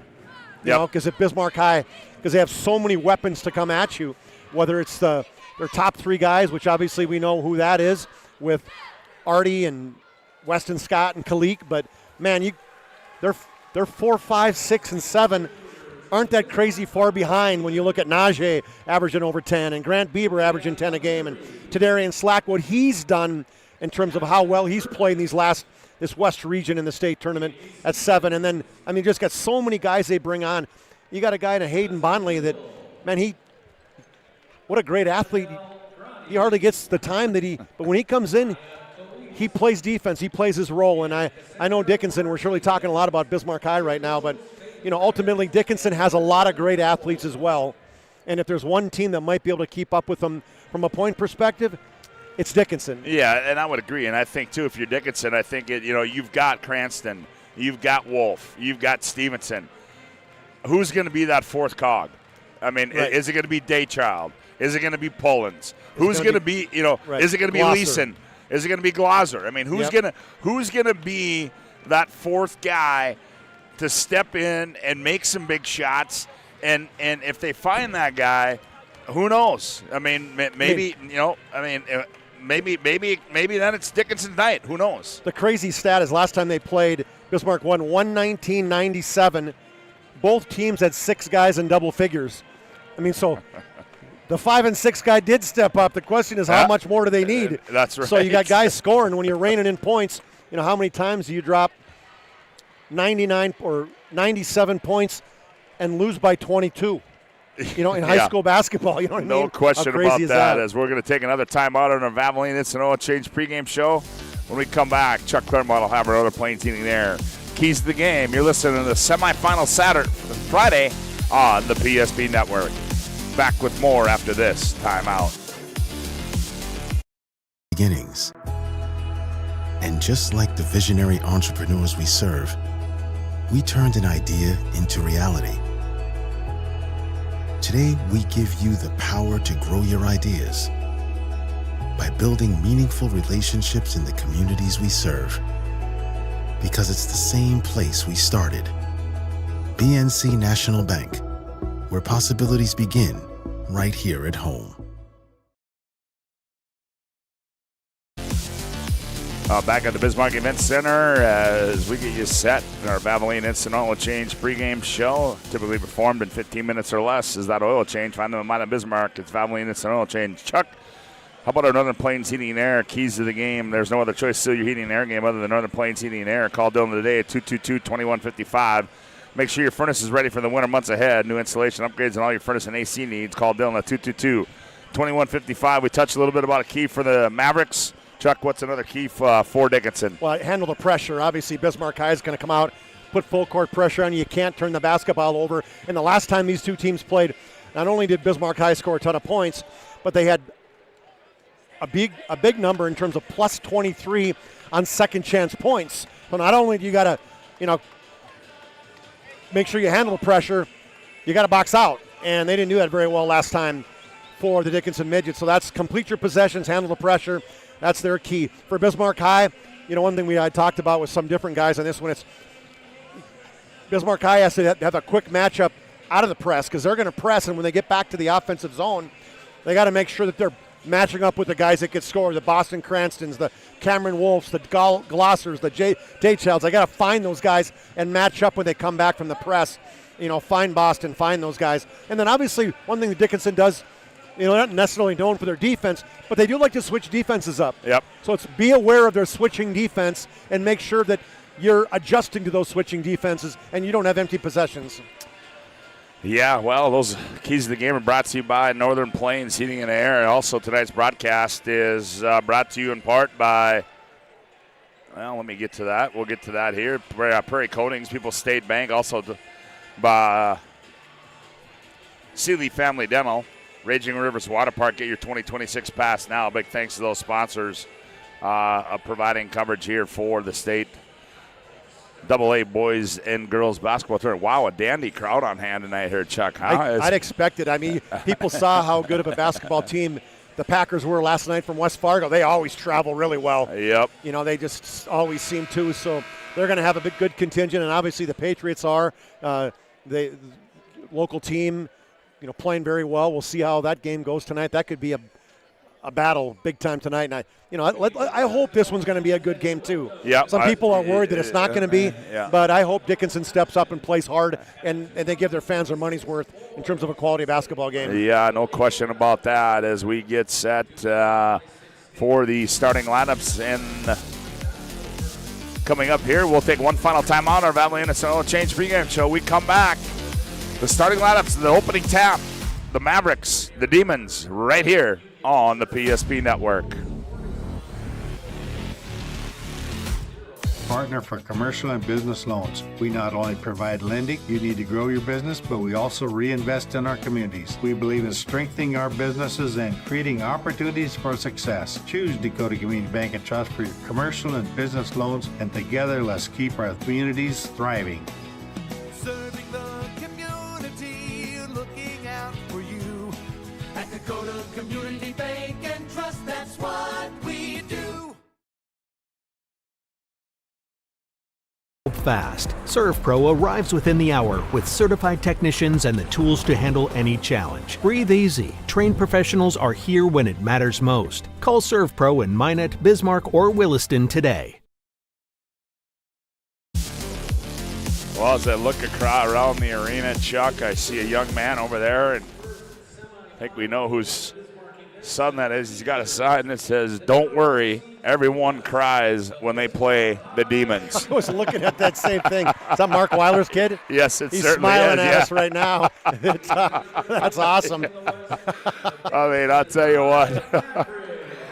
What a great sign, and I think that's probably the only one in the building right now. But what a great sign that is. As public address announcer Mike Wolf announcing the starting lineups. Let's take a look at them. First of all, for the Mavericks from Dickinson, they go like this. One guard to be Jordan Daychild, 6 foot and a senior. The other guard to be Dylan Glosser, 6'2" and a senior. And another guard spot will be Boston Cranston. He's 6'2" and a senior. At 1-4 will be Nate Stevenson, 6'2" and a junior. The other forward, Cameron Wolf, he's 6'5" and a senior. Their head coach is Danny Glosser. For the Demons, they'll go like this. At one guard to be Grant Bieber, 6'2" and a senior. The other guard to be Artie Carlo, 6'2" and a senior. At a forward spot will be Weston Scott, 6'2" and a junior. The other forward spot will be Kalik Austin, 6'4" and a sophomore. And in the middle will be Tadarian Slack. He's 6'2" and a senior. Their head coach is Jordan Wilhelm. It'll be Austin Scott, Slack, Carlo Bieber for the Demons. Wolf, Stevenson, Cranston, and Glaser, Daychild for the Mavericks. The officials tonight, Chad Bjornson, Brent Weber, and Braden Schildberger. As those are your starting lineups for tonight's contest, as the Mavericks in their road Texas orange uniforms. As the, oh wow, a real good contingent of Demon fans here as the Dickinson Midget students turn their back on the starting lineups. Mavericks, I said Midgets, didn't I? I was trying to get it through a broadcast, I meant Mavericks. Yeah. No handshake here, huh? No, I guess not. And I don't think there's anything, I'm a guy that tries to think positive intent, and Dickinson doesn't seem like a group of guys that would be, purposely saying we're not going to shake your hand. They're going to be shaking the assistant coach's hand. That's kind of the program. Yep. I was talking to Kalik's dad before the game, just kind of saying, hey, give me, what are some things happening to Kalik Austin? And obviously we can talk all kinds of things about him, but he said, last year he played with his brother Andre, and he said, hey, ever since 5th grade, I had him playing up with 6th graders, with 7th graders, because I had a hope and a plan that when he gets to be a freshman, he's going to have 1 year to get a chance to play with Andre. And that was pretty cool. Obviously, he was able to compete as an underclassman and now a sophomore. It's hard to believe that he's only a sophomore. You know what I mean? It's like, that's crazy, man. We got so many young kids, yep, girls, boys, you name it, that have played. And talented ones at that, man. No doubt, Scotty. Well, we are about ready to go as we await the red light down here in the red light district, I guess.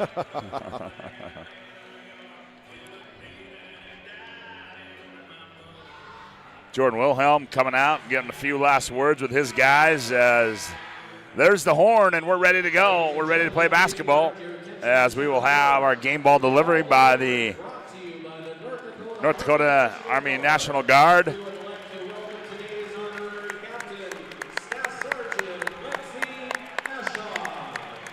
Standing ovation, that's pretty cool.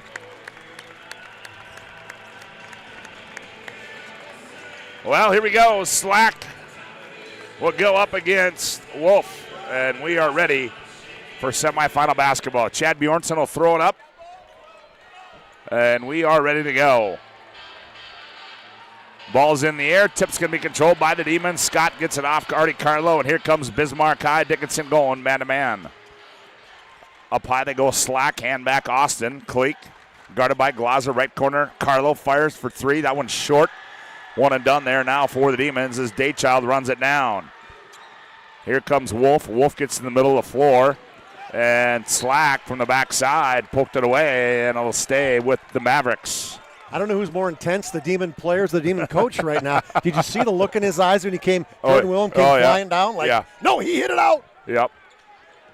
Glaser now enters the offense now for the Mavericks. Here's Cranston off the right elbow. Now Stevenson, left corner they go. Here's Daychild for three. Oh, he missed everything. Rebound comes down to Stevenson. Stevenson operates out high Glaser. Glaser gets in the paint. Head fake. Now back to Stevenson. Right side three on the way. Too strong. Rebound comes down to Cranston in the corner to Wolf. 2 offensive rebounds in this possession for the Mavericks. Here's Daychild off the right elbow. Now they go right corner, Glaser. Glaser on the bounce, guarded by Bieber. Spins, has it poked away. Now Wolf, right corner three. That one too strong. And rebound run down by Bieber. Here come the Demons. They got numbers. Carlo. Oh, looked at Austin, and Artie dribbles it off his leg out of bounds and go back the other way. You got to get it up there. It's 3-on-1 basketball. You had Carlo open, making the diagonal cut to the basket. Najee Boyd, Kenyatta White come in quickly for the Demons. Just underway, no score. 16:50 left to go here, opening half of play. They lob it into Glaser. There's that full court pressure applied by Bismarck High. Almost a steal, and there was. Carlo, middle of the floor. Carlo, right down Broadway, nothing there. Finds Cleek on the trail. The floater in the paint comes off. Rebound to Wolf. Wolf gets it up near side. Cranston, now they go right side to Glaser. Now into the front court comes Wolf between the rings. Wolf on the bounce. Ooh, Cranston should have been looking for that one. Totally wide open on a backdoor cut. Yep, absolutely. Wolf has nowhere to go with it. Now he gets it off to Glazer. 9 to shoot for the Mavericks. Glazer gets in the paint. Glazer spins, hangs in the air, throws one up. Off balance, comes off into the hands of Austin. Poked away there. On the other end, here's Daychild. Layup and got it. Not enough passing for the Demons right now. Too much dribbling. They're known for sharing the basketball, and they got a couple turnovers because guys didn't pass the basketball up. Oh, nice pass down low on the baseline. Najee Boyd gathers, goes up, contested, and missed it. Here's a baseball pass. Daychild, he can't run it down, goes out of bounds, and go back to Bismarck High. Quarterback Nate Stevenson just led his receiver just a hair. Daychild couldn't come down with a touchdown pass. Bonley comes in, as well as Bieber back in now for the Demons. 15:43 to go, opening half. 2-0 our score. The Mavericks lead on the BNC Bank scoreboard. Who would have thought it was 2-0 under 16 minutes? The Demons haven't scored yet. Yeah. Glazer all over Austin. Here's Bonley with it. Bonley, they're going to let him shoot. He fires from left side three, comes off. Najee Boyd the rebound. Boyd attacks the 10, goes up, missed a shot, but he's going to be fouled. And Najee will go to the Serve Pro free throw line. That one's going to go on Boston Cranston. Najee Boyd, underrated rebounder. I mean, 5'10", but he can get up in a crowd. He's got some hops to him, averaging 3 rebounds a game. One up high, got that one. And when he gets a rebound, he goes right back at the basket. Najee Boyd, first free throw is up and good. Really good free throw shooter on the year. About an 82% clip for Najee. Whoops. He'll have another one. 2-1 our score, 15:28 left to go here in the opening half. Second one by Najee, that's up and good. Got them both. Here's Daychild, now Cranston, now Daychild. Near side, Glazer. Now in the front court, Glazer in the left corner. They go Stevenson. He goes baseline on Kalik. And, good defense there by Bonley as Cranston couldn't get it. Now here's Wolf on the left wing. He attacks, stop and go move, spins in the paint, leans in, tough shot, rolls off. Stevenson the board, the putback, missed it. Wolf tipped it, no good. Kalik comes out of there with it, and we're going to get a foul, I believe, on Nate Stevenson. It's a great rebound by Kalik, but there's another example, Scott. You can't just take it and go sometimes because Dickinson is putting the pressure on you. Yeah, they are, and we're going to have a media timeout on the floor. 14:58 to go, opening half. We're tied at 2. Back after this timeout on the PSP Network.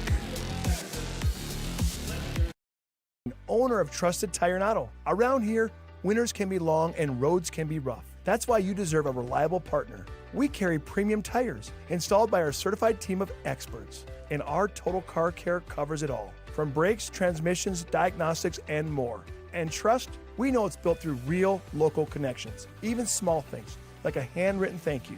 Choose us for trusted service that goes the extra mile. Sincerely, Jared. Relax, spas, etc., Bismarck's #1 hot tub and sauna dealer brings luxury and wellness straight to your home. Discover top brands, Sundance hot tubs, and Michael Phelps swim spas that deliver not just relaxation, but real therapeutic benefits. Right now, save up to $5,000 or enjoy up to 72 months interest-free financing. Visit us today at 1420 East Main Avenue in Bismarck and experience the best deals for yourself.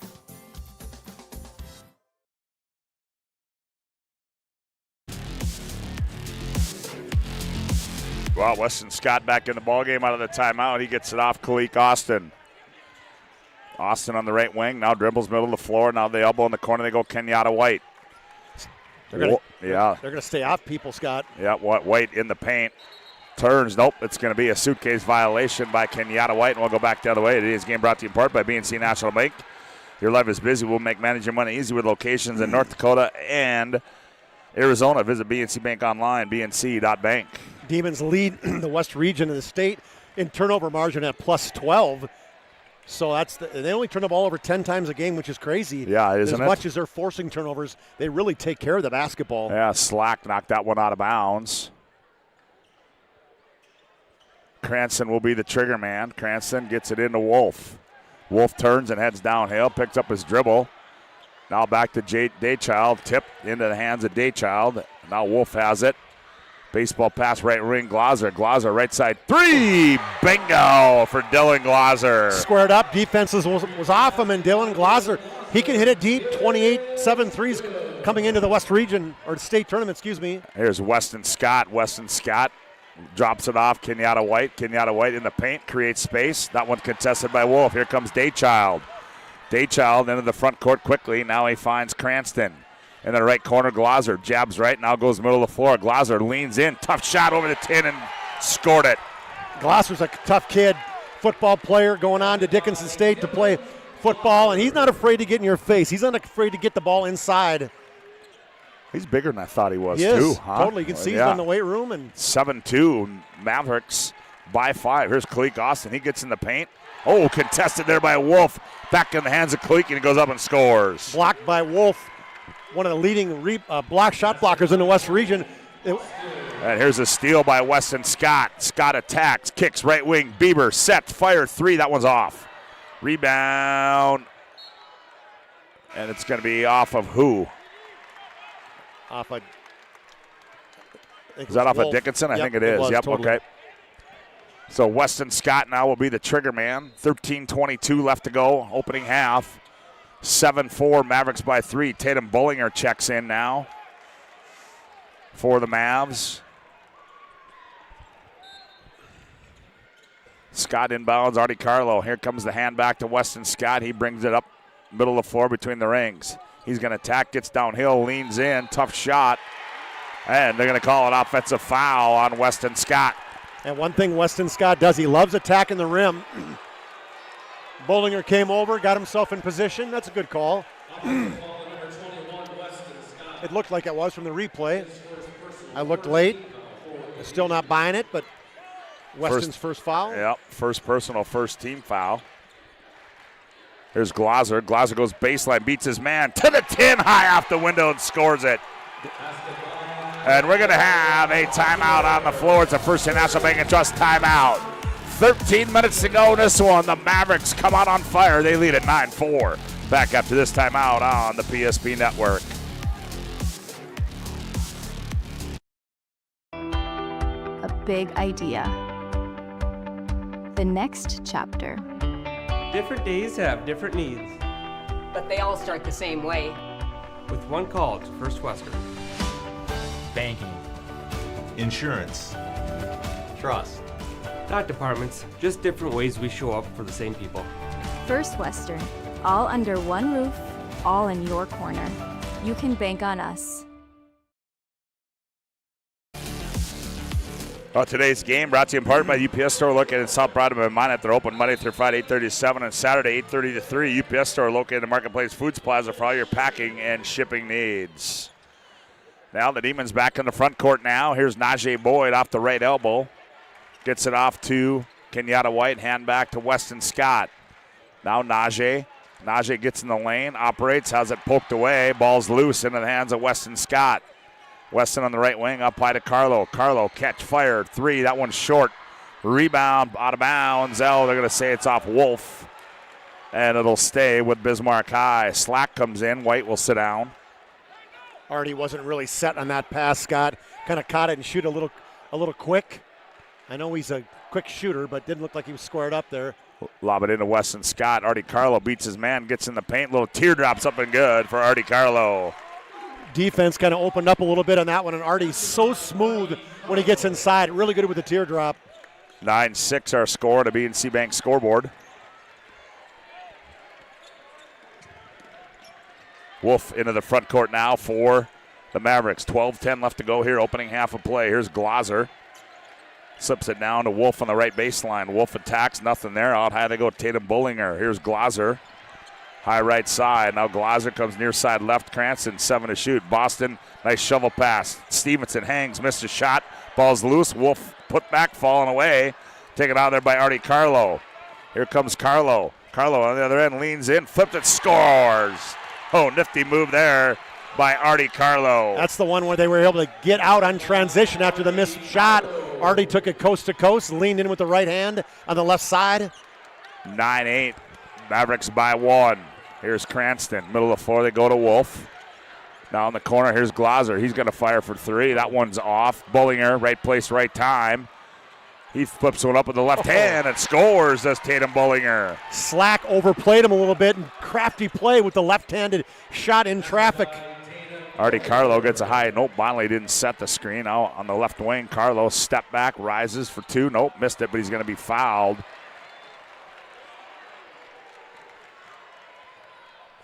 And they're going to get Glazer on the foul there. Artie's got some offers, and Mary, Concordia, Fort Hays Tech, Mayville State.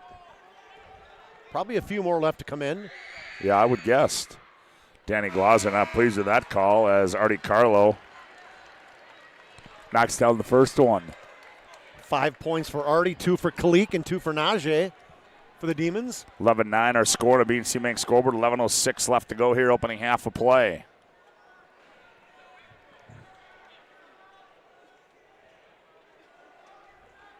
What's going on?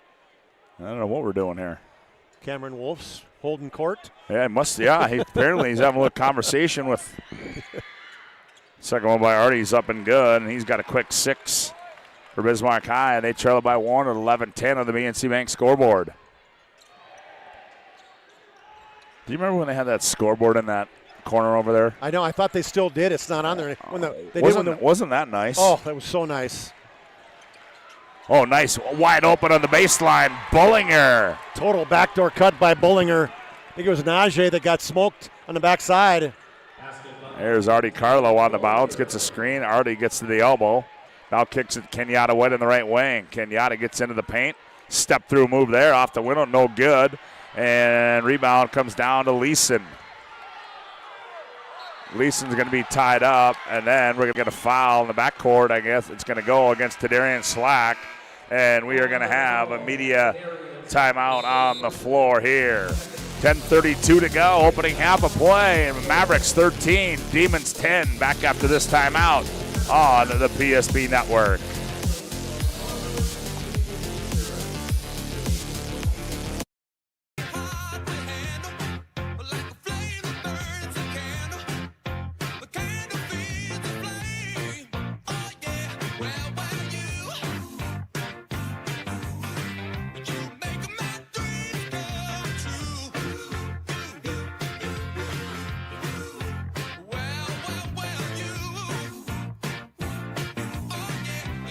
Only at Qdoba.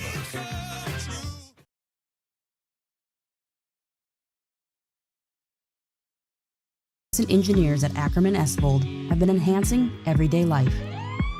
From response times to commute times, we've helped create critical infrastructure, enhancing highway safety, flood protection, and public education. And we're no stranger to enhancing fun, family outings, and even game time. Ackerman Esvold, working to enhance your everyday life.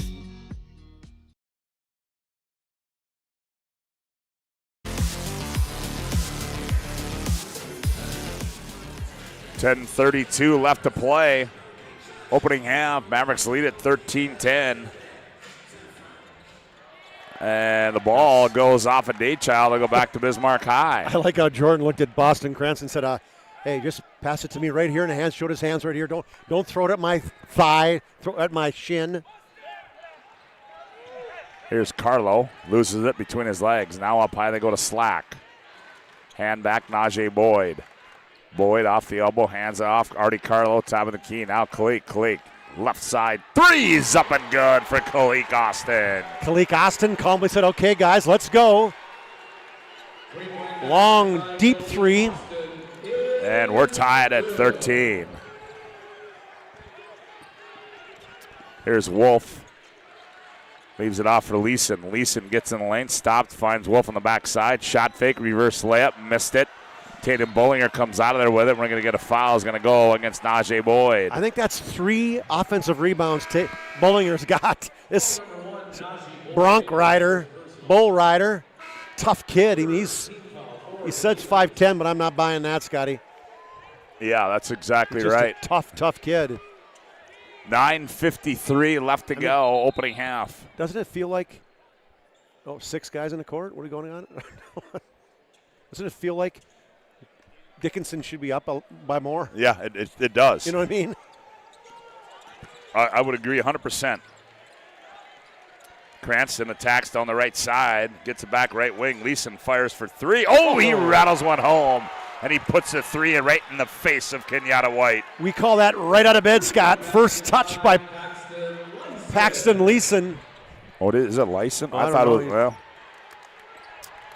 Here's Bieber with it. Bieber gets in the paint, has it poked away there by Daychild, and it's going to stay with Bismarck High. Today's game brought to you in part by Farstead Oil. Contact Farstead Oil today to find out how their skilled sales team can help you achieve your wholesale fuel, mobile lubricants, and DEF needs. Proudly serving North Dakota, Montana, and western Minnesota since 1938 and committed to outstanding customer service and reliability. Farstead Oil.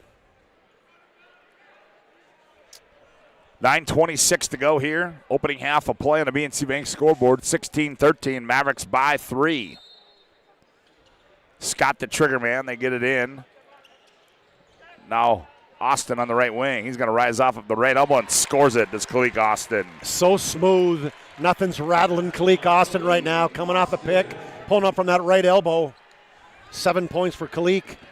Here's Bullinger now against that pressure. Throws it back. They want to throw it ahead. And here's a steal by Weston Scott. Scott, he attacks. Tough shot. Austin the follow. Missed it, but he's going to be fouled. Sometimes Weston has a tendency to go flying in so hard at the basket that he sometimes misses shots inside where the jump stop go up strong. Not as pretty, but sometimes more effective. Kalik hitting the rebound hard there. Did they call the foul on? It was on Leeson. Thank you. We're tracking that down.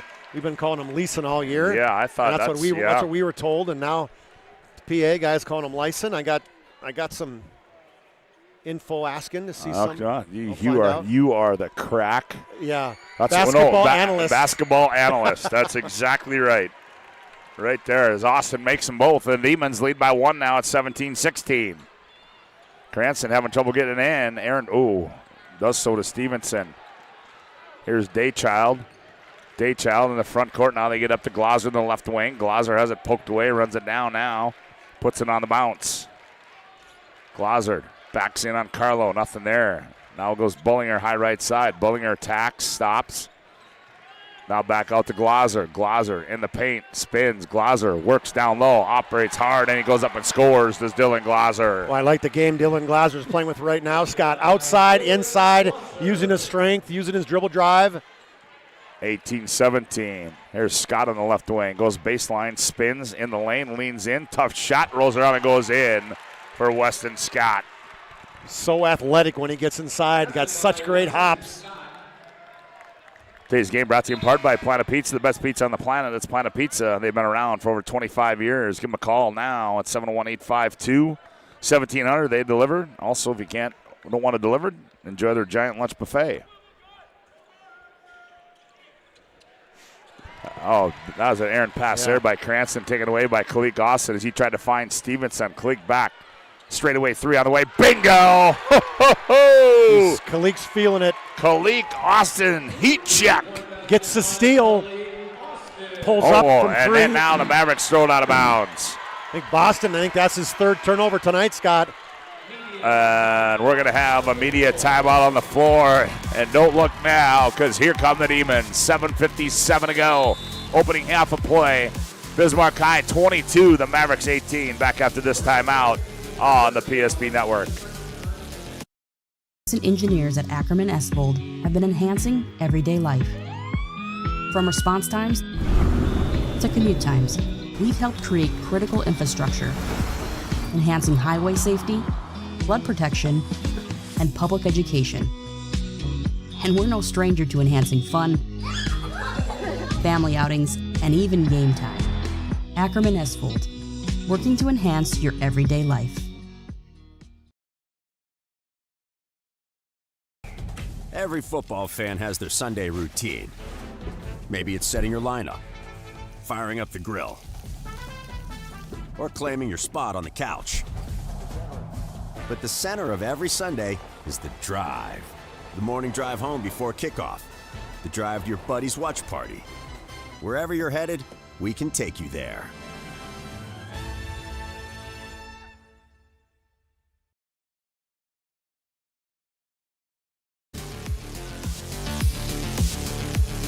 22-18, Bismarck High leads it by 4 on the BNC Bank scoreboard. 7:57 to go, opening half of play. They lob it into Weston Scott. Now he hands back to Artie Carlo. Carlo hangs in the paint, missed a shot, but he's going to be fouled. They're going to say, the official said the defender was moving forward. I read his lips, Scott. Coach Glosser said, huh? That wasn't moving forward. Artie Carlo knocks down the free throw.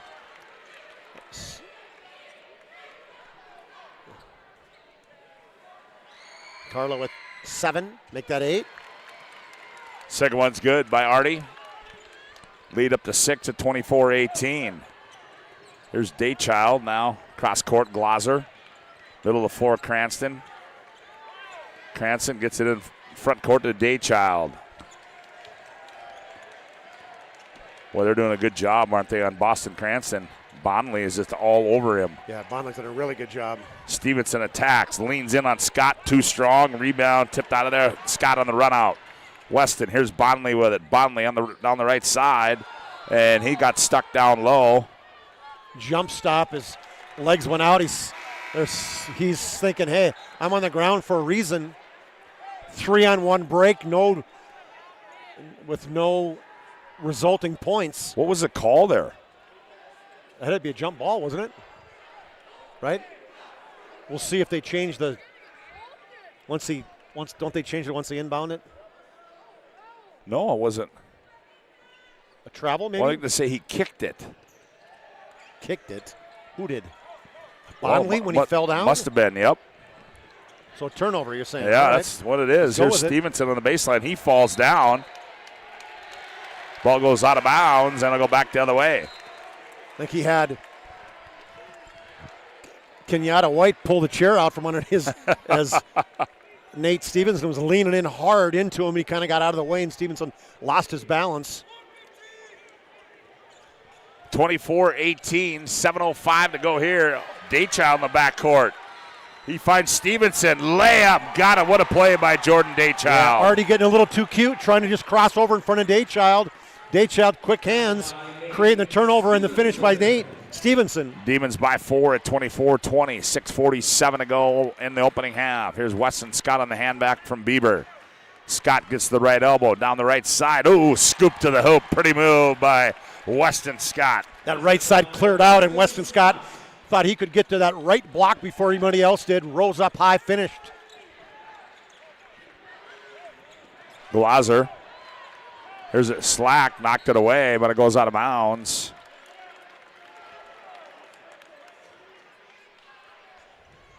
Is it 2 seconds to get it across? I don't know how that works, right, when he goes out of bounds? Well, does that take away the now? I don't think so. I think now Najee Boyd pokes it out of bounds. What's he saying? 1 second right here. The official was holding the.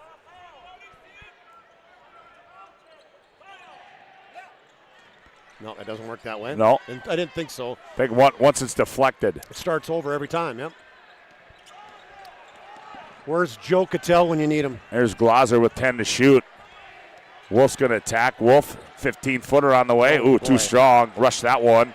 And ball comes in the hands of Weston Scott. He's on the breakout. Kicks left wing. Carlo, set, fire. 3, bingo! Weston Scott ripping down that rebound and just taking off and going. That's what the Demon rebounders can do.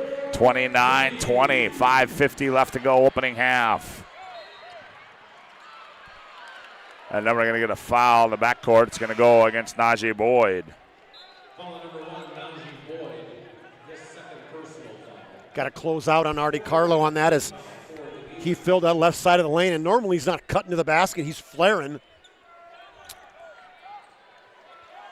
They get it into Glosser as Bonley is just all over Boston Cranston. Cranston's getting frustrated. Yeah, you can tell he is. Now he's got it. Bonley all over him. Cranston attacks. Down the right side in the paint finds Wolf. Wolf straightaway 3 on the way. Well, that one's short. Daychild saves it. Ball's loose. Stevenson comes out of there with it and gets it up to Cameron Wolf. 5:17 to play. 9-point lead for the Demons. Here's Glosser with it. Glosser down low to Wolf. Wolf backs in on Bonley. Wolf leans in, scored, and one. Bonley trying to muscle up against Cameron Wolf, but a little different body type between Cameron Wolf and Boston Cranston. Just turned into him, powered up. The hoop and the harm for Cameron Wolf as he will go to the Serve Pro free throw line and shoot one. The Dickinson contingent, it's about time. Well, what do you say here? We might as well just stay hot on this side, huh? Absolutely. 5 minutes to go. Opening half. 7-point lead for the Demons. Kalik Austin, center floor. Now he goes down the left side. Bonley, left wing three. Bingo. They're leaving him open, Scott. Yep. And Hayden Bonley, he's 6 for 23, so he's not a three-point shooter. Glazer, here's Cranston, now Daychild. Daychild into the front court now for the Midgets. Now they go left block for the Mavericks, sorry. Here's Wolf. Oh, scored and one. Off-balance shots up and good for Cameron Wolf. Cameron Wolf crab dribbling across the middle of the lane. Jumped up to do a jump hook. We'll see it on this one. And they called Kalik Austin for leaning into him. 16 foul now for Bismarck High. Wolf back at the Serve Pro free throw line. Was good. That one's up and good for Wolf. Last one he missed badly. That was money. Good strong power move. I like when Cameron gets inside for the Mavericks. Strong guy. Can set up some inside-out looks. 32-25. 4:23 left to go here, opening half. Kalik on the bounce. Kalik leans in. Tough shot. And we're going to get a foul. Boy, puts on so much pressure on you, Scott. 2 fouls now on Glosser. Is this kind of little man or one-on-one action right there, little crossover. He's so quick to slap that crossover and go right at you. Kalik will shoot 2. First one's up and good. 19 points. Whoop.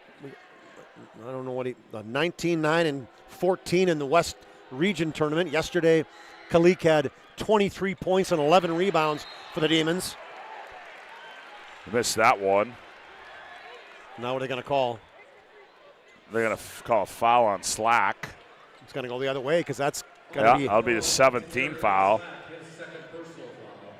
Not a good foul. Obviously, one thing that Stevenson does a good job boxing out. Slack tried to use his athletic ability, go over the top of him, but make contact on that. That's where you make it an easy call for the official. 33-25.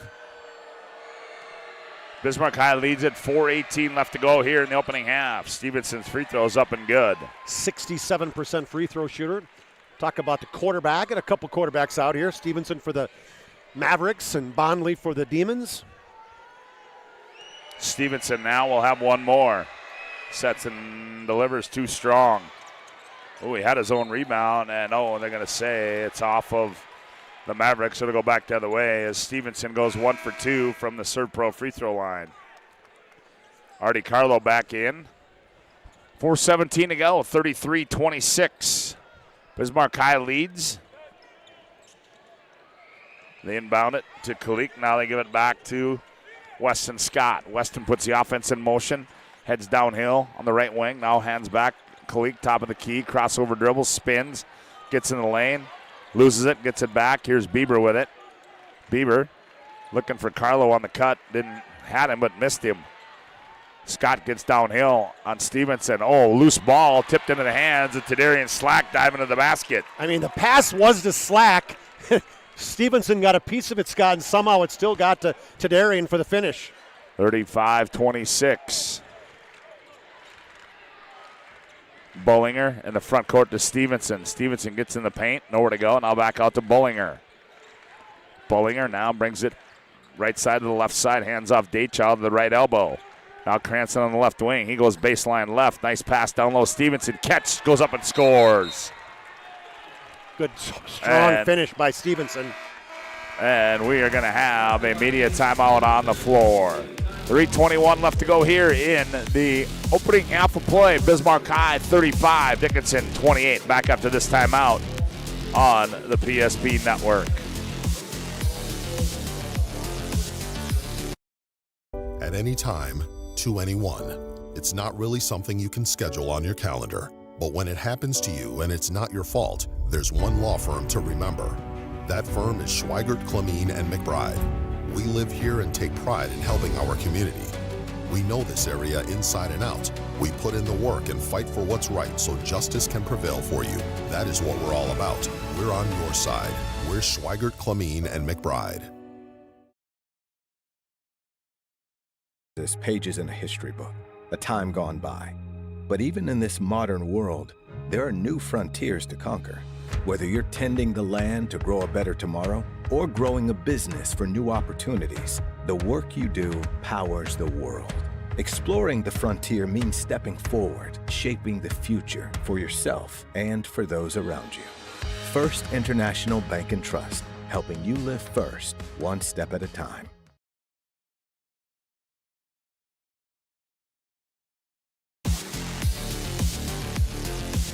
All right, reminder, we'll have our Jones Collision Center intermission report. Call them now, 701-852-5126 to schedule your collision repair or other service. Collision repairs are a specialty. We value you and your car. Today's game brought to you in part by Bones Barbecue Sauce, created and bottled right here in North Dakota. Find it at your local grocery store, Cashwise Marketplace, and Family Fare. Bones Barbecue Sauce. Last time these two teams played, it was 58-57 at half. Demons were up by 1. Austin, top of the key, crosses back, step back, 3, rolls off. Rebound Stevenson up to Cranston. Cranston just held the ball, didn't attack in the front court, but they get it up there anyways, and Tatum Bullinger has it. Bullinger now comes near side left. Stevenson, they post Cranston down low. Cranston backs in, gets in the paint. Nice pocket pass there to Stevenson. He gathers. Stevenson with a little shoulder. And he goes up and rolls over the front iron and scores it. Fadeaway on Kalik Austin. Got the body with him and then the fadeaway jump hook.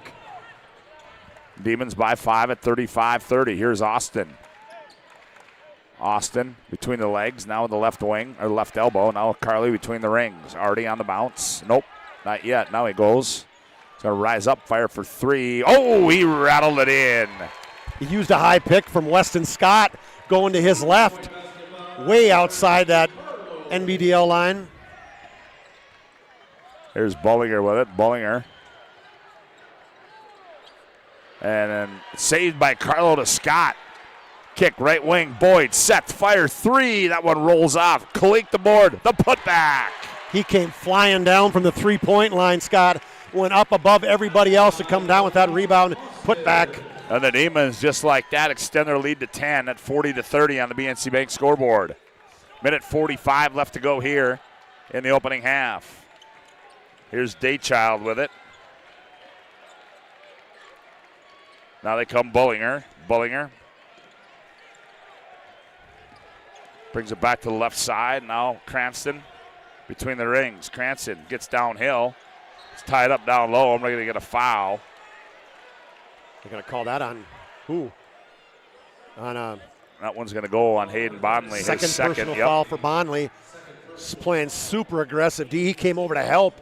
Kalik was actually guarding, had picked him up, and Bonley came over, and they had him in a trap. He didn't have to get that aggressive. So Boston Cranston will toe the Serve Pro free throw line, or the. Well, it's a free throw line. You got that part right. That is the Serve Pro free I think throw it is, line. isn't it? Yeah, we're right. Got them both right. First one by Boston's up and good.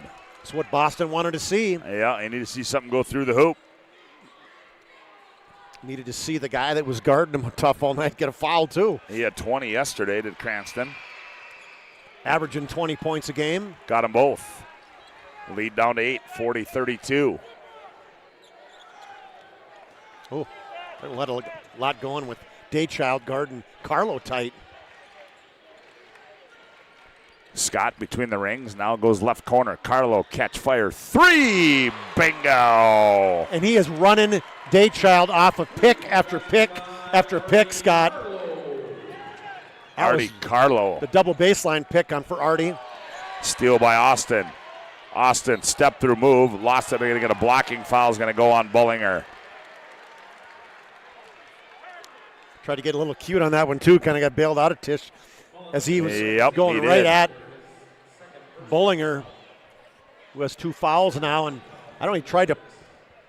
I don't know what he tried to do there. I was kind of equating it to hockey where you're trying to go around a defender and you pull the puck with you on the stick. That's kind of what it looked like to me. It's not hockey, but my grandson would be mad at me saying, "What is it, Grandpa? What do you call it?" I can't think of it. Already gets Kalik gets 1 of 2, and now the lead extended to 44-32, a 12-point lead. Now here's Bullinger. Finds Cranston right down Broadway. Cranston hangs off the window and scores. Little slow-mo getting to the basket on that one as he went to his left. Got the defender to go off him. Easy finish. 44-34. Here's Bieber. Bieber tried to kick in the corner. Tipped and run down by Kenyatta White. Gets it back to Khalid. 15 to shoot. Ooh, it's a hand check. Yeah. Here's Bieber. 9 to shoot. 8 to shoot. Carlo, top of the key. Has it poked away by Daychild. Ooh, and Carlo. Already Carlo. He's had his pocket picked a couple times because he's trying to cross over in front of Daychild. Carlo's having a heck of a game, but I'm telling you, Daychild, it hasn't been for lack of him working. Yeah, he gave him that little push there. That's where the foul came on. And so Jordan Daychild will go to the Serve Pro free throw line. 24/7 emergency service, trained technicians, advanced technology. If I want to clean up and restoration, it's Serve Pro. Slack and Bondley both with 2 personal fouls. They're out. They're saying it's an offensive foul, so they're not shooting. That's terrible. That's what.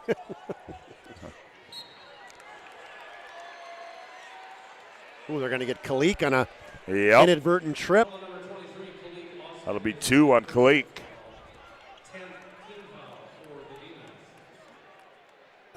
Coach Glazer's having a conversation with the official. He said, "Whatever you're selling, I'm not buying." Uh-oh. He said, "All right, let's go." Yeah, he just went over and explained what the Stevenson converts that one. 10.6 to play, 44-35. Slow start by Nate, but since halfway through this first half, he's got 8 points, looking for 9. Missed it, run down by Kalik. Again, Kalik trying to dribble in front of Dickinson. And one thing they're doing, I can tell you, Coach Glosser's saying, pressure because they want to take off and run. Let's get on the ball, and they've created a number of turnovers already because of that. Yep, you got to protect the basketball in games like this. Yes, sometimes it's rebound, square. Where is the defense? Chinner. Absolutely, chin it. They like to get it and go. Off the inbounds, here's Stevenson. Leeson gets in the lane. Leeson, teardrop in the paint. Oh, in and out. Leeson one more time, blocked by Kenyatta White, and that's going to end the opening half of play here in boys semifinal game at number 1 on the BNC Bank scoreboard as we go to our Jerome's Collision Center Mission Report. On the BNC Bank scoreboard at the break, the Demons 44 and the Mavericks 35. We'll be back with our Jerome's Collision Center Intermission Report after this timeout on the PSP Network.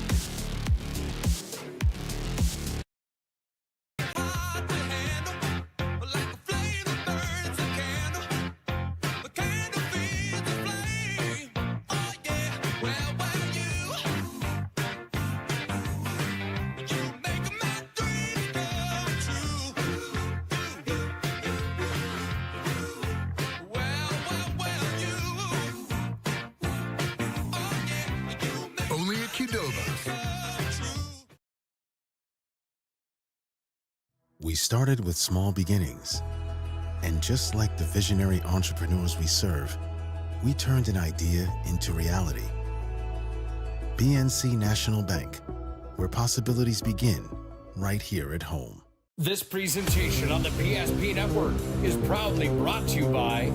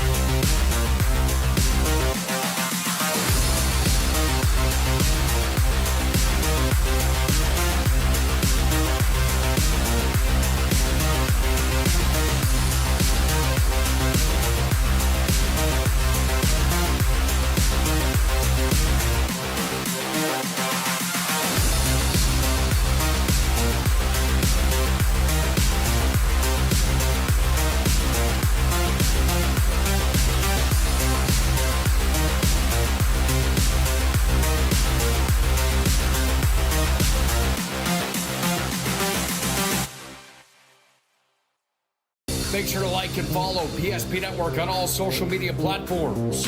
PSP Network, it's game day. Sometimes life gets messy and accidents happen. So when life gets messy, ServPro's ready. Call ServPro of Minot, Bismarck, or Williston today. The foundation of the financial planning approach at Legacy Financial Partners is a personal relationship. Our unique and collaborative approach to financial planning starts with your dreams, not just the numbers. We will work with you regularly to take action to update your plan as your needs evolve, recommending products and services that are right for your situation.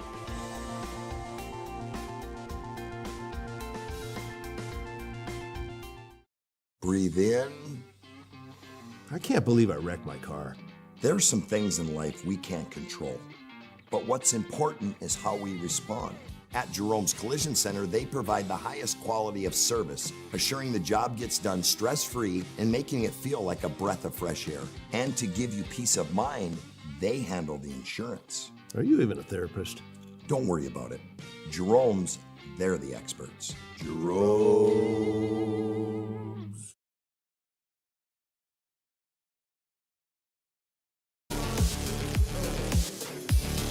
Welcome back to our Jerome's Collision Center intermission report. Accidents happen. It's a part of life. At Jerome's, our goal is to help get your car and your life back on the road, both literally and metaphorically. It's a goal that forces us to do more than fix your vehicle. We've been doing it since 1975. Call us at 701-852-5126 to schedule your collision repair or other service. Collision repairs are our specialty. We value you and your car. Well, Chuck, as we take a look at the first half there, and 44-35. I think Dickinson's probably got to feel pretty good with where they're at. And, Bismarck High's going to, they're going to make their run, and they did. But I thought Dickinson did a good job of hanging in there and getting things slowed down a little bit more late in that first half. I mean, you take a look at it and say, Dickinson's still in the game, and not that at half you're going to be applauding yourself for being down 9. And I think Dickinson knows they had opportunities. Some of the turnovers in that first half where they had 10 turnovers that turned into 15 points, that's what Coach Glasser was going to talk about, is saying, hey, that's the difference in the game right now, guys, is our turnovers. We've given them 15 points off our turnovers. We've got to tighten that up. Yeah, no question about it. I got an update from the other side, Chuck, as Legacy knocks off Shanley 80-60. Marley Falcon, a big game over there, 29 points. And Sammy Watson with 20 over there. So the Sabres have a date tomorrow with Horace at 9:30 in the morning, as that will be the girls' consolation championship. It's great to see for Legacy. Sadie Holler's been somebody who's been pretty much gone most of the year. Yes. She came back and has played at State, and she's one of the reasons, obviously, when you have somebody 6'3" or 6'4" in the middle, that you can, it helps your defense sometimes when you can just push people to her. Yes, it and does. She's only played 17 minutes today, yesterday 14 minutes, but surely it's helped that team, and got another opportunity to get another game. That's always big. That's always big in the state tournament. As our Jerome's Collision Center intermission report rolls on, we come back. Chuck will look at the first half individual and team numbers. At the break, the Demons lead at 44-35. Back after this timeout on the PSP Network.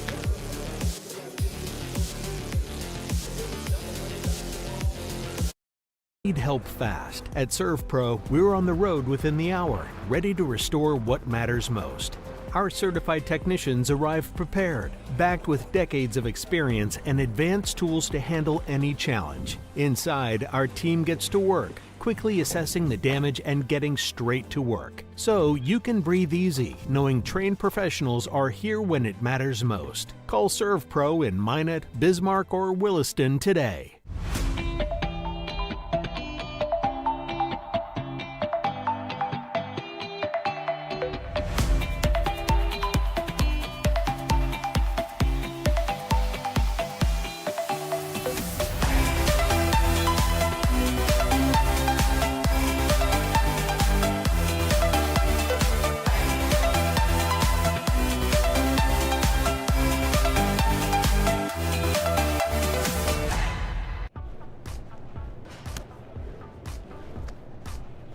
So Carson, how do I become a great football player like you? Well, practice and having a professional team to answer the call and handle anything you throw their way is also important. Hey Carson, thanks for teaching crew about community banking at First Western. First Western, you can bank on us. Craving something real? Fuel your day with goodness that tastes as amazing as it feels. At Blissful Bee Juicery, we serve fresh, cold-pressed juice and smoothies, nature's best in every sip. Nourish yourself with our vibrant acai bowls with fresh fruit and granola, power bowls, protein balls, hummus, parfaits, and carrot cake. Blissful Bee Juicery. Pure, simple, blissful. Now in 2 locations on North and South Broadway.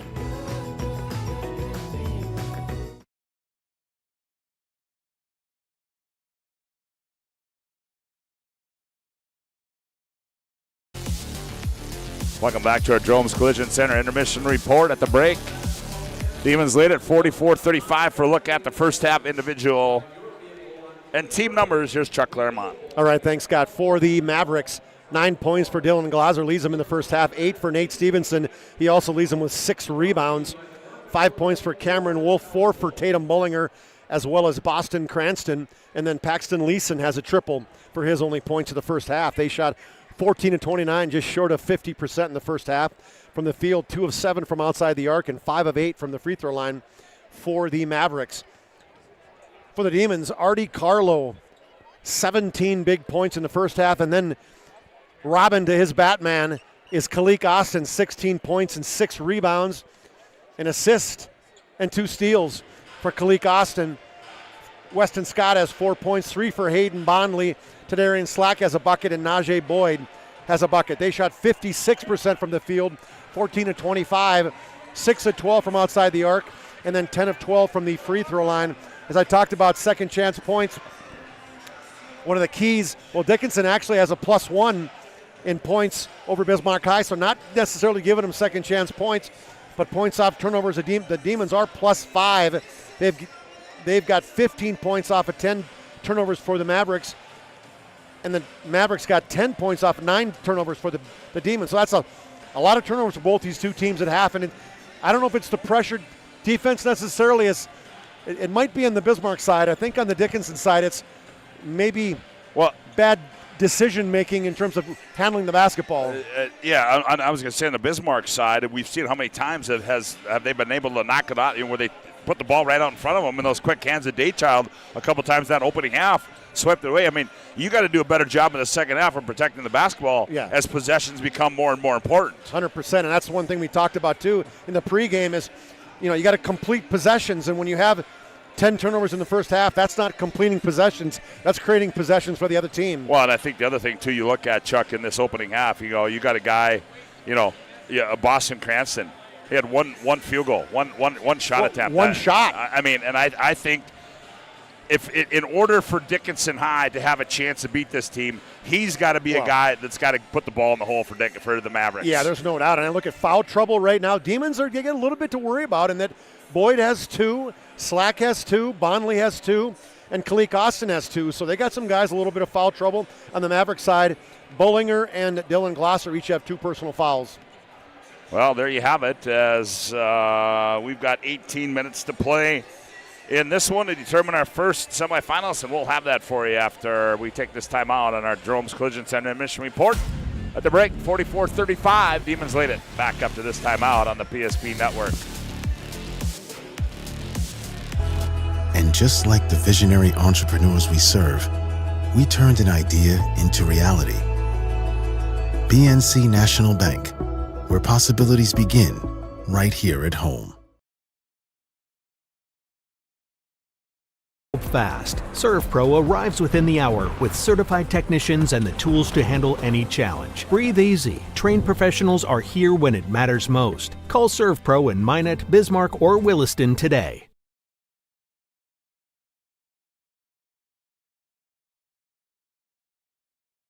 I can't believe I wrecked my car. There are some things in life we can't control, but what's important is how we respond. At Jerome's Collision Center, they provide the highest quality of service, assuring the job gets done stress-free and making it feel like a breath of fresh air.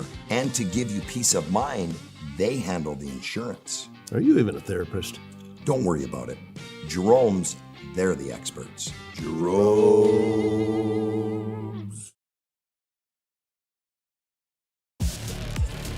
I want to thank you for tuning in to our Jerome's Collision Center and Mission Report. Call them now, 701-852-5126 to schedule your collision repair or other service. Collision repair is our specialty. We value you and your car. Well, we've got 18 minutes to go here. Determine our first state finalist tomorrow night, as the Mavericks will have the ball out of the halftime break. Last time the Demons were in a semifinal was back in 2020, and they didn't even play it. Yeah, it was exactly. COVID time. You and I were sitting there at half court at the. Yeah, like, wait, what's going on? Oh, Wolf fires a high left side three, and it comes off into the hands of Cleek Austin. And back comes Bismarck High. Austin, nice pocket pass there. Slack shot fake. It's Wolf up in the air, but he can't finish it. Kentadarian, and he will go to the Serve Pro free throw line. That's the Demon basketball we're used to seeing. Yep. Get in the lane, draw the defense, pass the basketball. First personal foul, first team foul for Cameron Wolf. Tadarian, just a 56% free throw shooter. Whoops. 7 points, 3 rebounds. Man, 57 deflections. He really has had a good second half of the season this year, Scott. I mean, he knows his role, high flyer. Oh, that was not good either. TD missed them both. Here's Wolf up the far sideline into the front court. Now on the attack. Stop there. Pitches right wing to Glauser. Now they go right block to Stevenson. Stevenson backs in on Bieber. Stevenson in the paint, kicks left corner to Bollinger. Did he get the start? Yeah, he started Bollinger. Now here's Stevenson operates in the paint, contested there, taken out of there by Austin. Kalik quickly down the floor, dribbles it off his foot, ball's loose on the floor. He finds Bieber in the corner. Carlo, catch, fire three for Artie. That one comes off, and the rebound's going to be knocked out of bounds, and it'll stay. It'll go back to the Mavericks. Another almost turnover by Kalik right there, as it was a 2-on-1 break. Dribbled it right into the teeth of the defense. Daychild, we've got to watch him, Scott. He's on the sidelines. Oh, it's his left knee. He's got it wrapped right now. Okay. That's why Bollinger's starting. Yep. There's Stevenson now. Right elbow dumps it down low. Bollinger, missed the reverse layup and got his own rebound. He's such a tough kid. Here's Glauser in the left corner.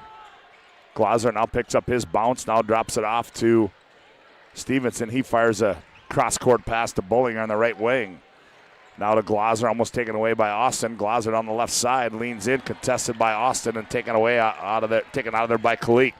Kalik in transition is going to pull up for three. Oh, the bank is open for Kalik Austin. I think sorry, Scott. I think he said he got fouled from behind too. He was kind of looking like, he got hit from behind, but it was a good hit. Yes. It went right off the backboard and in.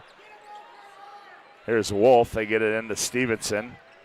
Now Glauser in the left wing. 47-35, 12-point lead for the Demons. 16 minutes to go in the ball game. Cranston backs in, kicks right wing. Stevenson drops it down low. Wolf, and they're going to get Najee Boyd on the foul. That's going to be 3 on Najee Boyd. Good job by Wolf coming across from the weak side to set himself up on the block. Boyd tried to get around him, but Wolf got big. That's 3, I think, on Najee, right, Scott? It is, yep. Bieber and Bonley come in. That's big. I mean, because Boyd is going, timeout.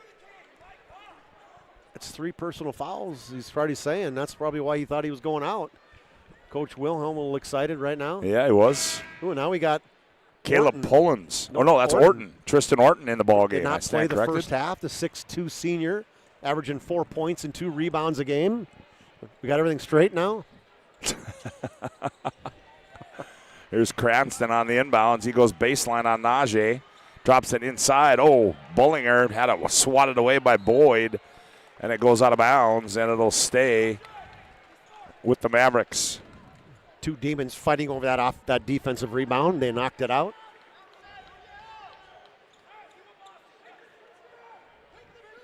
Glauser, the trigger man. Lob it into Wolf. Now they hand back to Cranston. Cranston gets in the paint. Cranston throws up a tough shot, creates contact, and he's going to be fouled, and that one's going to go on Bieber, I do believe. Yes, it is. Right. His first. You know, in the first half, the Demons did a really good job forcing Cranston to his right. You know, time after time. That time, somehow he got a chance to go hard to his left. Could not turn him back the other way. Drew the foul. Cranston at the Serve Pro free throw line. First one rolls around and goes in for Boston.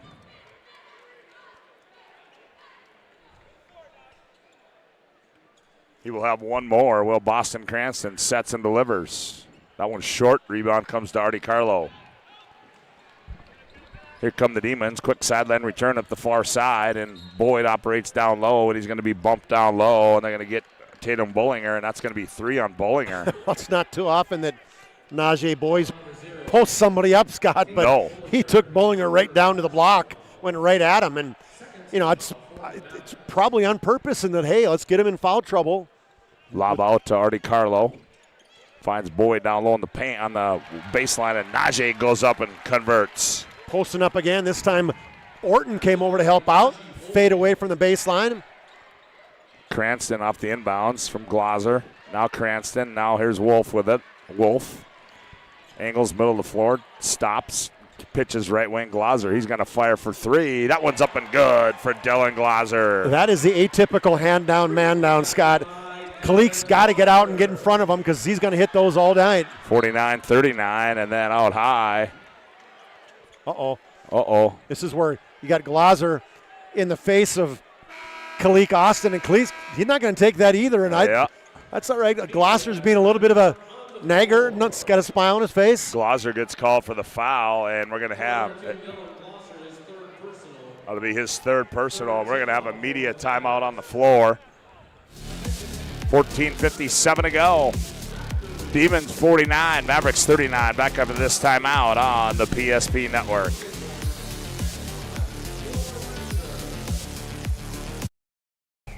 Every football fan has their Sunday routine.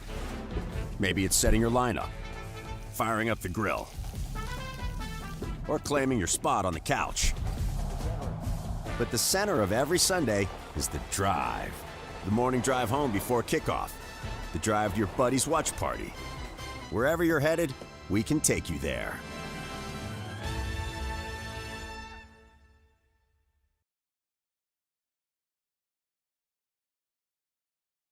This pages in a history book, a time gone by. But even in this modern world, there are new frontiers to conquer. Whether you're tending the land to grow a better tomorrow or growing a business for new opportunities, the work you do powers the world. Exploring the frontier means stepping forward, shaping the future for yourself and for those around you. First International Bank and Trust, helping you live first, one step at a time.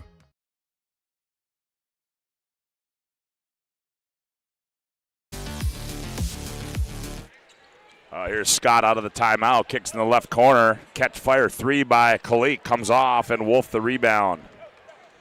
Gets it off to Glauser in the front court. Stevenson attacks middle of the floor, kicks left wing. Bullinger for 3. That one's short. Jeez. Bullinger gets his own rebound. Then he loses the ball. The ball's loose. Who's got it? Bullinger comes out of there with it. He's riding it. He's riding the ball, Scotty. Yeah. And we're going to get a traveling call. Bullinger. Tough kid on the ground. He's getting mugged.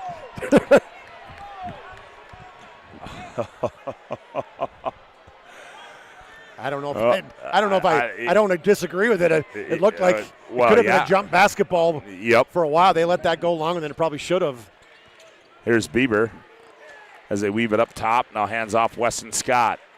Gets a high screen from White. Turns the corner, now kicks in the, Slack, he's going to fire for 3. To Darian Slack, a bonus bucket for the Demons. Make that 10 threes for the Jamal-style triple.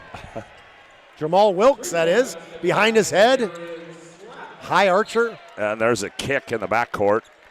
Today's game brought to you in part by 1481 Meats of Upham, your USD-inspected meat shop offering fresh and frozen retail daily, as well as whole and half beef and pork, also custom slaughter and processing appointments are now available. Call them 701-768-2525. 13:54 to go on a BNC Bank scoreboard, 52-39. Demons lead it. Cranston, free throw line, now comes out high. Wolf, now Cranston between the rings. Here's Glaser, 7 to shoot. Glaser's going to attack on Bieber, loses the bounce. Picked up by Bieber as Glaser lost his footing. Bieber back the other way, and Glaser almost took it away. Now they get it to Cleek Austin. Cleek stop and go move. Cleek fires down baseline. Kenyatta White attacks. Good defense there on the contest by Cameron Wolf, and substitutions coming in now for the Demons. Yeah, met him right at the top of his jump, Scott. Great job of blocking that one for White. He was trying to go up high off the glass. Leeson going to come in, and Bollinger is going to sit down as they lob it into Artie Carlo. Artie gets it off Weston Scott. Scott, right wing three, he's up too strong. Oh, that's going to be Najee Boyd, and that's going to be number 4 on Najee Boyd. He's got to know not to do that. That's just not a smart play by Najee. Kalik Austin gets literally like 8 seconds. That's big for the Demons because he is so important down the stretch, Scott. Yes, he is. Taking care of the basketball, getting to the free throw line. 52-39, 13-13 to go in the ball game. I feel like we've played more than 5 minutes. Oh, my goodness. In this second half. Oh, White just ran into Cameron Wolf. I don't know who created that contact. Didn't he? Just looked like he just face to face almost, right? I think the chippiness is starting to seep its levels right now. As Glaser backs in on White, fades on the baseline, tough shot off the window, no good. Rebound, Cleek Austin. He wants to run. 3-on-1. Here's Scott high off the window. Oh, Cranston! Oh boy! Weston goes down hard.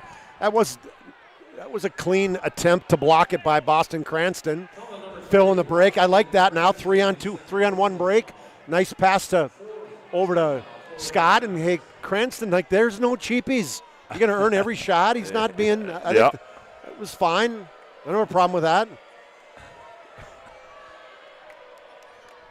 So Weston Scott toes the Serpro free throw line, sets and delivers. Free throw rolls off for Wes. 4 points in the opening half for Weston Scott, the junior. 14 in the opening round victory over Davies. Wes will have one more. Sets and delivers that one. Oh, he missed them both. Here's Stevenson in the front court. Finds Leeson in the far corner. Leeson attacks baseline. Ooh, Kalik met him up top. Blocked it away. Kalik wants to run. Kalik on the open floor. Lobs it up there. Slack. Oh, and he tipped it in. Tadarian Slack on the tip. He caught it and just kind of laid it on the back of the rim, and it fell in. What a pass by Kalik Austin there. And we're going to have a First International Bank & Trust timeout on the floor. 12-11 to go in the ball game. 54-39 back after this timeout on the PSP Network. Relax, spas, etc. Bismarck's #1 hot tub and sauna dealer brings luxury and wellness straight to your home. Discover top brands, Sundance hot tubs and Michael Phelps swim spas that deliver not just relaxation, but real therapeutic benefits. Right now, save up to $5,000 or enjoy up to 72 months interest-free financing. Visit us today at 1420 East Main Avenue in Bismarck and experience the best deals for yourself.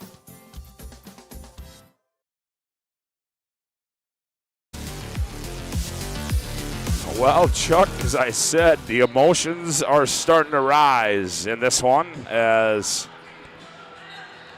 You know, one thing Dickinson's doing is they're being physical, right? That's what they can do. They got guys in Wolf and Glaser and Stevenson, obviously, and Bollinger. And Danny Glaser's emotions are high. There's a poke away by Kalik, and then they're going to get Boston Cranston on the foul. Another turnover for Boston. Just going to see how many he had in the first half. Scotty, he had 7 turnovers in the first half. Add another one there. Yeah. 54-39, 11:59 to play here in the ball game as Weston Scott gets it out. He'll set the offense from the timeline, enters at high post. Here's a hand back to Scott. Scott in the paint, now goes out high to Bieber. Bieber puts it on the bounce. Now crosses over. It goes down the right side. Leaves it for Kenyatta White. Gets to the middle of the floor. Now here's Bieber. Bieber stop and go move down the left side. Leans in. Tough shot off the glass. He scored it. Went right at Boston Cranston, who had 3 personal fouls, Scott, but was going to his left, falling away and used the glass. That's about a 10 on difficulty. 56-39. Here's Wolf, middle of the floor now. Nice pocket pass. Leeson goes up and scores. Good look by the big fellow Cameron Wolf, averaging almost 3 assists a game. Showed right there. Great court vision. 11:09 left to play. 56-41. Bismarck High leads it on the BNC Bank scoreboard. Carlo off the bounce, goes right, comes back left, running off the glass is up and good. Ooh, little flip shot up off the window, and he scored it. He had Wolf coming over on him too, Scott. So he was going away from the lane, left-handed shot high off the glass. Here's Cranston in the front court. Cranston attacks in the paint. Nowhere to go. Step back 2 on the way. In and out and back down for Boston Cranston. Well, we've had back-to-back-to-back difficult looks right there. That was a step back way away from the defense. Yeah, step back 13-footer there. Austin gets in the paint. Austin rises up. Shot short. Rebound to Leeson. Quick return. Stevenson on the other end. Stops. Gets Austin in the air. Misses the shot. Goes back up again. And Kalik blocks it away. Here comes Artie Carlo in the open floor. Carlo reverse. Oh, the degree of difficulty in the finish for Artie Carlo. You know, when he's coming at you like a freight train, right at you, Cameron Wolf is going, what angle is he going to come at me from? Now what? What do we have here now? No idea. Oh, we get technical? Yep. I told you.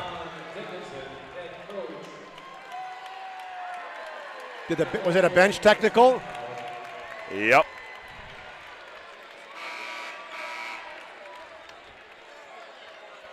Artie's got 21. Could take a media timeout before he shoots a free throw? Apparently, we're going to have a media timeout on the floor. 10:04 left to go in the ball game. Demons 60, Mavericks 43. Back after this timeout on the PSP Network.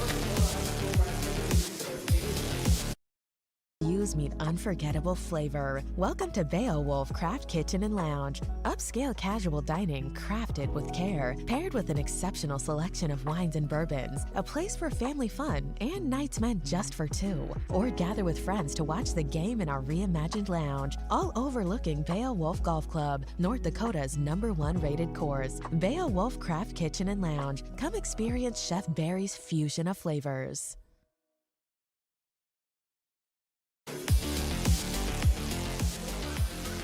Well, today's game brought to you in part by Val Secretary, local one and operated in downtown Minot since 1960. They have a full line of e-bikes that they service in their shop, sharpening center for knives, scissors, chainsaw blades, and more. Fitness center with treadmills, ellipticals, and recumbents, and also Ryan Family Dealerships. At Ryan Dealerships, the commitment and respect for their local customers is as strong today as it was 50 years ago. Experience the difference when you visit one of the 5 locations in Minot Wilson or shop online at driveryan.com.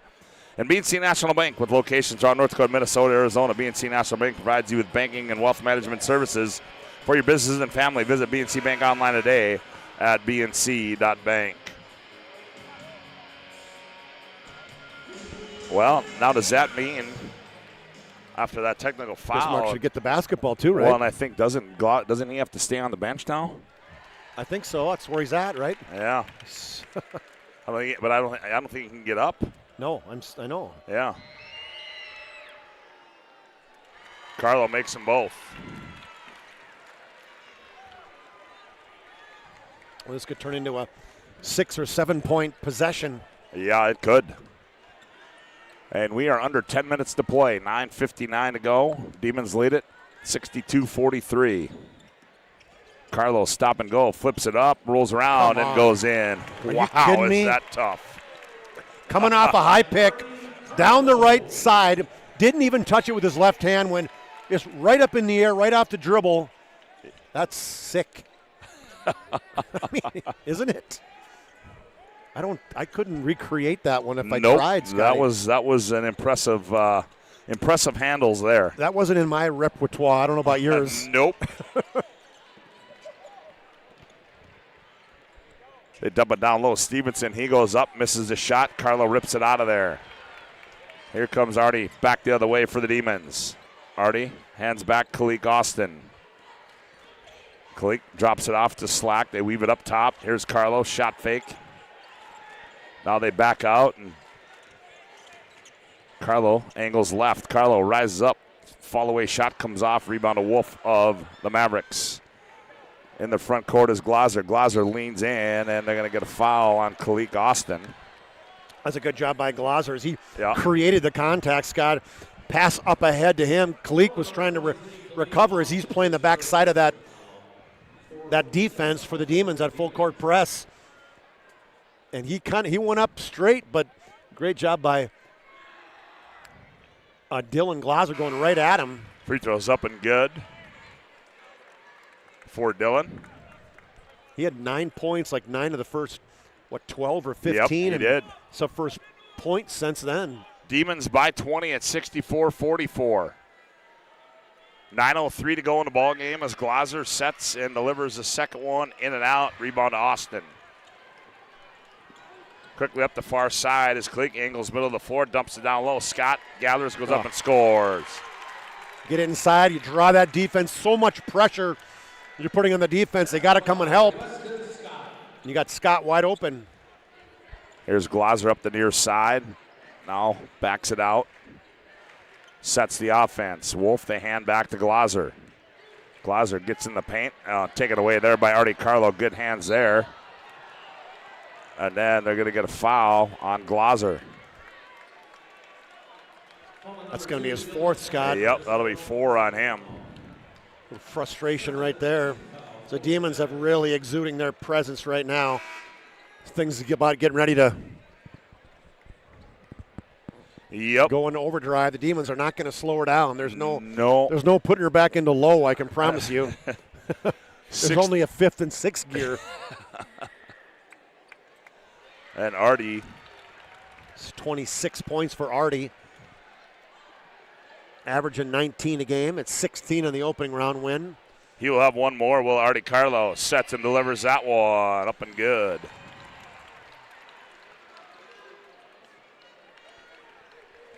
(68-44), 8:32 to go in the ball game. Oh, that might have been a travel. Leeson in the front court now finds Cranston. Boston jump stop through the lane, goes up. Oh, he missed it. Didn't think he was going to be that open. Nope. Here's Kalik back the other way. Kalik on the other end, who tried to shovel pass it to Bieber, and it goes out of bounds, and it'll stay with Bismarck High. 8:16 to play. 68-44. That one needed a bounce pass. Yep. Oh, White slips down the middle. Nice move. Gathers, missed a shot. Austin right there, teardrop in the lanes, up and good. He's the one who threw it in bounds, and he just stepped in the right place. The ball fell right in his hands. Sometimes it's better to be lucky. Yep, Cameron Wolf angles middle of the floor. Now he goes Cranston the right wing. Cranston attacks on the baseline right, nothing there. Now he's still operating down low, goes out to Wolf. Now back to Cranston. Cranston in the paint, goes up, tough shot, scored, and one. Job by Cranston getting to that block right there, Scott, drawing the defense and then going right at him with a right-handed or left-handed jump hook. And that one would go against Artie Carlo, and we've got immediate timeout on the floor. 7:50 to go. Demons 70, Mavericks 46 back after this timeout on the PSP Network. That sinking feeling you get when this happens? That's oil change-anxiety. The anxiety of being without a car with a billion things to do. The fear of being overcharged. The stress of not knowing where to go or who to trust. But you never get those feelings at Valvoline Instant Oil Change, where you can watch us work right from your car, and we finish up in about 15 minutes. We changed your oil and did our 18-point safety check. Valvoline Instant Oil Change. Service you can see, experts you can trust. And invested wisely. Whether it's paying for a child's education, taking the family trip you've dreamed of, giving back to the community, or funding a confident retirement, we can help you reach your goals. We are passionate about helping you make smart decisions about your spending and saving so you can feel confident about the future while enjoying life today. Together, we can design a personalized plan that takes into account your short and long-term needs and wants, but is flexible enough to adjust as your life changes.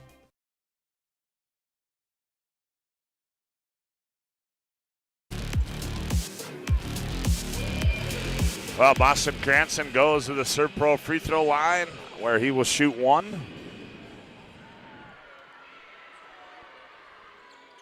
Free throw is up and good for Boston. 10 points now for the senior. 70-47, 23-point lead now for Bismarck High.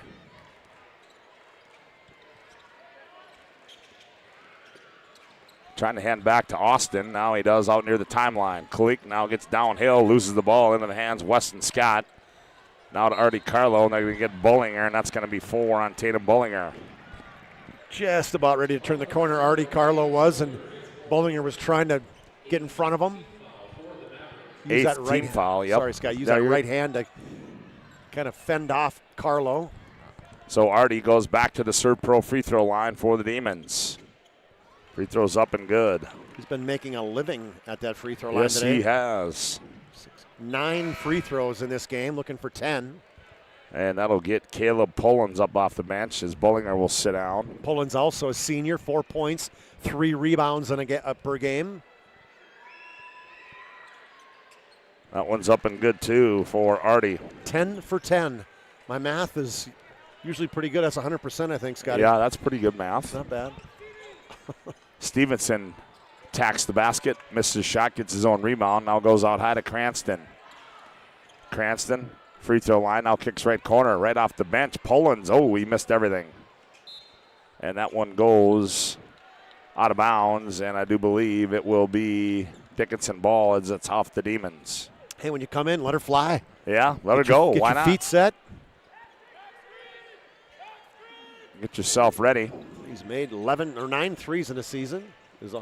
Leeson on the leaner. That one comes off, and Kalik the rebound for Bismarck High.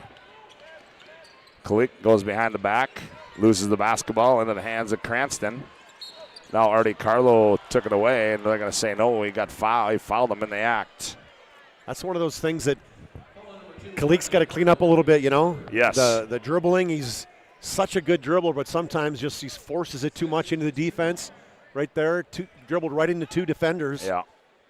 That's the time somebody's probably open. Again, speaking of math, 2-on-1, that means only 3 guys left to guard 4, right? Here's Leeson out of the right corner for 3, and he buried it. Good look. Quick reversal to Leeson from that right corner. 72-50, 6:39 to go here. Demons lead it by 22.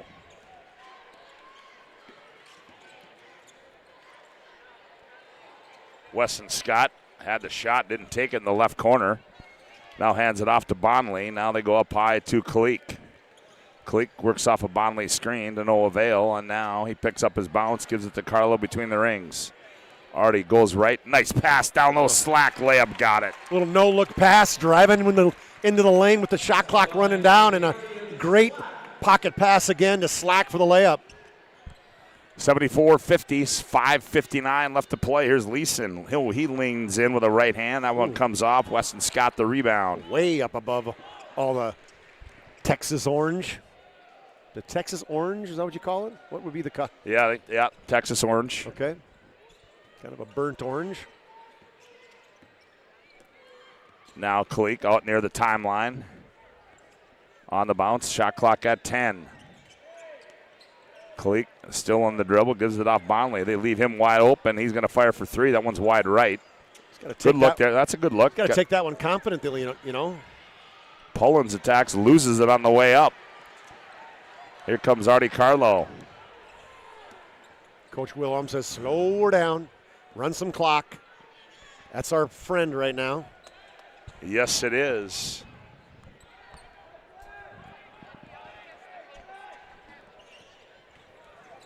To the 10, Weston missed it. Oh, Tadarian Slack with the follow flush. Oh, boy. Right-handed missed layup and then Slack right down the lane, two-handed finish. Leeson left side three. That one's too strong. Ball tipped out of bounds, and it will stay with the Mavericks. Sedarian's had a few of those at the end of the season, hasn't he? Was that impressive? I mean, right down the lane is a great job by Weston Scott beating the defender, and then a little bit too hard off the back of the rim or off the backboard, hit the front of the rim and perfectly set up for a Slack follow. Bismarck High's last state title? 2010. 2010. That might have been one of the better games I've ever called in my life. Down here in this baseline. Absolutely, Esley Thornton. Yeah. Jack Michaels, I called that game with.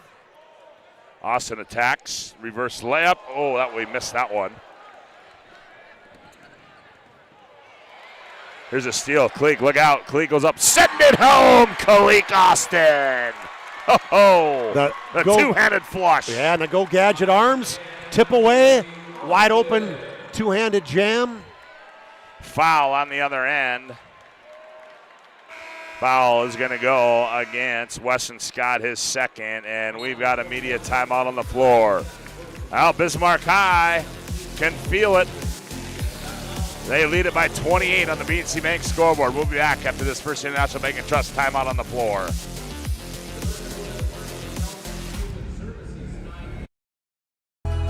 And just like the visionary entrepreneurs we serve, we turned an idea into reality. BNC National Bank, where possibilities begin right here at home.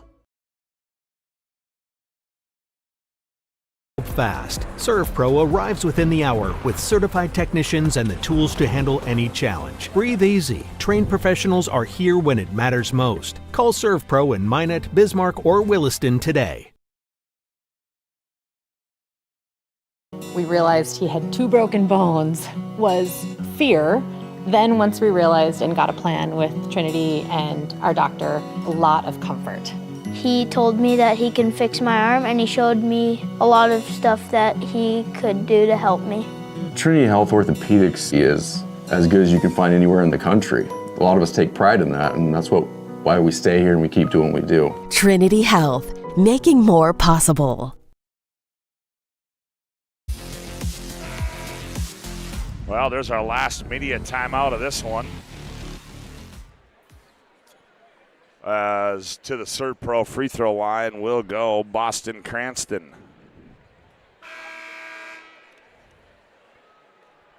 Miners Century and West Fargo to follow this one. Free throw by Boston's up and good.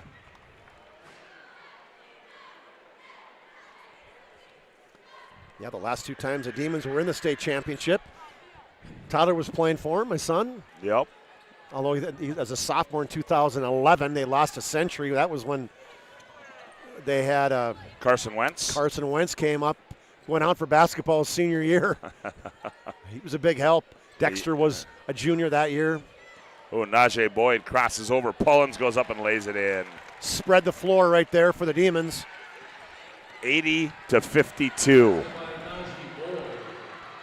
And Jordan Wilhelm's going to empty the bench. There's a steal by Kalik. Glazer's not going to let him get it. They're going to get a foul. Coach Wilhelm just took a deep breath right there, going like, "Oh!" He was looking at his coaches, going like, "Oh man," trying to get him out of the game. And here he comes with, that's where you got a football guy, Glosser, and a rodeo guy in Bullinger, and he was not getting another dunk. I can promise you that. Well, Gleason was the one that got the foul. It was Gleason. Okay, I didn't see him. Subs coming in as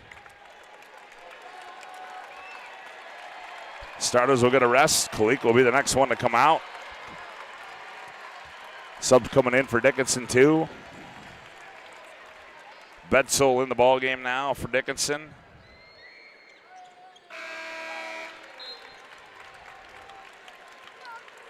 Free throw by Kalik.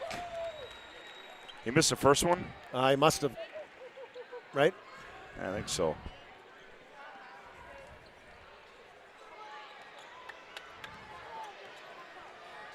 Here's Bedsole. gets it to Pullins. Now to Bullinger, now to Leeson. Leeson step back, fires for three, wide left. Oh. Lugo, loose ball, and Caleb Pullins can't finish it. Coming in now also is Corbin Wolf and Beckett Hansen coming in. Not quite on running clock. I mean, Beckett Cranston. A little brother, Beckett Cranston, hasn't played this year other than got in the West Region. Isaiah Doctor in there. Mason Seafeld in there. Caden Sather in there. Well, pick the picker to Logan Bledsoe. Bedsole, excuse me. 2:45 to go. Sather. Nifty move there and lays it off the window. Does Caden Sather. Great job going to his left and then turning and spinning, going right back to his right. Got the defense on the ground. He's in the books. There's Corbin Wolf with it. Oh, Bedsole. Taken away there by Isaiah Doctor. Isaiah Doctor brings it into the front court, drops it off to Beekler, yep. There's Seafeld. Oh, he fires a three and misses that one. When he gets in, he lets her fly. Yeah, everybody wanted him to get one, He's got a little hook on his action. All those guys in the front row were stood up for him. I'm guessing if he gets a chance, he's going to let another one fly here in a minute 54. Bedsole attacks again, Wolf, and we're going to get a foul.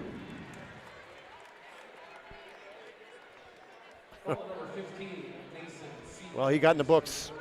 I guess he would have with a missed shot, too. Demons JV team went 21-0. Sophomore team won the sophomore tournament. Freshman team won the freshman tournament. It's a pretty good year.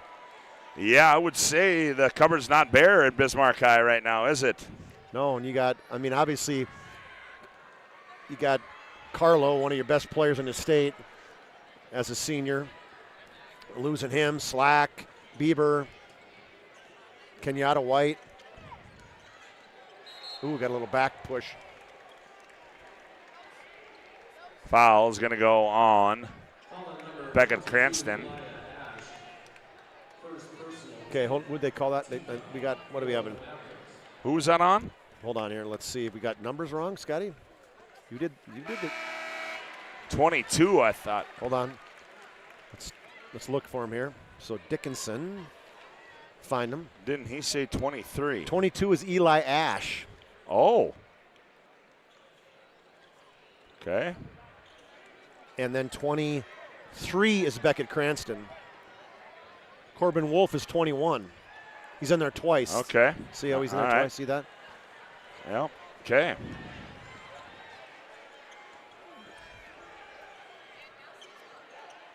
Down low, they go to Lugo. He can't finish it, and we're going to get a foul.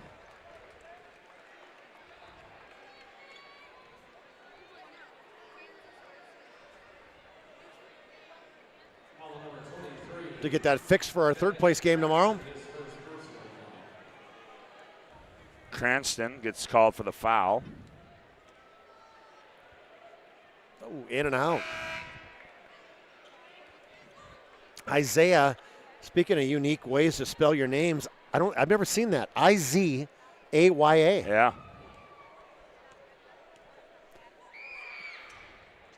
Missed them both. Isaiah misses them both.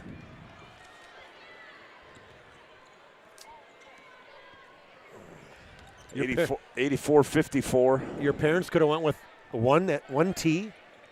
Yeah. SKOT. Yeah. TT. They just stuck with the normal. Yeah, they did. Oh, tough shot there by Isaiah Doctor. He got it to go down. Couldn't make a wide open 15-foot free throw, but man, that was an acrobatic shot on the right side. Went up high, put the ball deep out in his right hand. Beckett Cranston, a little teardrop, comes off, and we're going to get a foul. People are going, are you still calling fouls? Holy cow. Let her go. Yep. Next up, Boy, they're filling in, man. It is crowded here. Yeah, this is the biggest crowd I've seen this year yet. Beckett Cranston gets in the book. He'll have another one. So the Cranstons aren't bare as next year. Beckett will be a sophomore. I got a feeling he's going to get some PT.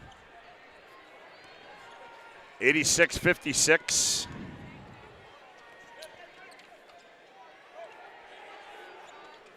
Shot up there by Cale Fisher comes off. And Beekman knocked it out of bounds, and the clock will continue to wind as we are at 30 points in this one. And I think that Dickinson, the Mavericks, are going to bounce it out. And for the first time since 2013, the Bismarck Demons advance to the state championship game with an 86-56 victory over the Dickinson Midgets here in semifinal game number 1. That'll take us into our planning team financial advisors, Shots Crossroads post-game report. We're looking for a full-service financial planner, planning for farm or business succession. Planning team financial advisors here to help you work toward achieving your financial goals. Visit us online at planningteam.com, and Shots Crossroads get filled up on their delicious menu that includes the famous number 99. Order online at shotscrossroads.com. Team buses are always welcome. Chuck Claremont has made his way down to the playing floor.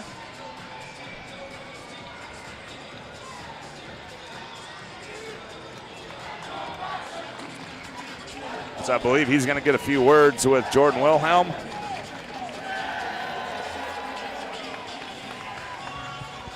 And let's go down on the playing floor. Chuck Claremont. Chuck, take it. All right, thanks, Scott. Coach, they put a good first half on you guys, and I think you just wore them down. I mean, just relentless defense, relentless pressure offensively, and pulled away at the end.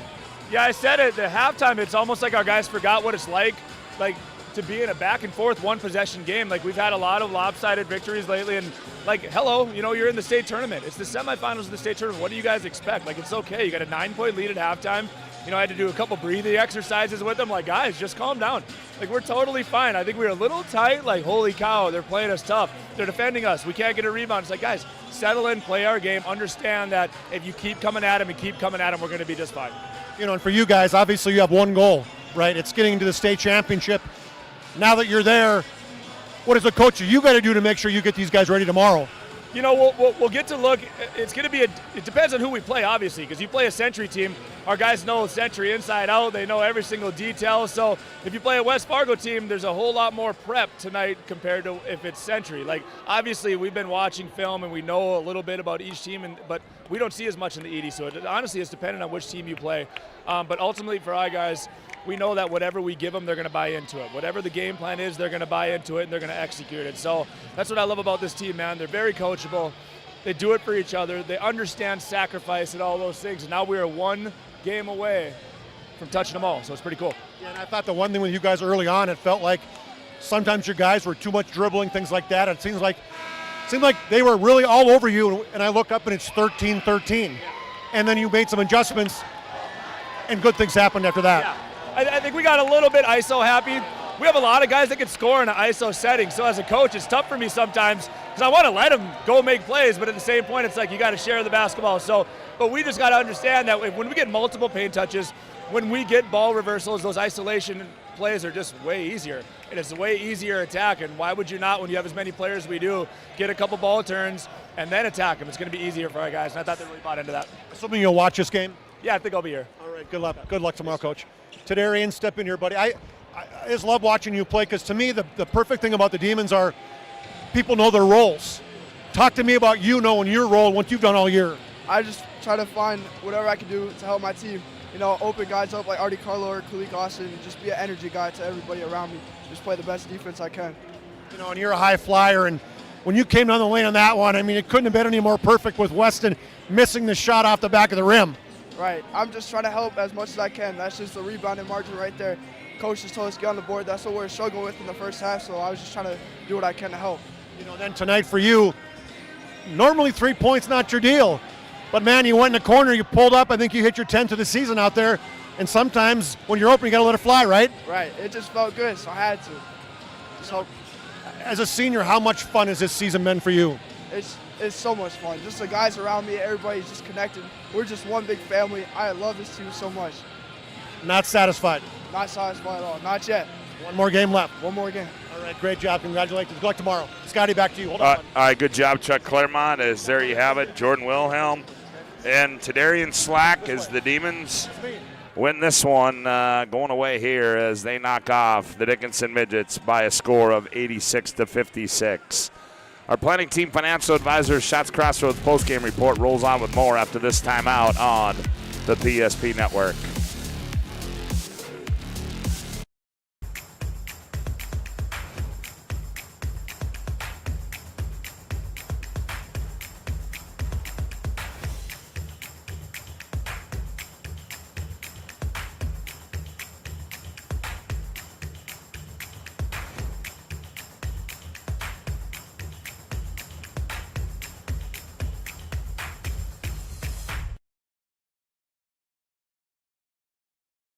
We started with small beginnings, and just like the visionary entrepreneurs we serve, we turned an idea into reality.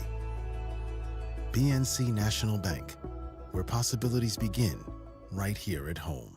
This presentation on the PSP Network is proudly brought to you by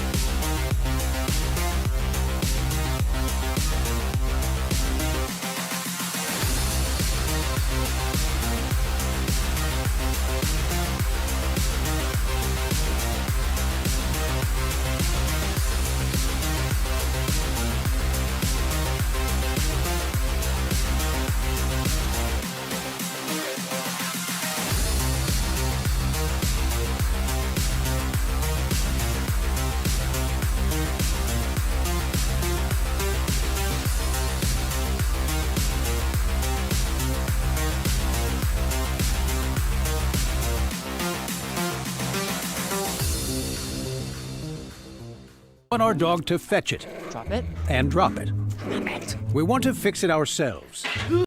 And actually fix it. We want to order the market price lobster. And know the market price of the lobster. How much is... Whatever the market says. Sadly, we can't have it all. Except at Sport Clips, where we check in with the pros in men's hair and totally check out with pure, uninterrupted relaxation. Sport Clips. It's a game changer. 8 gallons of homemade ranch dressing every day, so you can smother your dinner salad with it, dip those crispy golden French fries in it, and dunk your breaded chicken strips. You can even cover your... Wait, no. You can't put ranch on steak. Or can you? Shots Crossroads. Don't forget the ranch.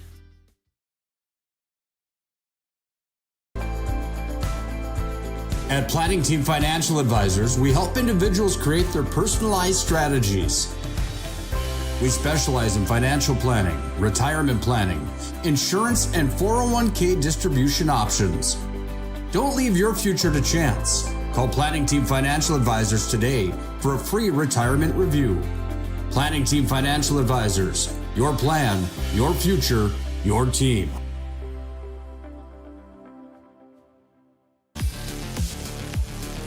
Welcome back to our Planning Team Financial Advisors Shots Crossroads post-game report.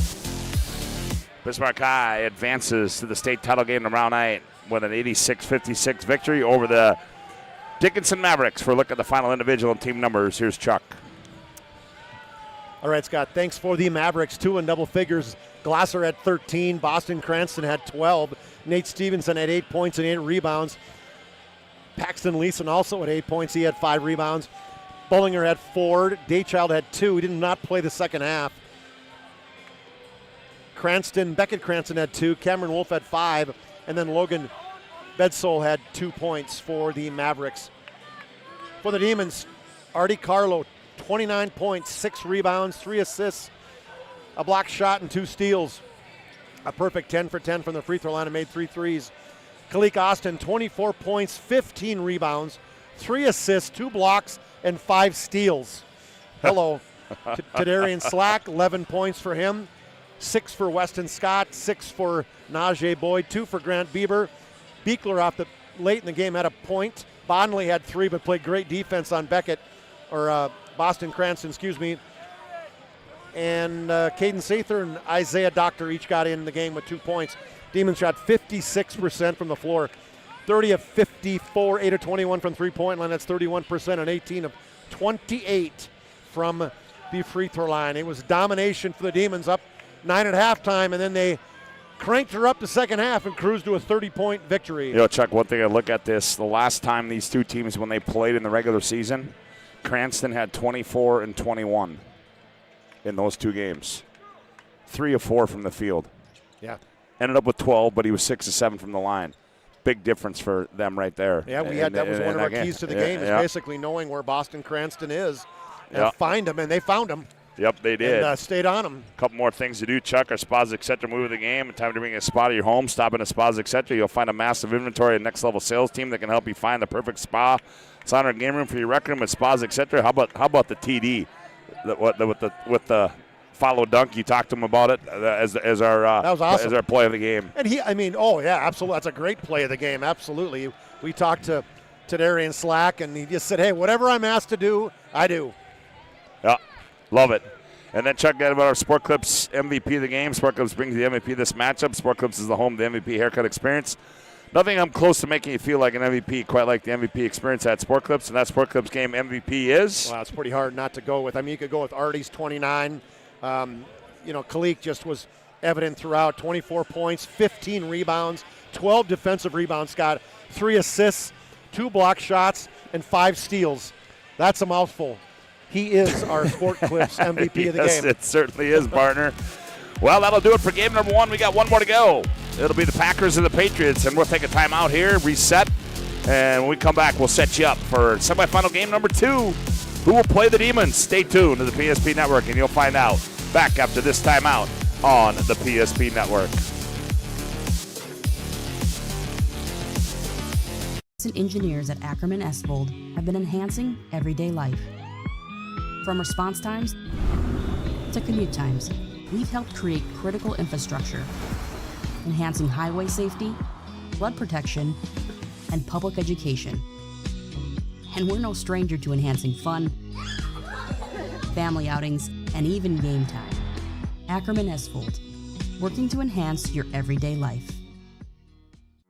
Our initial reaction when we realized he had 2 broken bones was fear. Then once we realized and got a plan with Trinity and our doctor, a lot of comfort. He told me that he can fix my arm, and he showed me a lot of stuff that he could do to help me. Trinity Health Orthopedics is as good as you can find anywhere in the country. A lot of us take pride in that, and that's why we stay here and we keep doing what we do. Trinity Health, making more possible. This presentation on the PSP Network is proudly brought to you by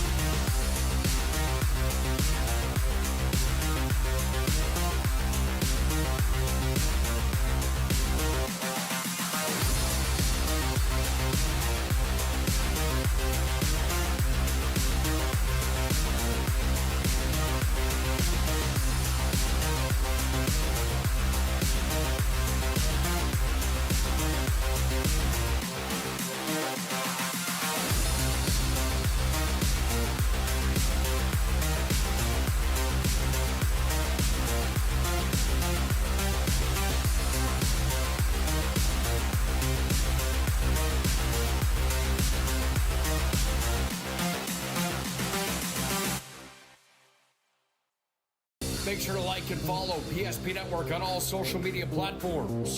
PSP Network, it's game day. At Ryan Buick GMC, we treat every day like game day. 1.2-liter turbo engine, ultra-wide screen. 1.2-liter turbo engine, ultra-wide screen, on 2. Ready? We know how to get you in the right vehicle. Blue Canyons, and hut, hut. From the test drive to the handoff, we make every step easy. This season, start your drive at Ryan Buick GMC. We often think of frontiers as pages in a history book, a time gone by. But even in this modern world, there are new frontiers to conquer. Whether you're tending the land to grow a better tomorrow or growing a business for new opportunities, the work you do powers the world. Exploring the frontier means stepping forward, shaping the future for yourself and for those around you. First International Bank and Trust, helping you live first, one step at a time. That sinking feeling you get when this happens? That's oil change anxiety. The anxiety of being without a car with a billion things to do. The fear of being overcharged.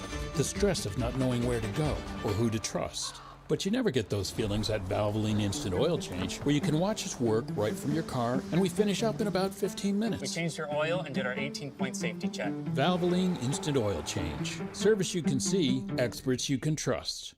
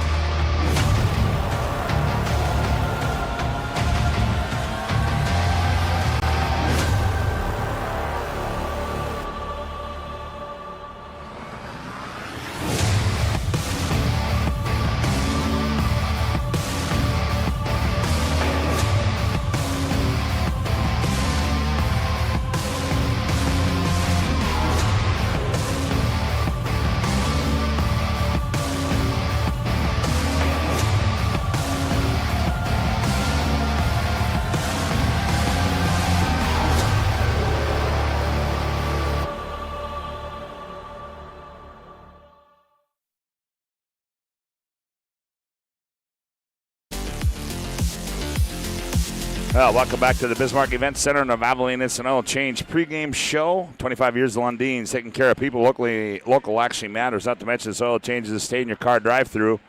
Oil change is typically performed in 15 minutes or less. Find them in Minot, Bismarck. It's Valvoline Instant Oil Change. Well, game number 2, Chuck, Century Patriots number 2 out of the West versus the number 1 seed out of the East. West Fargo Packers, Century 21-4 on the year, number 3 in the state. West Fargo 19-6, receiving votes in the current boys Class AA basketball poll. Last time these two teams played was in the state tournament consolation semi. Century won that one 85-56, but interesting matchup here tonight in this one. Century being a little banged up, but boy, they performed last night. And West Fargo, speaking of being banged up, that's what they like to do. They like to bang you, hang on you, grab you, do whatever they can, and we'll see what happens here tonight in this one. Yeah, it's definitely a matchup. I mean, one thing the Patriots, I mean, not that they're not physical, but ultimately they don't necessarily try to out-physical you, and that's one thing we saw yesterday with the Packers and the Sabres. They got in your face, and the officials let them.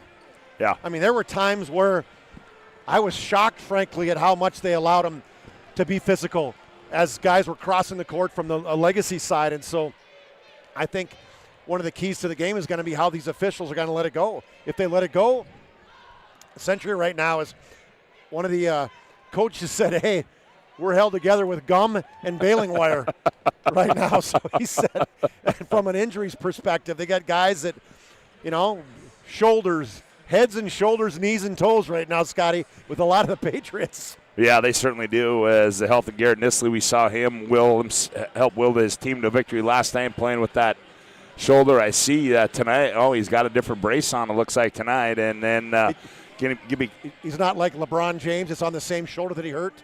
Oh, sorry, that was a LeBron James cut. My bad. Wow.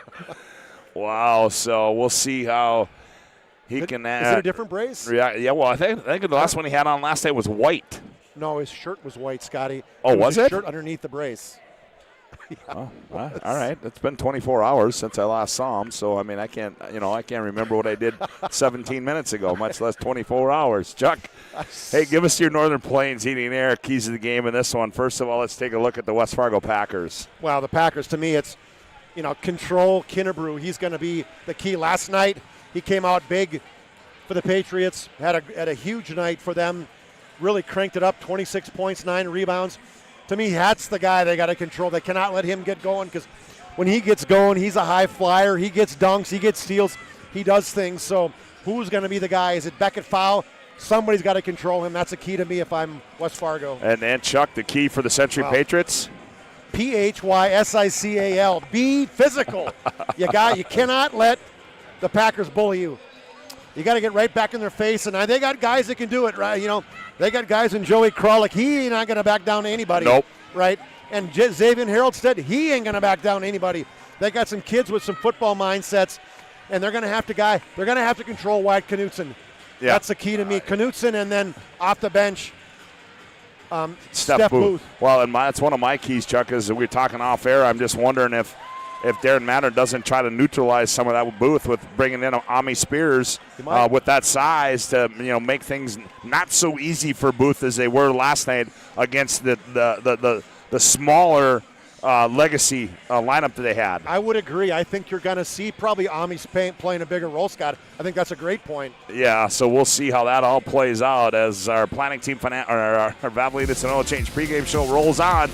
We come back to starting lineups.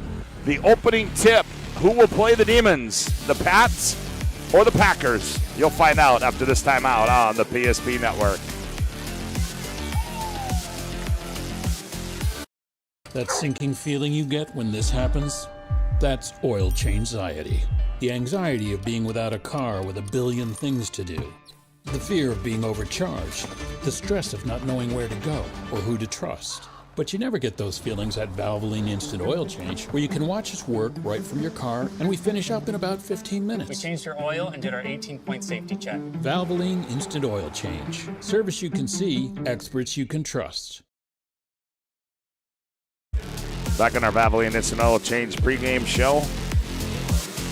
Drive-through oil change that typically performed in 15 minutes or less. Find them in Minot and Bismarck. It's Valvoline Instant Oil Change. If you're just tuning in, glad to have you aboard on the PSP Network. A game that just went final. Bismarck High defeated Dickinson 86-56. So that puts Bismarck High in the title game in round 8 as they await the winner of this one. And Dickinson will play the loser at 3:30 tomorrow afternoon. And the consolation championship, well, West Fargo Cheyenne and Legacy will do battle in that one. That'll be at 11:30, and you will hear the West Fargo Cheyenne Legacy game, the Dickinson High loser this one game. Also, we'll have the consolation girls championship, and we'll also have the third place and championship game on the girls side as well. Right here on PSP on our digital audio coverage. Pretty much every game we're doing tomorrow, right? Yeah, pretty much every game. We'll have a mishmash of crews tomorrow. Yeah, and I know the talk earlier is Nick Hallberg, the boss man. He's going to come back as he wants to call the final game for Lily Bell and Maggie Fricke in their high school career. He's been following them all along, and so he and Joe or Chuck will have the call for you of that one. As the starting lineups are being introduced on the floor, they'll go like this. For Century at one guard will be, let's see, where are we at here? Will be Xavier Haroldstead. He's 6'4" and a senior. The other guard will be Braylon Aldinger, 6'4" and a senior. At another guard spot would be Gaby Kinnebrew, 6'4" and a junior. And the one forward spot will be Garrett Nisley, 6'4" and a senior, and the other forward spot will be Joey Kralik, 6'4" and a senior. His head coach is Darren Mattern. For the West Fargo Packers, they'll go like this. At one guard will be Aiden Samek. He's 5'9" and a senior. The other guard will be Hawkins Seymour. He's 6'2" and a senior. At another guard spot will be Beckett Fowl, 6'2" and a senior. And then another guard spot will be Sam Glant, 6'2" and a senior. And in the middle will be Wyatt Knutson. He's 6'5" and a sophomore. Their head coach is Adam Palczewski. It'll be Samek, Seymour, Fowl, Glant, Knutson for the Packers. Haroldstead, Aldinger, Kinnebrew, Nisley, and Kralik for the Patriots. The officials for this final game, Perry Olson, Caden Kuhneman, and Reed Floggen. Good crowd still on hand here at the Bismarck Event Center. Day 2 of I think people are expecting this to be a good one too. I mean, these people probably here today saw West Fargo yesterday and said, hey, that's a solid basketball team. Coach Adam Palczewski in his 9th year, they bring it. He plays kind of a West Region type basketball. Yeah, he does. Right? Aggressive defense, get in your face, shoot some threes. Tough group of kids. They won the West Region or the East Region championship, beat North, Davies, and Cheyenne to earn their way here. Yes, they did, as Wyatt Knutson, the last Packer to be introduced, and we are about ready for semifinal basketball here, our last and final game of the day at the Bismarck Event Center. Boy, it's rocking in here. It is loud. The lather is high in the Bismarck Event Center right now. Well, here we go. The Patriots in their Navy uniforms trimmed in white and scarlet. Packers in their home whites. As Gibby Kinnebrew will go up against Wyatt Knutson. Gibby Kinnebrew went down hard yesterday too, so he's another guy between Kinnebrew, between Nisley. Standing O for the National Guard, delivering the basketball. It's a big smile on that dude. You gotta like that, right? Absolutely. Thank you for your service, right? Yes, sir. Thank you, all those servicemen and women, for your service.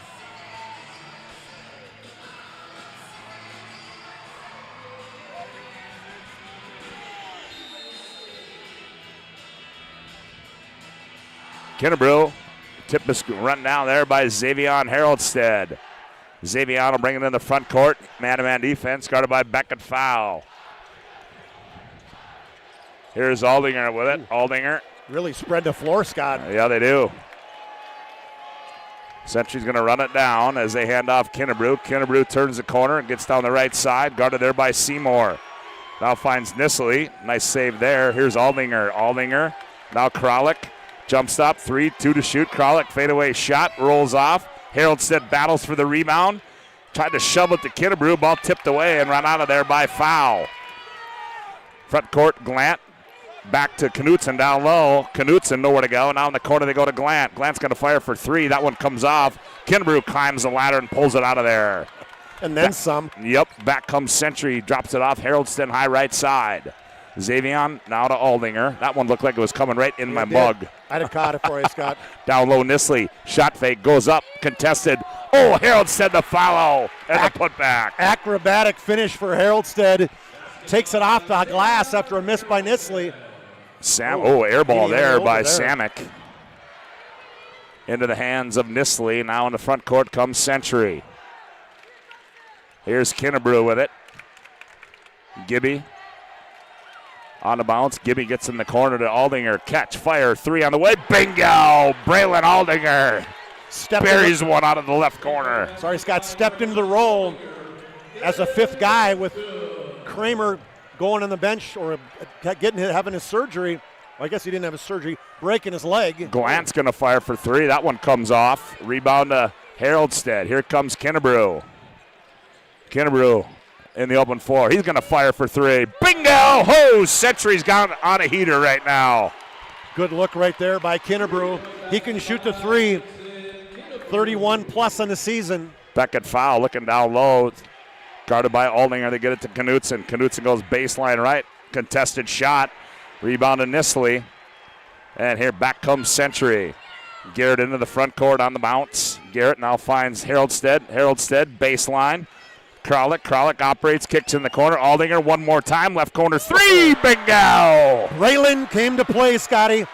Got down low to Kralik, out to Aldinger. Triple. B.A. buries two from the left corner. And Century on a run. And, we're going to get a foul on Haroldstead as Samick. Xavion got caught with his hands in the cookie jar there. B.A. There you go. That's Braylon Aldinger. I don't know. We can make it to make up names every week. I love it. It's great. Why not, huh? Hey, I like it. Just because it's not on the score sheet. That's what we do. Brackens comes in for West Fargo. Booth also in there now for Booth had a big West game Fargo, yesterday. yep. 14 points, 7 rebounds. Inbound to Samick, guarded by Haroldstead. And Samick's, what are we going to get, another foul? Going to get Kralik on that one. That's a tough one. As Kralik, yeah, it is. As Samick lost the basketball, Kralik was trying to rip it away. And one thing Samick is he's got a little mean streak to him, too. Yep. He's mighty, he's small, but he's mighty. They inbound it to him, guarded by Xavion Haroldstead in the right corner. Now around the wheel they go, high left side, Brackens. Now Brackens top of the key. Samick thought about it. Now going baseline is Seymour. Seymour reverse layup comes off. Kinnebrew skies and pulls it down for Century. Here comes Nisley up the near side for the Pats. Ball's loose, taken away there. Garrett got caught in transition. Brackens shot attempt, no good, but we're going to have a foul. It's going to go on Braylon Aldinger. That'll be his first, team's third, and we are going to have a media timeout on the floor. 14:54 to go here in the opening half. Century 11, West Fargo 0. Back after this timeout on the PSP Network. Meet unforgettable flavor. Welcome to Beowulf Craft Kitchen and Lounge. Upscale casual dining crafted with care, paired with an exceptional selection of wines and bourbons. A place for family fun and nights meant just for two. Or gather with friends to watch the game in our reimagined lounge, all overlooking Beowulf Golf Club, North Dakota's #1 rated course. Beowulf Craft Kitchen and Lounge. Come experience Chef Barry's fusion of flavors. And just like the visionary entrepreneurs we serve, we turned an idea into reality. BNC National Bank, where possibilities begin right here at home. Well, a quick 11-0 start for Century here as West Fargo will come out of the timeout and they will go to the Serve Pro free throw line. A.J. Brackens will go to the Serve Pro free throw line, and he will shoot two, a 76% free throw shooter. Today's game brought to you in part by Minot State University. More than 96% of recent Minot State grads employed or continue their education. MSU grads get jobs, period. Minot State University, be seen, be heard, be you. Brackens toes the Serve Pro free throw line. It's up and good for AJ. 14:54 mark. They broke the Schneid. Yeah, he broke the ice there. And AJ will have one more.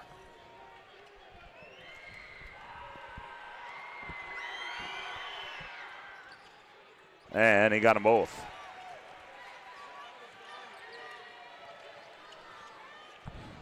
Kinnebrew will come back the other way now. Starter still in for the Patriots. Yep. Enters at left wing. Haroldstead. Xavion gets on the bounce. Goes baseline left. Back to Aldinger. Here's Nisley. Thought about it. Nisley attacks. Now back to Kinnebrew. Kinnebrew now to Seymour. No, here's Aldinger. A deep. Oh, that one's wide. Way right. Here comes Brackens back the other way. Brackens step through move, hangs in the air and scores. He's got the first four. He is so quick. Remember that last night, that one play where he had it and you blinked and he was zipped right through 4 defenders for a layup.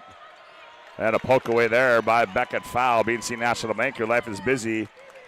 We'll manage your money easy with locations in North Dakota, Arizona. Visit BNC Bank online, bnc.bank. Coach Mattern's out on the floor throwing that left hand.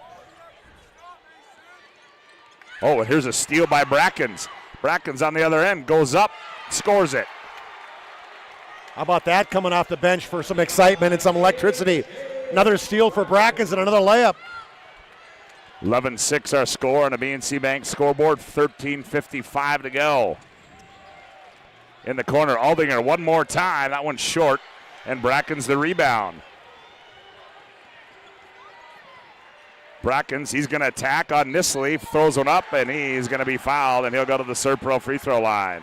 Man, as he put pressure on our defense, they said he missed good part of the early season, Scott, but since he's been back, he's been absolutely fantastic. So you can see he's an athletic, great leaper, and just an absolute pressure defender.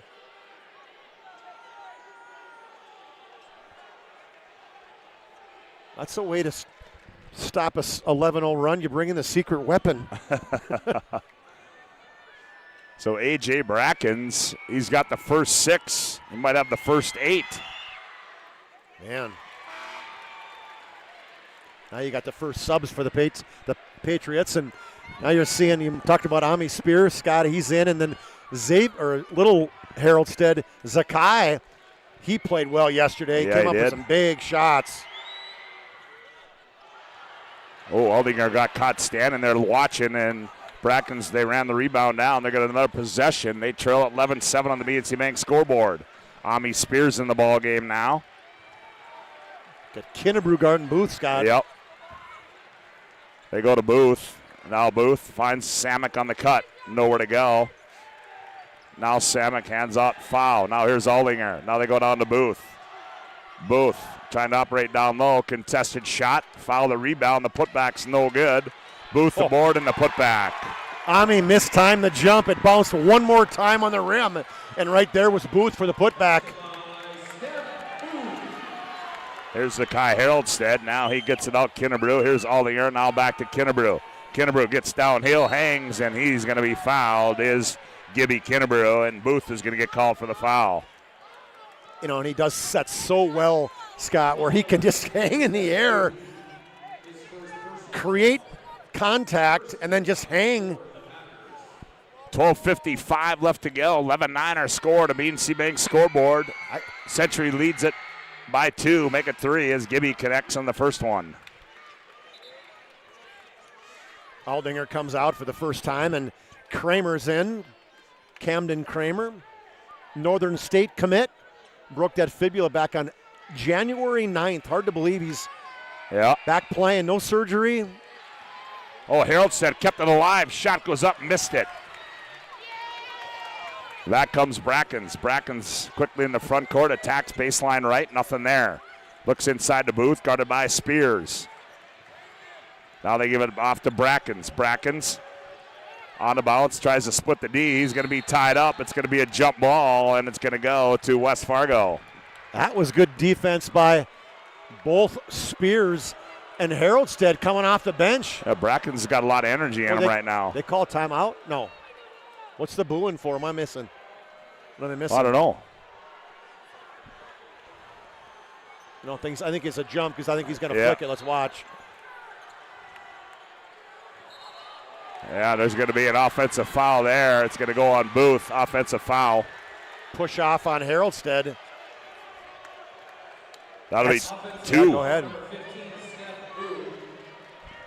12-9 our score. 12 and a half to go here opening half. Century leads it on the BNC Bank scoreboard. Xavion on the handoff.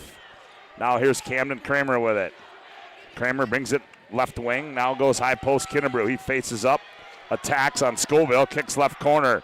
It's Haroldstead for 3. That one comes off. And Booth handles it and gets it off to Glant. Glant up the near side. Angles middle of the floor. Kicks in the left corner to Beckett foul. Foul kicks out high Brackens. Now Brackens. They try to go down low to Booth, taken away by Kinnebrew. Here's Xavion. Xavion on the breakout. Xavion, wraparound pass out to Kinnebrew. Ooh, that was dangerous. Yeah. Kinnebrew rises, 15-footer, too strong. Spears the board, kicks it back out. Zakai Haroldstead for 3, bingo! Ami Spears playing dividends, Scotty. Coming off the bench, your pick to click, big fella, you called it. Kick out for a wide open look by Haroldstead. 15-9, Century on the leads on the BNC Bank scoreboard, 11:35 to go. Down low, Scoville. Scoville loses it. He's going to be tied up down low. That's going to be a jump ball, and it's going to go to Century. Good hustle again, this time by Kramer and Kinnebrew. Now Knutsen's going to come back in. Same with Samick. Today's game brought to you in part by the UPS store located in South Broadway and Minot, open Monday through Friday, 8:30 to 7. Saturday, 8:30 to 3. UPS store located in the Marketplace Foods Plaza for all your packing and shipping needs. Kinnebrew dribble entry left wing. He attacks on Scoville, gets down on the baseline, back, crab dribble in, shot up of the glass, missed it, goes up and grabs the board, puts back, and he's going to be fouled as Gibby Kinnebrew. I don't know how the first one wasn't a foul. Didn't it look like yeah. Owen Scoville basically had riding time? I mean, I thought he was going to put a saddle on him. You know what I mean? Well, I think we answered the question that the officials are going to let him play. Yep, I think you're exactly right. As Gibby Kinnebrew toes the serve pro free throw line, free throw too strong.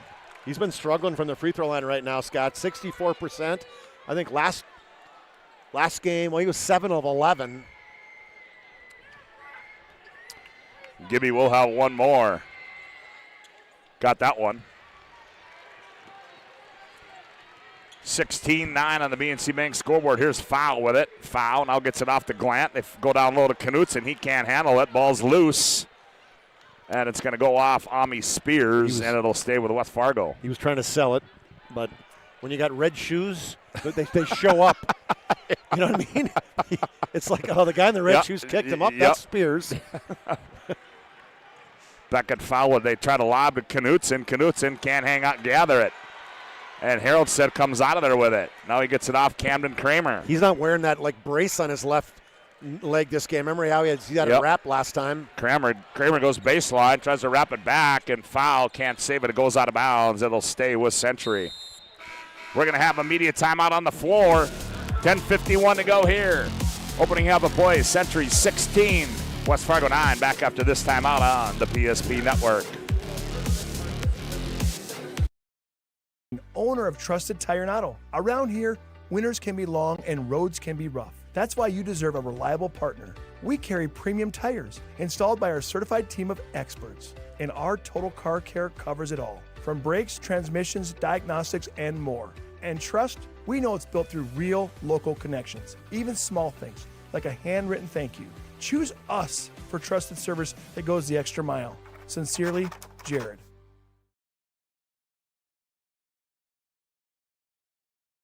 Relax, spas, etc., Bismarck's #1 hot tub and sauna dealer brings luxury and wellness straight to your home. Discover top brands, Sundance hot tubs, and Michael Phelps swim spas that deliver not just relaxation, but real therapeutic benefits. Right now, save up to $5,000 or enjoy up to 72 months interest-free financing. Visit us today at 1420 East Main Avenue in Bismarck and experience the best deals for yourself.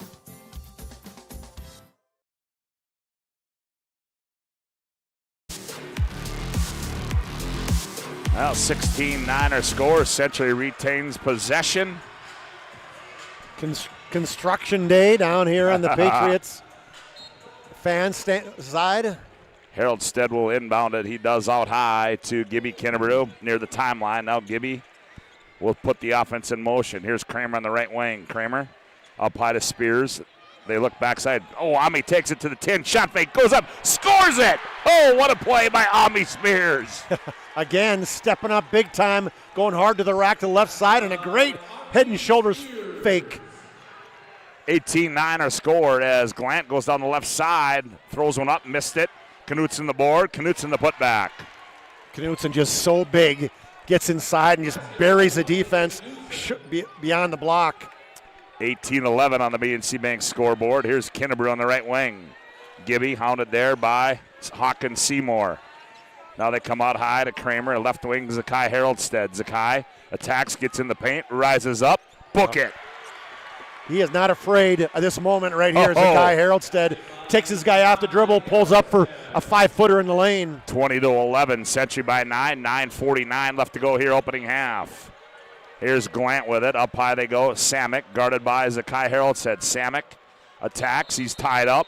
Got to be a jump, isn't it? Jump ball, and possession arrow is in favor of West Fargo. Here comes Nisley, Kralik, and Aldinger back in, but what good minutes there by Ami Spears. You got that right. For Century. Huge minutes right there, Scott. Foul will trigger it inbounds and gets it in the corner. Knutson. What a matchup that is right there, huh? Yeah. Kralik and Knutson. Now they switch it off. Ball's loose, and Kramer on the floor finds Haroldstead. Haroldstead finally picked it up, finds Kralik on the trail. He skips it left side to Nisley. Garrett, he's going to rise and fire for three. Bingo! He loves that jab step, Scott. You jab step, he gets a little bit of space, and he can spin it in. 23-11 as Century has cranked up the defense. Here's Seymour with it.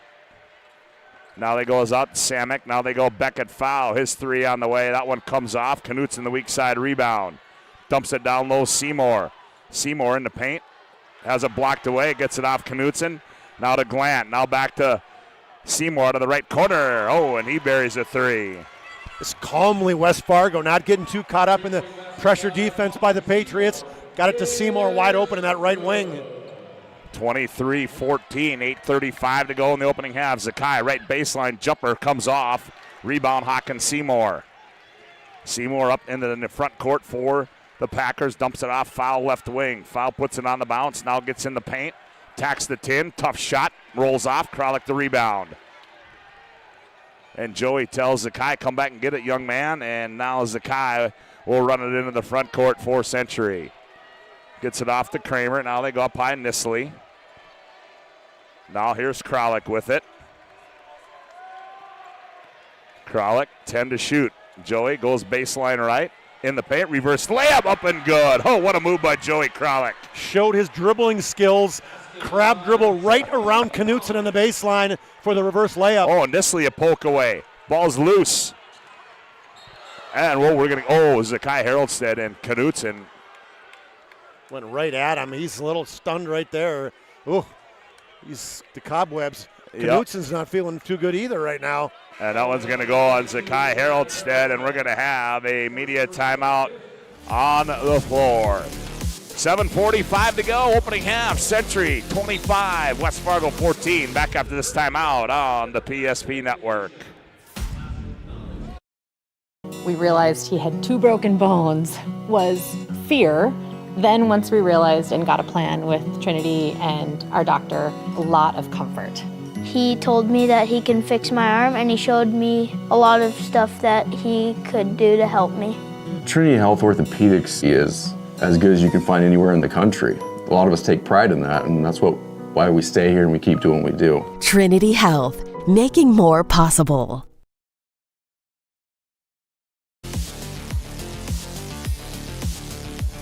Timeout brought to you in part by First International Bank and Trust, a full-service family-owned independent community bank built on the bond between our employees and customers, founded in 1910 and growing to serve rural and urban communities across Arizona, Minnesota, North Dakota, and South Dakota. Find them online at FIBT.com.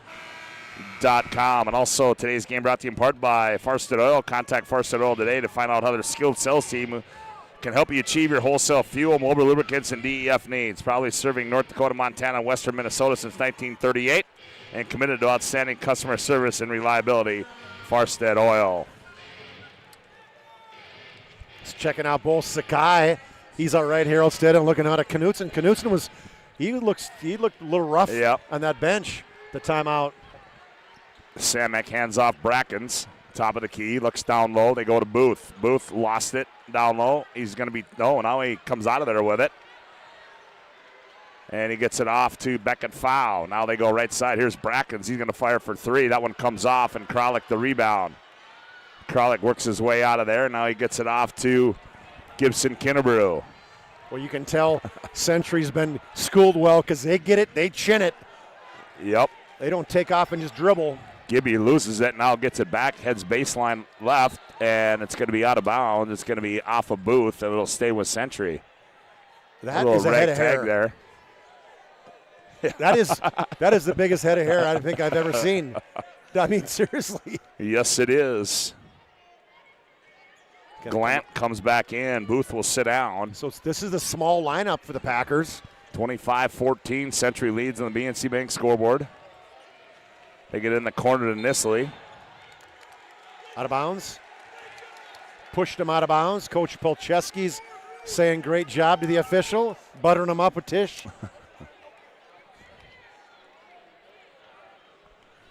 7:06 to go. Opening half, 25-14. Century by 11 on the BNC Bank scoreboard. Bracken's in the front court now. Angles left side, hands off. Samick, now Glant with it. Now they go Seymour. Now he hands off left wing to Brackens. Brackens goes right down the right side of the lane. Hangs, tough shot.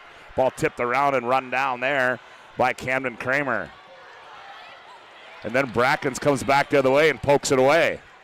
Didn't see him. Here's Samick. Pull up three on the way. That one's off, and rebound comes down to Aldinger.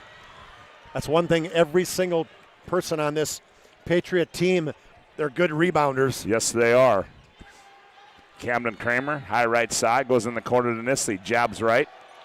Now puts it on the bounce. Nice shovel pass there. Kinnebrew. Oh, he got caught too far. Here's Kralik. His jumper on the baseline's up and good. Yeah, got caught underneath the basket, but a great shuffle pass in the short corner to Kralik. 27-14. 6:07 to go here. Here's Glant, right side three on the way. Oh, he missed everything. No, he didn't. It went on the other side. It's a air bank on the opposite side. 5 for 19 from threes coming into this game for Sam Glant. Here's Kinnebrew with it. Now they go to Aldinger. Braylon hounded there by Samick. Now he comes to Kramer. Now Kinnebrew on the left wing. Gibby hounded by Seymour. He's going to body him up. Look at that. He's all over him. Here's Nisley. Nisley in the paint. The runner's up and good for Garrett Nisley. Oh, was that crafty. Split the defense and then just rised up in the air and hit a tough runner. Beckett foul through traffic, finds Brackens. Now foul gets it back out of the left corner for three, and Beckett buries one. And we're going to have our first International Bank and Trust timeout on the floor. 5:19 to go, opening half of play. Century 29, West Fargo 17. Back after this timeout on the PSP Network. A big idea. The next chapter. Different days have different needs. But they all start the same way. With one call to First Western. Banking. Insurance. Trust. Not departments, just different ways we show up for the same people. First Western. All under one roof, all in your corner. You can bank on us.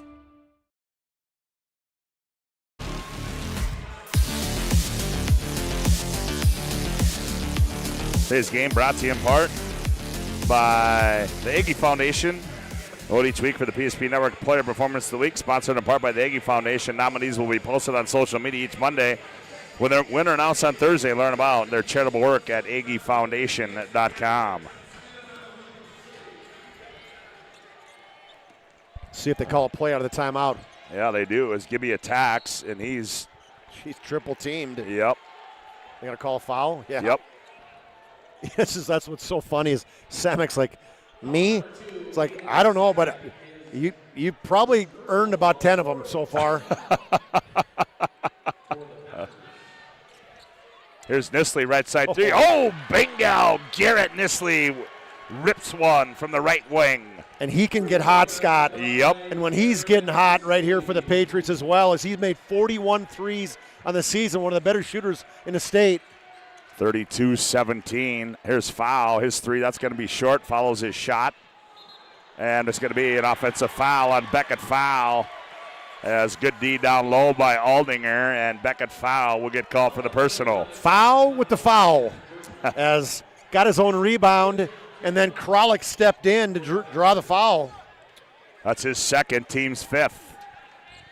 4:42 to play, 32-17, and Gibby loses the ball down low, and Seymour shovels it off to Samick. Samick back the other way. He's going to fire in transition for three, and he buries it. Leading three-point shooter in the state of North Dakota with 71 threes entering the state. You cannot leave that guy wide open like that. Darren Matter didn't like that. Here's Kralik, gets in the right corner. Haroldstead now finds Kralik. Kralik from the right wing, shot up and good for Joey Kralik. Good touch for the big fella from mid-range jumper. JK with another deuce. Here's Glant with it. Glant, free throw line, backs in, shovel pass down low, flyby by Haroldstead. And they weren't going to let Samick get that one off, as Samick will go to the Serb free throw line. And probably the best free throw shooter in the state of North Dakota. 90% free throw shooter, Scott. I was talking to Larry Lubin, and he was talking about the records this guy had. Last year, I think he had 38 in a row. This year he's had a 25-plus, 90% free throw shooter. Now talked him up, and we'll see what happens. Yeah. Nothing but net. Sema got that one. Cuts the lead to 34-21.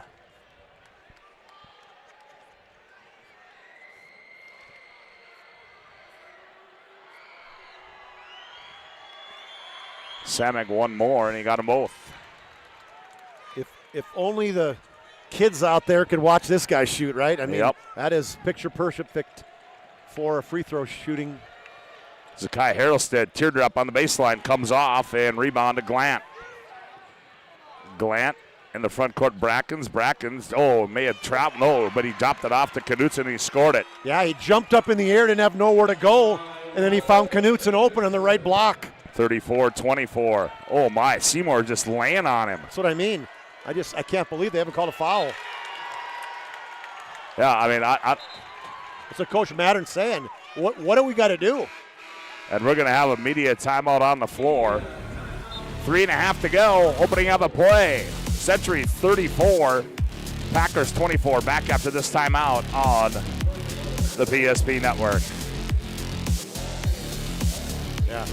Partner for commercial and business loans. We not only provide lending you need to grow your business, but we also reinvest in our communities. We believe in strengthening our businesses and creating opportunities for success. Choose Dakota Community Bank and Trust for your commercial and business loans, and together let's keep our communities thriving. Serving the community, looking out for you. At Dakota Community Bank and Trust, that's what we do.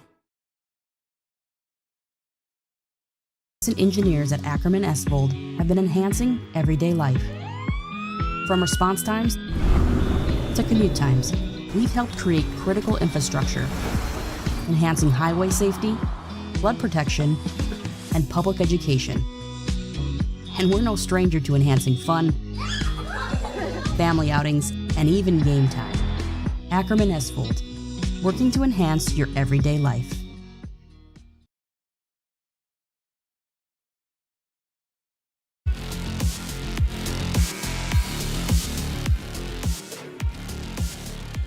For 50 years, Ryan's been a trusted name of car buyers in western North Dakota.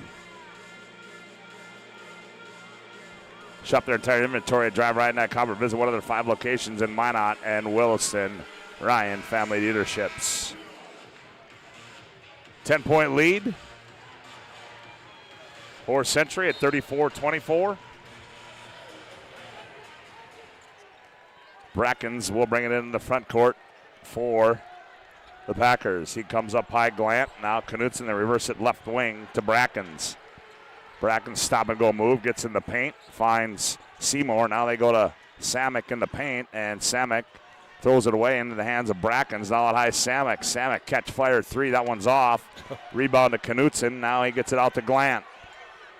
3 minutes to go. Glant goes baseline, fire. Nope, they're going to say he stepped out of bounds, and it'll go back to Century. Good defensive possession by the Patriots, but you can see West Fargo kind of cranking it up, getting those offensive rebounds, pushing the ball towards the basket.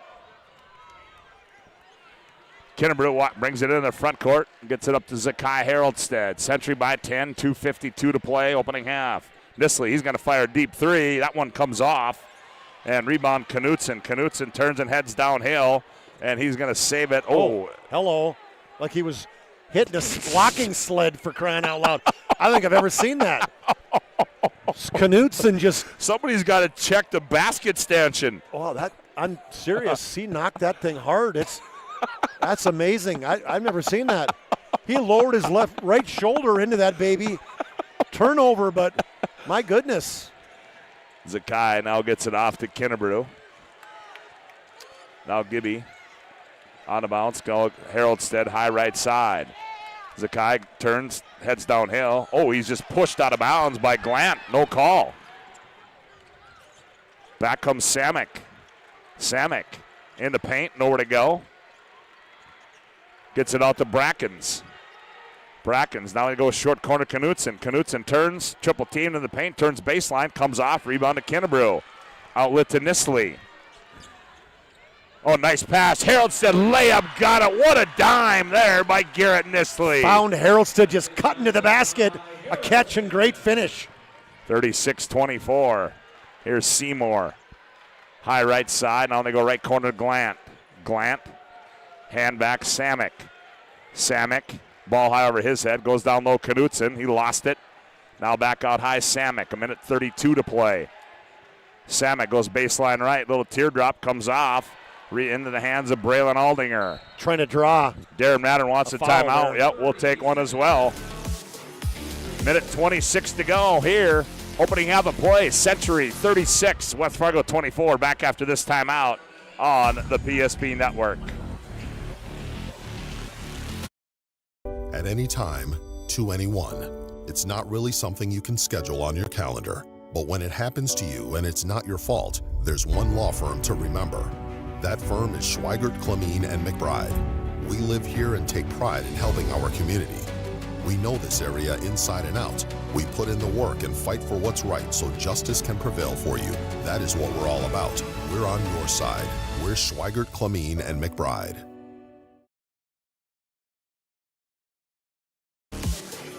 Might have covered. Jerome's Collision Center intermission report coming up here in about 1:26 seconds. Call Jerome's now, 701-852-215 or 5126 to schedule your collision repair or other service. Collision repairs are our specialty. We value you and your car. Jerome's Collision Center. Here's Kennebrew in the front court now for Century. Now he comes near side left to Kramer. Kramer gets a high screen. Nisley slips to the wing. Nisley attacks off the window and scores. Booth came out to pick him up because of the three-point prowess, and he just blew by him. Samick back the other way. Century by 14. They go down low. Booth. Booth throws it away into the hands of Nisley.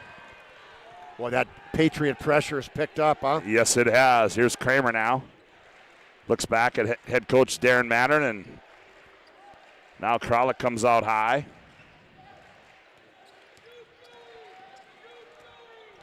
Here's Kramer now. 10 to shoot. Kramer, left side three on the way. That one comes off and rebound down to foul. Gets it off the Glant. 31 seconds. Seymour in the front court. Now they go Beckett foul. Foul. Gets to the right elbow. Now Samick, a long three. That one's going to be short. And he will go out of bounds. Just like that last night against Legacy. I mean, to the point where he had to take an extra push to get it there, and he had to be all of 28 feet, wasn't he? Yep. That didn't even get close. That wasn't. Kennebrew goes right by Seymour. Kennebrew attacks, off-balance shot, rebound to Kralik, kicks it out. Aldinger, left corner three, missed it. Kralik fighting for the rebound and goes out of bounds. Yeah, it's not like Aldinger to hit a long air ball. I think he rushed it, thought the shot clock or the game clock was running down. 3.6 to play, 38-24. They get it into foul. Foul on the horn, and that's going to end the opening half of play here in semifinal game number 2 as we go to break. And our Jones Collision Center mission report on the BNC Bank scoreboard at the break. Century 38, West Fargo 24. Back after this timeout on the PSP Network.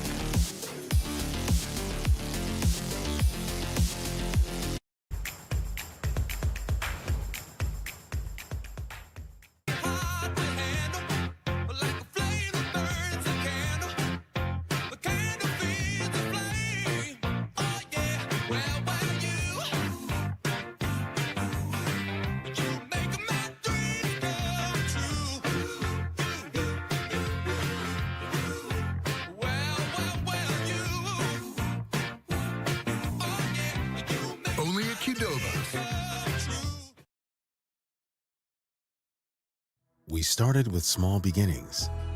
And just like the visionary entrepreneurs we serve, we turned an idea into reality. BNC National Bank, where possibilities begin right here at home. This presentation on the PSP Network is proudly brought to you by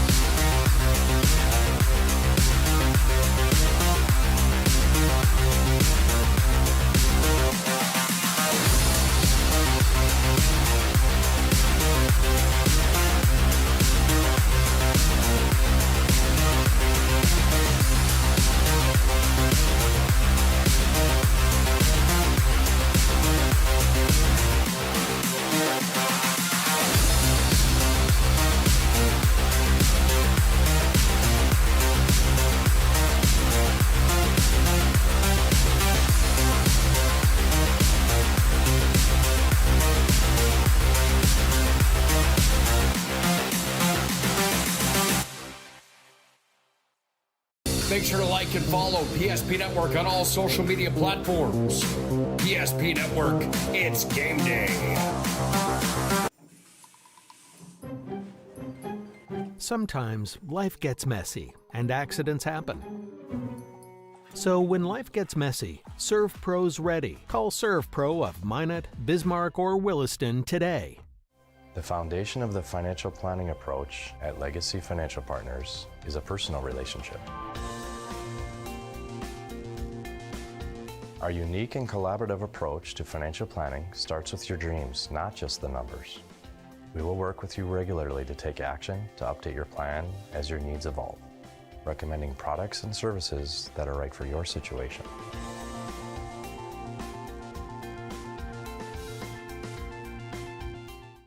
Breathe in. I can't believe I wrecked my car. There's some things in life we can't control, but what's important is how we respond. At Jerome's Collision Center, they provide the highest quality of service, assuring the job gets done stress-free and making it feel like a breath of fresh air. And to give you peace of mind, they handle the insurance. Are you even a therapist? Don't worry about it. Jerome's, they're the experts. Jerome's.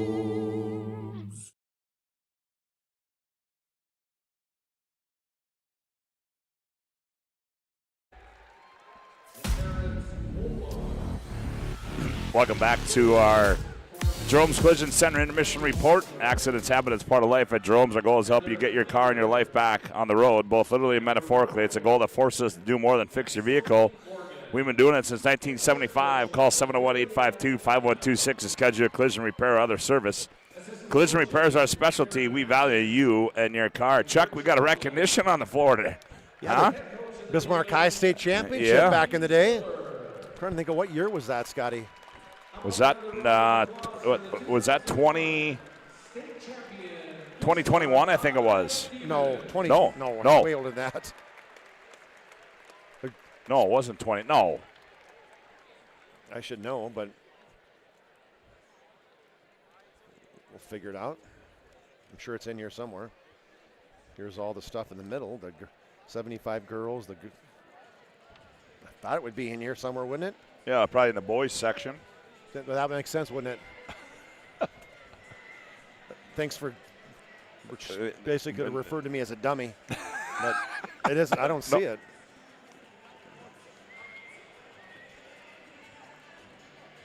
Well, there we go. 2001. There we go. Okay. Yeah. Back-to-back state championships in 2000 and 2001. Yeah, I think last year the 2000 team was recognized, if I remember correctly. That makes sense. Yeah, how about that, huh? Back-to-back? How about what? Back-to-back, that's good. We're quick. Yes, we you can't get anything by us, Scott. No, you can't. This isn't a fly-by-night operation over here, I can tell you that. Chuck, 38-24 at the break, and boy, I tell you, interesting first half of play there as Century, really, I thought defensively they came out on a mission, and they really cranked it up defensively, particularly late in that first half. Well, it's a team averaging 84 points a game, Scott, the West Fargo Packers, and they've scored 24 points in the first half, and so and it's a Patriot team that they're scoring too. The defense is 100% what's the difference maker right now. They are throwing absolute stifling defense on the Packers. And does it seem to you that Garrett Nisley looks a little bit more comfortable tonight than he did last night? He was hanging that left shoulder a lot, and I don't know, it looks a lot better. and I tell you, he started heating up there, and we'll see how he comes back in the second half.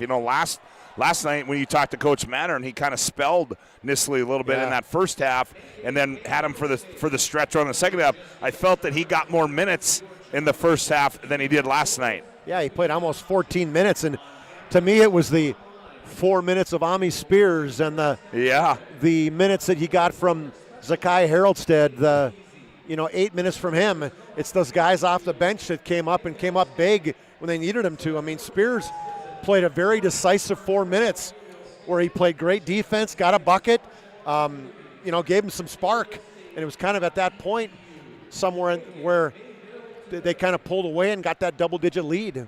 Yeah, and they have it right now as they lead at 38-24 as our Jerome's Collision Center Intermission Report rolls on. We come back, chuck a look at the first half individual and team numbers. 38-24, Century leads the break. Back after this timeout on the PSP Network.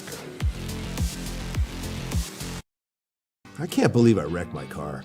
There's some things in life we can't control, but what's important is how we respond. At Jerome's Collision Center, they provide the highest quality of service, assuring the job gets done stress-free and making it feel like a breath of fresh air. And to give you peace of mind, they handle the insurance. Are you even a therapist? Don't worry about it. Jerome's, they're the experts. Jerome's.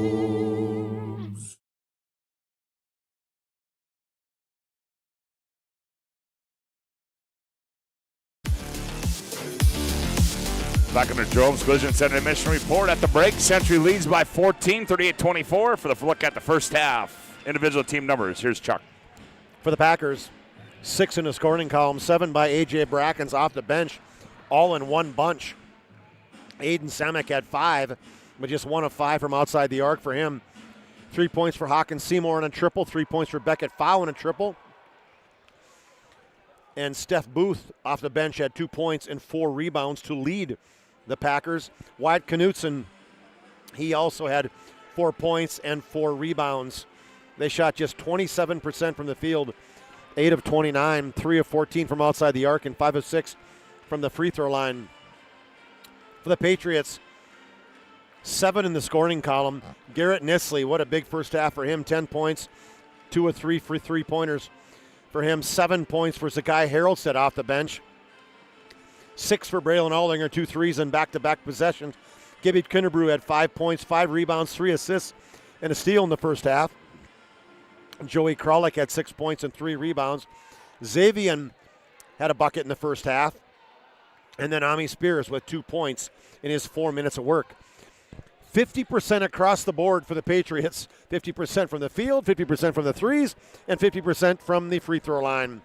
As looking at, I don't know what really stands out other than the three-pointers. They're up 9. Yeah. 18-9 in terms of three-pointers. And then the shooting percentages where they're holding the Packers to just 27% from the field. That's a good defensive effort there, Well, Scotty. yeah, and trust, they did a good job, too, on one of the guys that's their leading scorer, Beckett Fowl, just 1 of 6 in that opening half. So I thought they did a good job on him. As we got 18 minutes to go in this one. We'll have it for you after this timeout on the PSP Network. 38-24. Century leads it back after this timeout.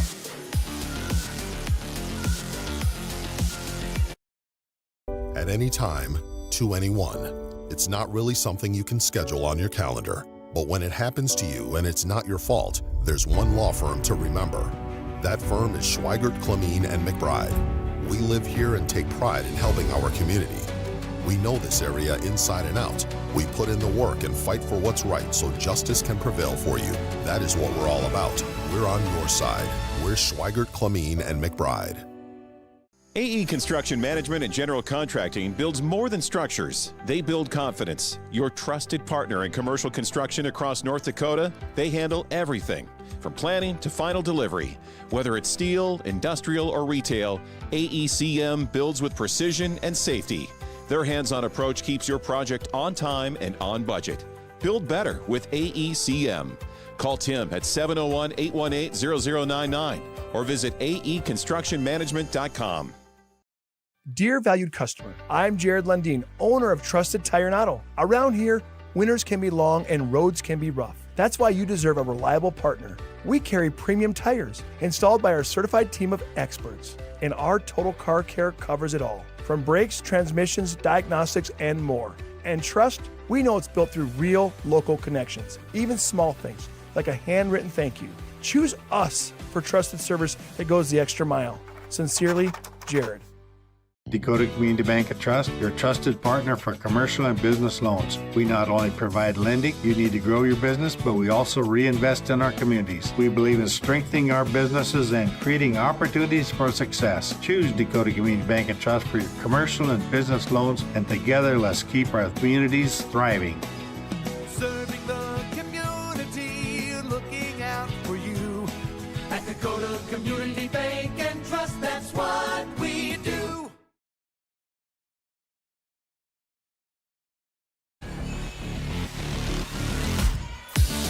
Back courtside at the Bismarck Event Center. Chuck Claremont, Scott Woodmansey with you. Glad to have you aboard on the PSP Network as we've got 18 minutes to go in this one to see who will take on the Bismarck Demons for the state championship tomorrow night here at the Bismarck Event Center. As I want to thank you for tuning in for our Jerome's Collision Center intermission report. Call them now, 701-852-5126. To schedule your collision repair or other service. Collision repair is our specialty. We value you and your car. 38-24. Century leads this one. I need to invest in like a gross of cough drops for tomorrow. Man. Are you at that stage of the game? Oh, gonna get some hot milk and honey when I get home. Well, maybe tomorrow morning. That always worked when I was a kid. My mom always made me drink hot milk and honey if I had a sore throat. I used to do the hot tea and honey. Yeah, I'm gonna have to definitely do the honey. Take a steamer in the morning, maybe. I heard that. I heard that. Ran into a bad problem one time. I literally was like, with the Globetrotters, like I couldn't talk, basically, and it was unbelievable. But and you did the hot tea and honey. Hot tea and honey. That Wow, worked, huh? Whoa, dandy. Here we go. Century has the ball to start the second half here as Haroldstead has it up high. He's going to attack down the right side. Hangs, finds Nisley. Nisley, flyby, goes up, off the window, missed it. And Garrett comes out of there with it. Finds Kinnebrew in the right corner now. Haroldstead, Kralik, high left side. Now back to Xavion. Shot clock resets. Now they hand off Aldinger between the rings. Braylon now comes near side right to Kinnebrew. Kinnebrew. Now Aldinger, they go high post Kralik. Kralik faces up, look for the lob. Now Kralik goes down the right side, beats Knutson, turns, high arcing shot, comes up short. Xavion battles for it, and it's going to stay with Century. Look at Xavion gave that little side look like, hey, that was off me. Yeah. That was good. Quick inbound. Here's Nisley out of the left corner. That was contested. And then they're going to get a foul. It's going to go against Kralik.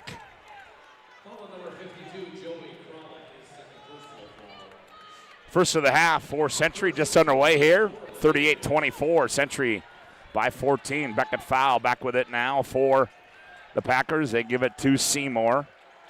Now they're going to try to post Knutson, and now they go top of the key to foul. Left corner, they go Samick. Samick gets in the paint, kicks in the right corner. Seymour fires for three, and he buries it. He likes that corner. Good job coming across the face of the lane and just waiting for that defender and that baseline, Scott, to come at right at him. Kinnebrew attacks. Ooh, double clutch is up and good. Just the hang. Got so much hang time. 40-27, lead back to 13. Glant. Oh, they tried to find foul on the cut, but taken away, and Nisley comes out of there with the right hand, goes up and gets it. Now finds Kralik on the trail. Now Kinnebrew, high, near side right.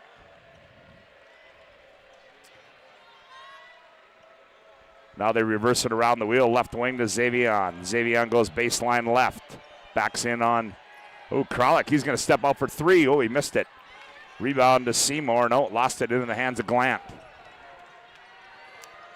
Glant, the left-hander back. He attacks off the right elbow, gets in the paint, tied up there. Kralik ties him up, and we're going to have a jump ball, but it's going to be the possession arrow in favor of West Fargo. He looks just like his dad. Yeah, he does. That was a dumb question when I said, which one is his father? Like, okay, hello. He's the one standing up behind me yelling. Yep. Beckett fouled the trigger man. And they get it into Glant. I don't know why they're on him so tight. Yeah. Down low. Knutson spins in the paint, lost it, and goes out of bounds. It'll go back to Century. Good hands by, I think it was Aldinger, Scott, who tapped it off the knee of Knutson. Knutson's got his slow down a little bit. He's going about 100 miles an hour. Yeah, I would agree 100%. Yep, I would agree. Big guy. Once you get inside, just take your time, drop step, make a move. Haroldstead, high right side. Now Kralik looks for a ball reversal. Not there. Now he finds one to Kinnebrew on the left wing. Oh, and they try to post it up, and Glant couldn't hang on to it. Goes out of bounds. Glant just zipped right around him. Nisley thought he had him, and all of a sudden, whoop, he was right around him. Yep, he in was. front of him. Nisley lobs it, hands it into Kennebrew. Now Garrett gets in the paint, and we're going to get a foul. Yep, that's going to go on. Foul from behind. Beckett foul. Third personal foul. Quiet night for Beckett foul. He is this team leader, kind of the quiet team leader. Yeah, second leading scorer on the team, averaging 17 points. Yeah. Quick inbounds. Kennebrew rises for three, comes off, and Knutson can't save it. And it goes out of bounds. It'll stay with Century at a new 30. 15:26 to go here in the ball game. Doesn't Knutson, he walks like he's my age. You know what I mean? They inbound to Kralik. The good hands there. Now loose ball, and it's loose again. Saved. Kralik, ball's loose. And it's going to go back. How about that? The official gave him the. Oh, yeah. Oh, yeah. That's the Perry Olsen. Yep. I love it. Posing for the that away. That's his signature call, isn't it? Right? Yeah. I've seen him do that one lots of times. 40-27, 15-16 to go in the ball game. Samek runs it in the front court, gets a high screen. Now heads downhill, throws one up off the window, rolls off, and rebound comes out of there to Kralik. He gets it off to Nisley. Garrett in the front court on the bounce, crosses over, finds Kralik on the trail. Joey down the right side, head and shoulder fake, nowhere to go. Now back out high, Aldinger. Now here's Kennebrew with it. Seymour all over. Wow. Yeah, there you go. It took him to fall down there before they called him for a foul. That's unbelievable. Seymour gets called for the foul, and we got immediate timeout on the floor. 14:50 left to go. Opening in the ball game. Century 40, Packers 27. Back after this timeout on the PSP Network.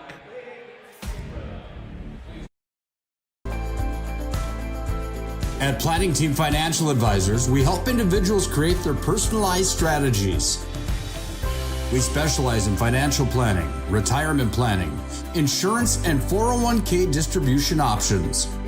Don't leave your future to chance. Call Planning Team Financial Advisors today for a free retirement review. Planning Team Financial Advisors, your plan, your future, your team.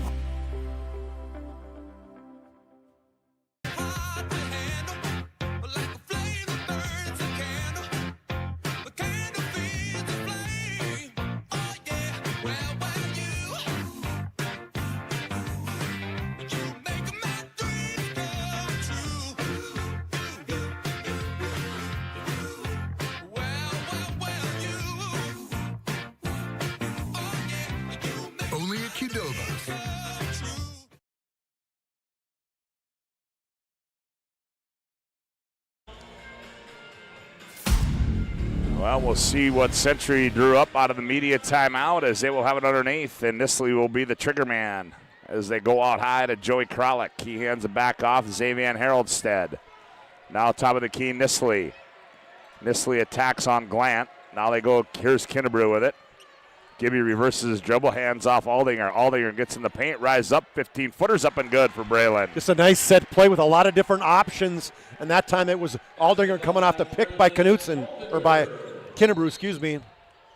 Down low, they go to Knutson, and Xavier got caught again with the hand in the cookie jar. That's 3 on him. He came over to dig in, and he got that left shoulder that took out the standard down below here from Knutson. Look at, he's hurting. Look at that walk. He ain't doing good right now, Scott. Ami Spears comes in. Zakai Haroldstead comes in.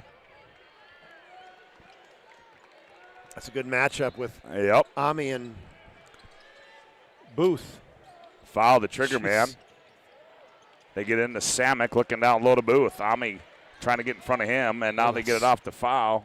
That's a hard call. And I mean, Ami's doing everything he can to get around him, and Booth's got him in a, you know, not a chokehold, but I mean, he plays good. I like how hard he plays down low. He really gets great position, Booth does. They inbounded to Glant. They go down low, Booth. And now they're going to get Ami with his second. But I guess if there's a guy, Chuck, you want to foul, it's Booth. 35% from the free throw line. Well, the problem is he's probably shooting 17 feet because his skis are about 2 feet. He got big feet. Booth misses the first one. When you're 6'8", we're kind of dumb if you got small feet, right? Missed them both, and Spears climbs up and grabs the board. Man, he is just He's in trouble now. Kennebrew, and they're going to get Beckett foul. Yep, and that's going to be number 4 on Beckett foul. Being aggressive in the front court. Kennebrew, what I like what Kennebrew did there, Scott, is he came to the basketball, didn't wait for the basketball to get to him. If he would have, it would have been a steal by foul. Gibby will bring it up into the front court. He finds Zakai Harrelstead. Oh, wow. That was a retaliation right there. Yeah, that was retaliation right there. Samick got a clear elbow on the lip, and then he kind of ripped and went by him, and then Samick gave him the old shoulder shove. I said he's a tough kid. Oh, nice slip to Aldinger. Oh, he missed the layup. Rebound to Booth. Gets it off to Samick. Samick runs it into the right corner now. Looks inside, now gets in the paint, attacks, kicks, Glant, left wing, thought about it, now back to Samick. Samick, runner on the baseline, scored! Offensive foul. Spears coming over, drawing the offensive foul. Look at him. I know you can't because you're not watching, but you talk about getting some good energy by Spears. I didn't see it, Scotty. Should have they shown it? You're saying no, don't show it? That's Samick's 3rd personal foul, too. 15 foul. 42-27. Aldinger attacks on the left side. Now they come back out. Nisley. Oh, Samick has got it cranked up right now. Yeah, he does. He has got a mad on right now. Yeah, to Spears, watch this. Or to Xavion. The traveling. It's getting ugly right now, Scott. Yeah, it is. These officials got to get control. Yeah, I'm telling you right now. Because Samick's he's doing this now every time through. Yeah, and then right there you had both Hawkins Seymour and Glant. 42-27, 13-19 to go. Samick fires for 3 and got it. He's got him cranked up right now, and he's going to pay 4-court D on him. Lead down to 12 at 42-30. 13:06 left to go. Here's Kennebrew. Now they go to Aldinger. Look at the mean face. Oh, my gosh. At some point, you got to call it. At some point, you got to call that. And Coach Mattern is saying how the official that he was down by wouldn't call it. Yeah, there's no question. It took the top official, and that's exactly what Coach Mattern did. He went right down to the other official and said, "Why are you not calling that? Why does it take the guy up top to make that call?" Nisley now. Nisley attacks. Hands it off to Kennebrew. Jeez. Now Seymour, the steal. Here's Brackens on the other end. Brackens, his shot goes off. Rebound to Aldinger. Look at this. Zakai Harrelstead brings it in the front court. Now here's Nisley with it. Kennebrew on the high right side. Jabs. Down low he goes. Nisley turns, fires for 2. That one's in and out. Kennebrew got totally and they're going to get a foul. He pushed him underneath. Seymour right now. He gave him the look as Seymour completely shoved him underneath the basket. I mean, and that's I'm telling you, the officials, they really got to be careful right now, Scott. That's going to be 3 on Seymour. So Fowle's got 4, Seymour's got 3, Samick's got 3. As they had Kennebrew going in to get the offensive rebound, and he got shoved right from behind, he stopped and looked back and gave Seymour that look like. Free throw by Gibby's up and good. And this is exactly what West Fargo. That's how they want to. Yeah, this is how they want to play. Absolutely, they're like, hey, until they call it, we're going to keep doing it. Yep, you know? that's right. That's exactly right. Nisley keeps it alive after the miss. Brackens quickly back, 43-30, Century by 13. Glant on the attack, nowhere to go. Now Knutson, now Samick. Samick turns the corner, and they're going to get a foul on Kennebrew. Gibby's You got a mat on. Yeah, he's got a mat on going right now.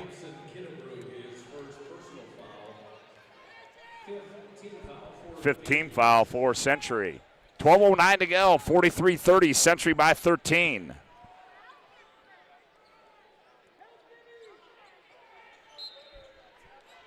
Brackens will trick it in. Does so to Knutson. Now he hands it off to Glant. Now they go Samick. Samick in the paint, attacks the tin. Shot rolls around and goes in. So quick, just a burst right by two defenders. And we're going to have a First International Bank and Trust timeout on the floor. 11:59 to go. Century 43, Packers 32. Back after this timeout on the PSP Network.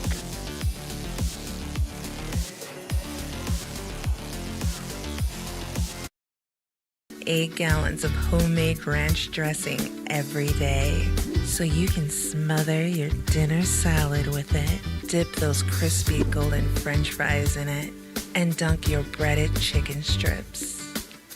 You can even cover your... Wait, no. You can't put ranch on steak. Or can you? Shots Crossroads. Don't forget the ranch.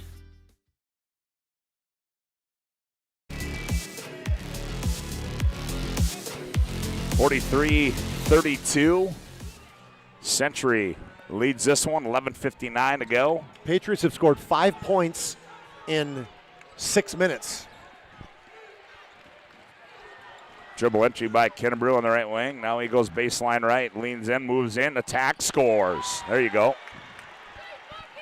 He took Brackens right off the dribble, used his power, used his speed. Brackens gets down deep on the right baseline. Now he finds Knutson. Knutson turns downhill, hangs, and scores. That's a good turn and burn right there by Knutson as he caught Ami Spears. I don't think Spears realized how quick Knutson is. Yeah.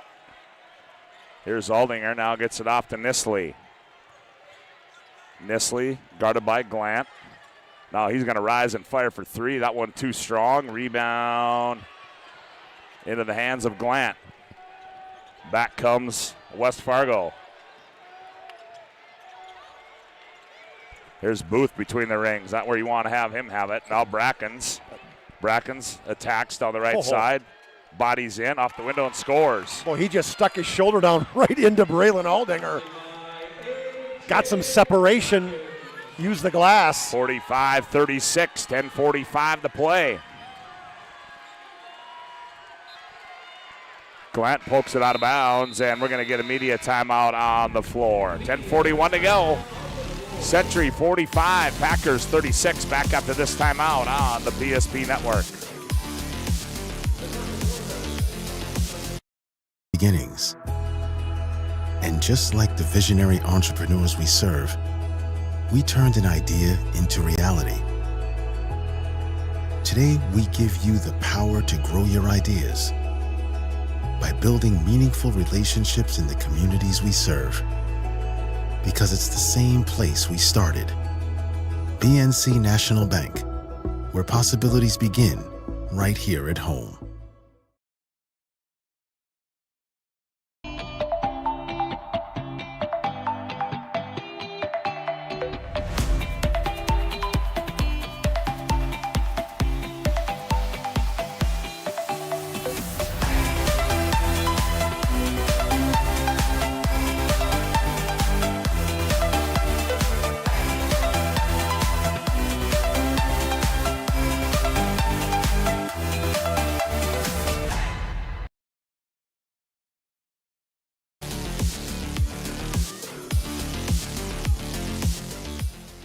Well, Beckett Fowles checked back in with those 4 personal fouls, and Century leads it by 9 on the BNC Bank scoreboard.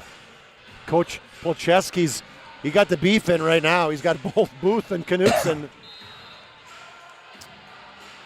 Kralik to inbound it. He does to Nisley. Looks on the backside lob, wasn't there for Kennebrew. Now Gibby gets it backdoor. Gibby attacks, hangs, shot, missed it, but he's going to be fouled. Right at Booth, just like you said, Scott. They missed the initial lob. No, that was on foul. Ooh, no way. That's 5 on foul? I don't. He not even. No, I think it was 15. That's not right. Yeah, that's the right call. Good job by the officials getting together. And is that?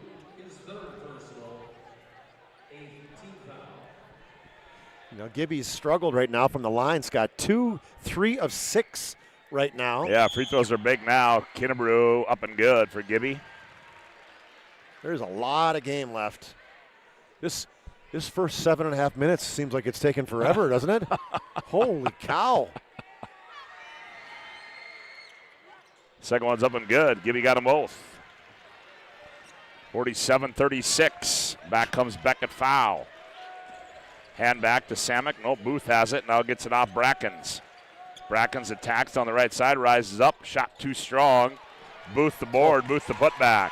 So strong, it cannot keep him off the glass. Camden Kramer in the ball game now. Jeez. Whoa. That's going to be 4 on Samick. Samick, he's guarding him like man-to-man, and he pushes him out of bounds, and he points to the out-of-bounds line like, okay. Yeah, he got there for a reason. Yeah. They got, it's kind of like when you don't have the self-awareness of how you're acting, and like that, you got to have the self-awareness. That's a foul. Yeah. Kramer hasn't shot a lot of free throws this year. Well, he looked pretty good there. As Camden Kramer, that's a big thing too now, is that Century will be shooting free throws the rest of the way. Double bonus, next one.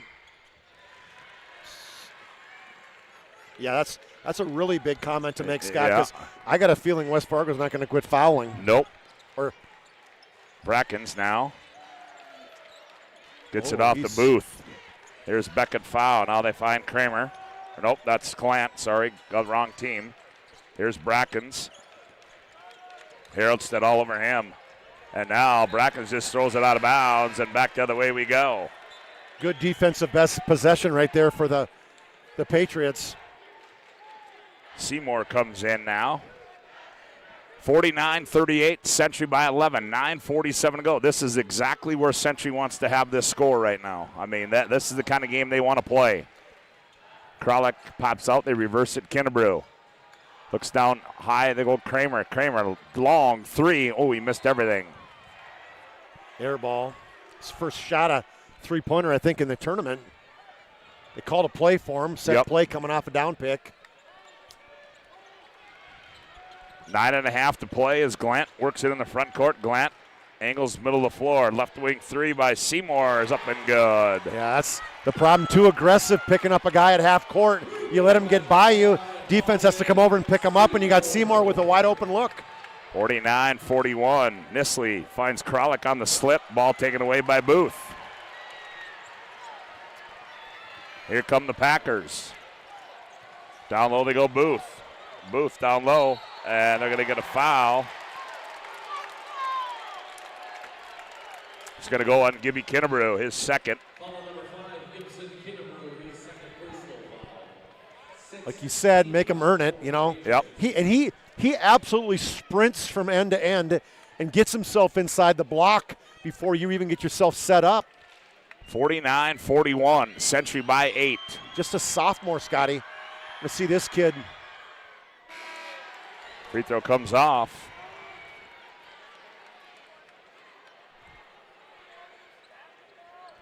He will have one more.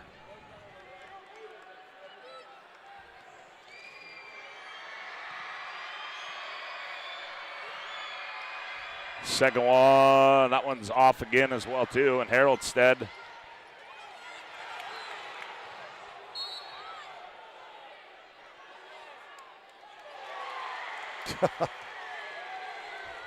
In the corner, I couldn't see it in the corner, and it's Century's basketball. Oh, man. Every possession is big. Yep. 8:52 to play. You know, as freely as last game was played, this is the exact opposite. Yeah, you're right. There are no easy baskets. Kinnebrew hands off Haroldstead. Haroldstead back to Aldinger. Now Kramer left wing. He's going to fire for three. Bingo! Oh, Camden Kramer with a big three. He just had to shoot one to get the field. Yep, he did. Squared up, coming off a down pick on that left wing. Inside to go Knutson. That's got to be 3 seconds, does it not? Yeah. And he's blind. My gosh. Then he goes all over. I mean, we sound like we're against, but we're not. It is. This is if you could only see it, how unbelievable. Physically this One more is. time. Kralik, can't run it down. They kick left wing. Glenn, he's going to fire for three. That one's up and good. Look out. A knuckleball, a little sidewinder for Glant. 52-44, 7:48 to go in the ball game. Here's Kramer with it on the high right side. Now that Kinnebrew around the wheel, they go left wing to Aldinger. Jeez, look at that. Aldinger, down low they go. Kralik, nice dive. Kramer layup, got it. Totally caught. Bracken's not watching the ball, not his man. Ooh, he just got picked at Kramer. Knutson rolls. And a jump ball. What a play there by Camden Kramer. Hey, he is stepping up right now. This kid wants to play. Yes, he does. And we got immediate timeout on the floor. What a play there by Camden Kramer. 7:23 to go. Century 54, Packers 44. It'll be 1st and 10 Century when we come back.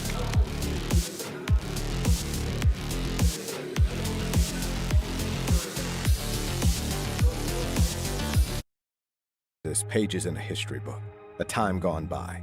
But even in this modern world, there are new frontiers to conquer.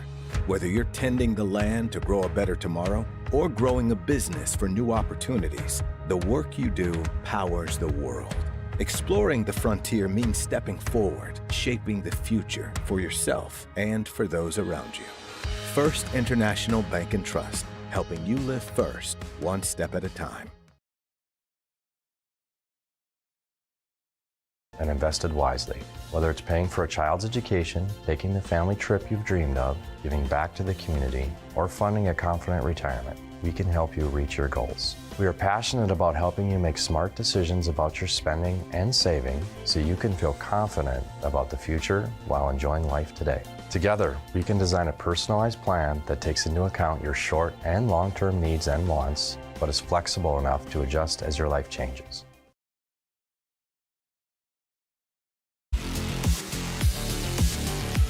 Today's game brought to you in part by Val Secretary, local and operating in downtown Minot since 1960. They have a full line of e-bikes that they service in their shop. Sharpening center for knives, scissors, chainsaw blades, and more. Fitness center with treadmills, ellipticals, and recumbents. Hey, Scott, we didn't notice. Garrett Nisley has been on the bench nursing that shoulder for a while. He hasn't been in for about 5 minutes. Well, here's Haroldstead down the left side. Stops, now back out Kralik. He's going to fire for three. That one's going to be short. That's not the look you wanted, Scott, early in the shot clock. Mattern's like, Booth just absolutely displaced Kralik. Booth gathers and scores. He's just lowering his shoulder, clearing space, and then you got Seymour going 100 miles an hour, drawing the defense. That was kind of like the winning basket last night. 54-46. Aldinger goes baseline right. Braylon cut off there. Little teardrop in the paint, comes off strong. Rebound to Beckett, foul. Back comes Samick. Samick attacks, and he's going to be fouled. Man, you look down, and they are just flying the other side. Aiden Samick is the all-state football kid. Yeah, Darren Matter not happy with that shot Kralik took there as Joey picks up his third. And Samick goes to the third pro free throw line while he'll shoot two. This isn't the guy you want to put to the free throw line. It's Booth. Yep. Every time Booth gets around the basket, I'm fouling him. Yep, I would agree with that. Or surely not being afraid to play aggressive defense with the opportunity, the possibility you're going to foul him. I'm trying to look to see Nisley's on the bench next to one of the assistant coaches now. Got them both. He's not going to miss. 54-48, lead down to 6, a two-possession game, 6:25 to go. Yeah, close as it's been, Scott, since early in the first half. Kennebrew gets it off to Kramer. Here's Aldinger on the right wing. Aldinger now gets it off Kramer. Kramer, he gets downhill, attacks. Oh, Booth meets him up high. Kralik the rebound. Kralik underneath. Oh, he's tackled underneath. My goodness. That's amazing.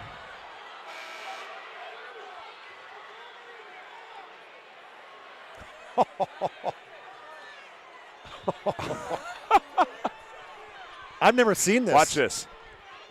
Foul 1, 2, 3, 4 fouls, 5 fouls, out of bounds. They lob it in to Kennebrew. Oh, wow. And that's the, oh my, I got to quit talking. Like, Hawkins Seymour gets number 4.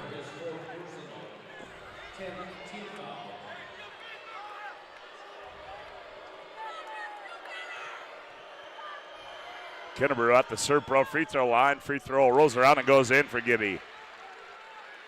Gibby's got 13. Nisley's got 10, but has not scored this second half.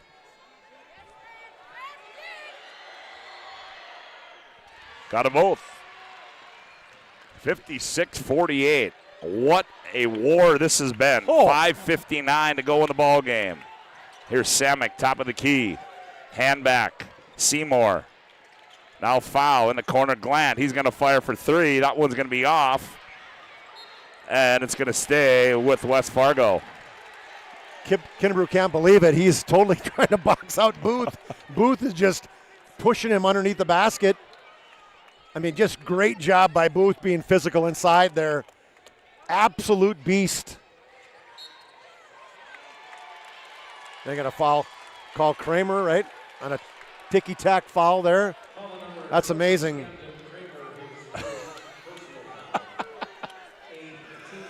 Camden Kramer now. That's amazing.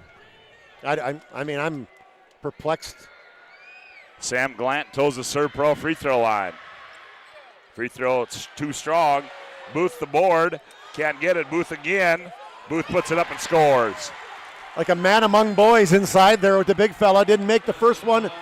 Got the second one to go. 56-50, 5.5 to go.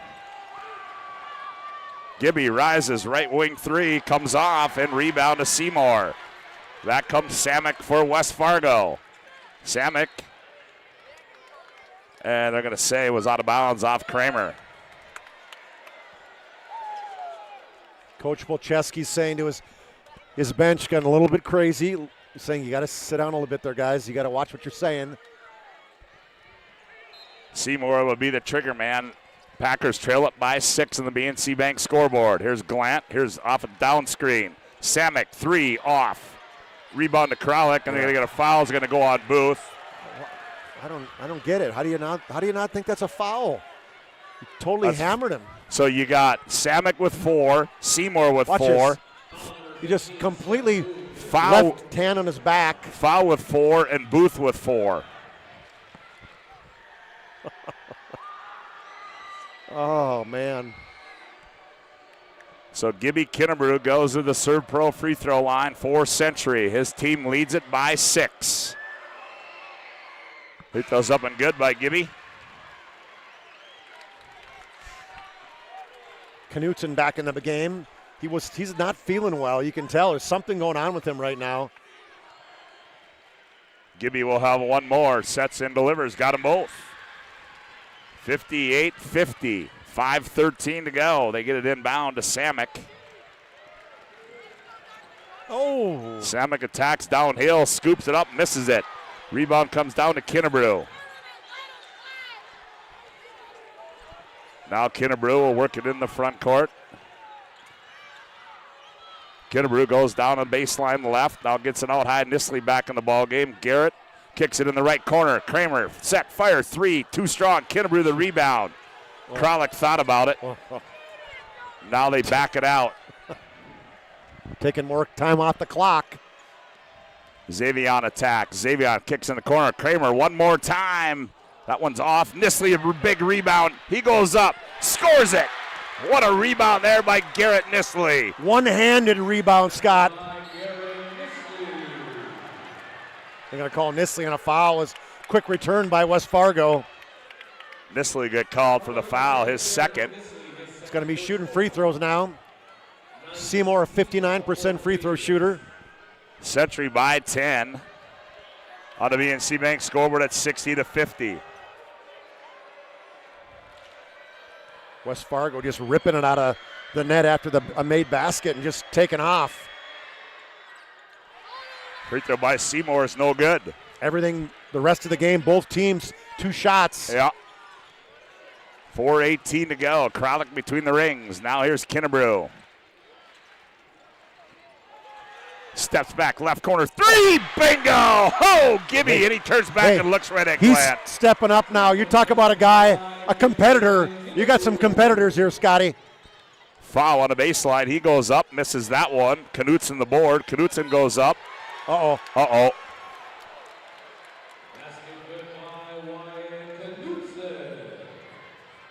Nisley went up with that left hand, that left shoulder. He's hurting right now. He's saying he's...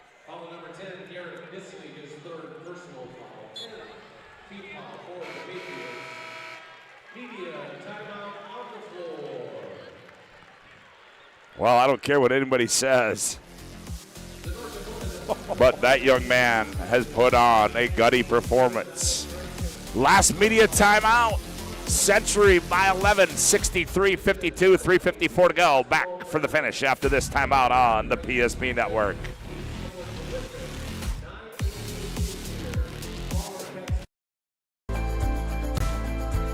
At Planning Team Financial Advisors, we help individuals create their personalized strategies.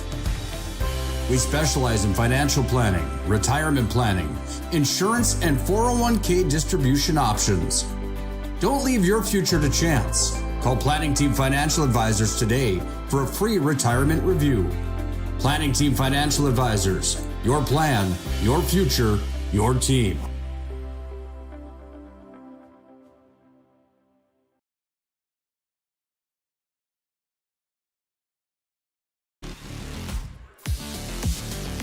(63-52). Reminder, we'll have our Planning Team Financial Advisor Shots Crossroads post-game report once this one's over.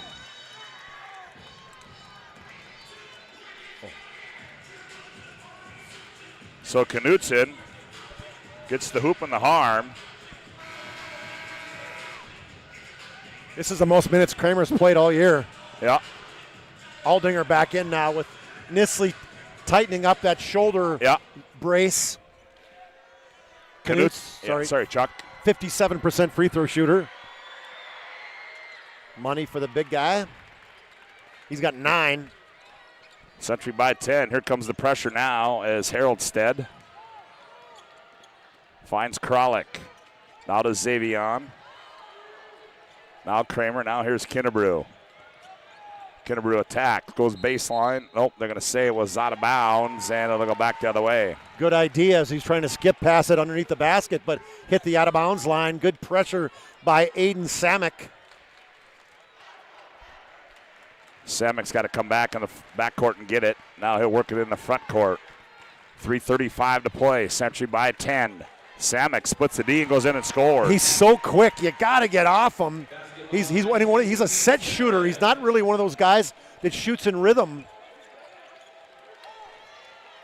Here's the lead pass to Kinnebrew. Runs it down in the front court. Now Kramer on the trail. Now they find Kralik. Now Aldinger. Aldinger attacks, and Darren Mattern wants to call a timeout. Be a 30-second timeout. We'll take one as well. 3:10 to go in this one. Century 63, West Fargo 55. Back after this timeout on the PSP Network.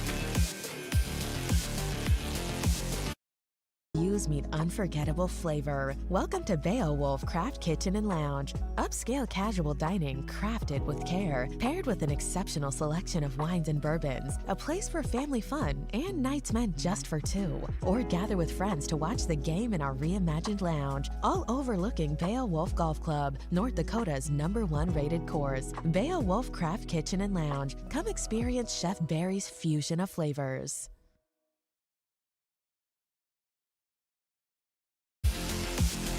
Timeout scenario.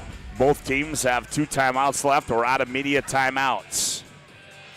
4 guys with 4 personal fouls. Yep. One not on the floor. That's Booth for the Packers. Long inbound out to Aldinger. Dribble. Now they go high post. Kennebrew. Kennebrew's going to rip on Seymour. Kicks in the corner to Kramer. It's poked out of bound by Samick.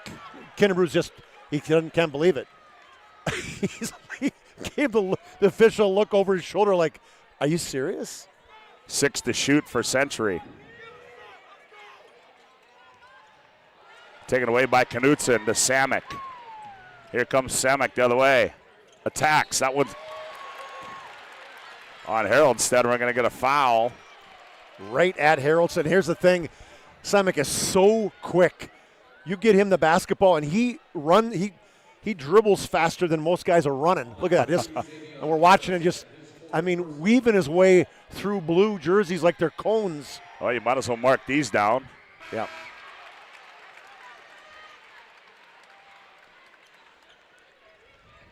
Five in a row now for Samick.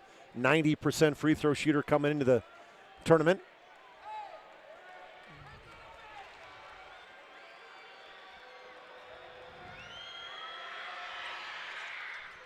Got them both. Lead down to 6, 63-56. Kralik, the outlet. Steal by Knutson, dumps it down low. Glant layup, missed it. Ball swatted out, run down by Seymour. Now Samick attacks. The runner, that one's missed. Rebound to Aldinger.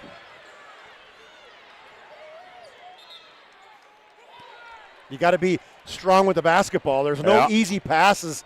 The Y ball passes, you got to put them away. Yep. They ain't working because the speed and quickness of this Packer team is amazing. 2:36 to go. They get it inbound to Kennebrew. He finds Nisley. Nisley brings it in the front court. Garrett, baseline right. Finds Kralik. Here's Haroldstead, top of the key. Guarded in the corner, Nisley. Nisley fires for 3. That one's off. Rebound. Kennebrew right there, and he goes up and lays it in. Give Haroldstead credit with that one, Scott. He kept it alive, tipped it right to Kennebrew with a lay-in. Well, I'm looking down, and there's already a foul.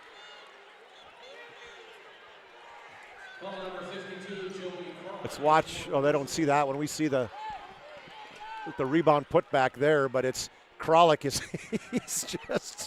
he is going at it hard with Wyatt Knutson and Booth and everybody else.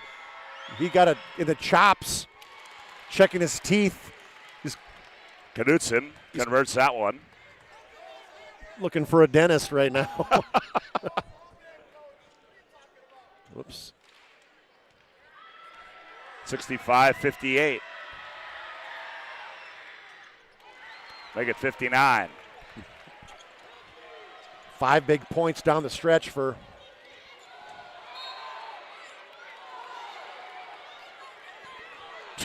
.205 to go.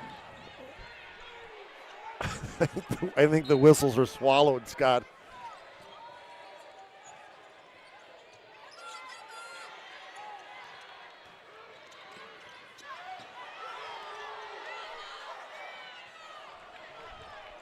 Minute 54 to go as Century works it into the front court. Here's Aldinger with it. Oh. Now Haroldstead. Now they get it off to Kennebrew. 6 to shoot.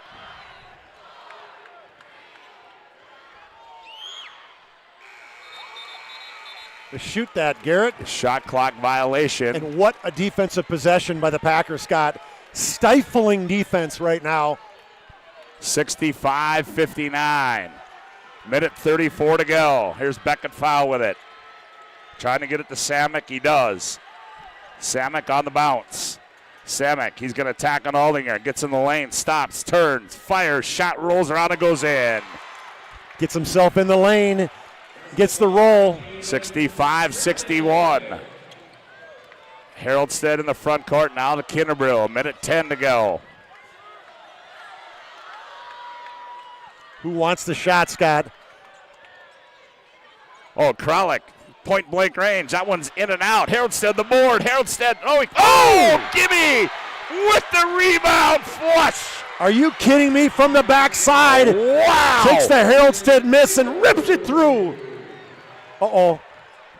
67. Oh, You got to stop. Knutson hurt his knee, went backwards. Haraldstedt kind of pulled the chair out from underneath him, and Knutson stepped back, went right down. There's no foul on the play. Yeah, there was a foul. Huh? On Right who? here. That was on right in front over here. Oh. Samek. That's his 5th personal. He's done. Oh, on Samek. I thought, where was? It was right in front here. What happened? I didn't. And the ball was loose, and I think he got up, and I think he grabbed his ankle. Oh, okay. I totally didn't see that. Let's see if we can see it. So right here, I think the ball gets knocked. Oh, they stopped it there. Yeah, They ain't going to show that one. Nope. Well, wasn't the time stopped? Hadn't they stopped the? Oh man, he's crying, man. He's hurting big time.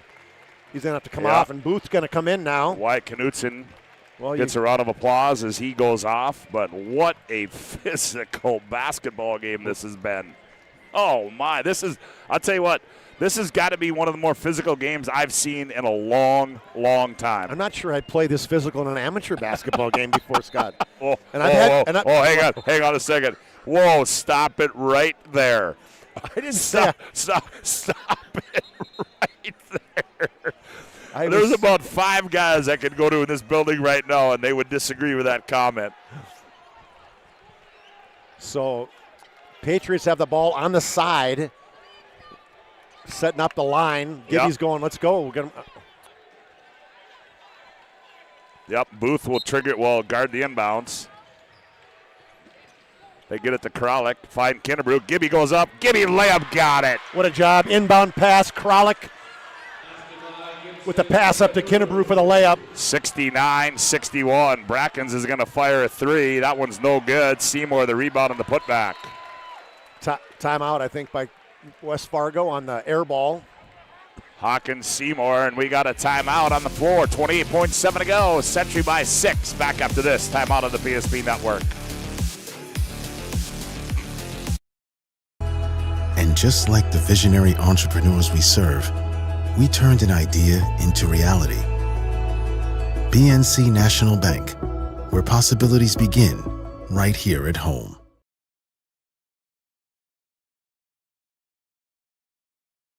Fast. ServPro arrives within the hour with certified technicians and the tools to handle any challenge. Breathe easy. Trained professionals are here when it matters most. Call ServPro in Minot, Bismarck, or Williston today.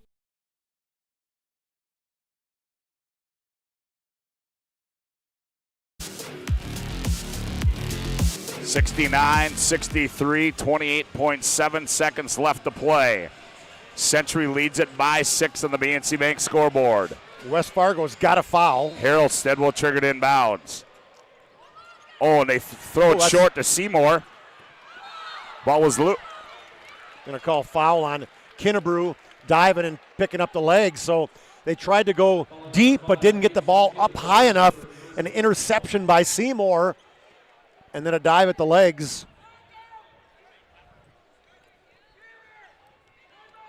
Seymour missed his last bonus free throw, but he gets 2 here.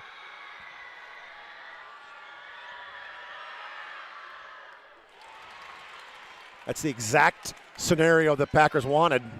Yep. 69-64.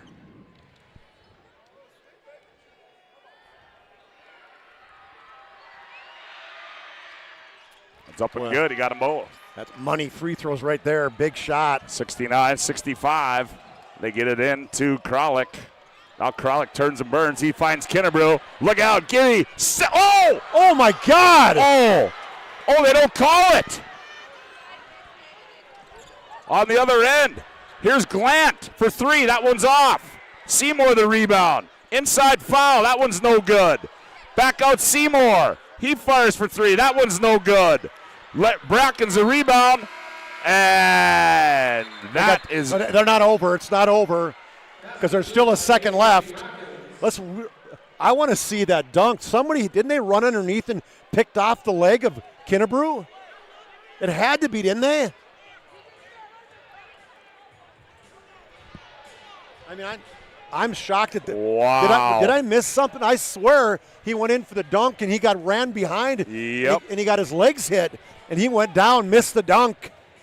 And then West Fargo went to the other end and missed like 4 shots before they finally got the ball inside to A.J. Brackens, who made the layup with 1 second left, I believe. They're going to go to the replay to see how much time is left. It's got to be like a second or 0.6 seconds. 0.7. You got to get the ball down here. You got to get it all the way down here. Yep. Yeah, but you got to be able to touch it, though. Yeah, I would agree.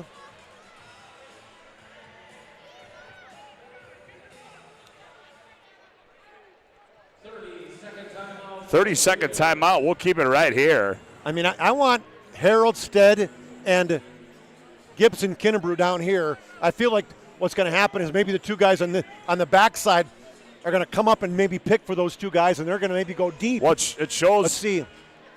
They don't have any timeouts left. Oh, he picked off the back leg of Kinnebrew.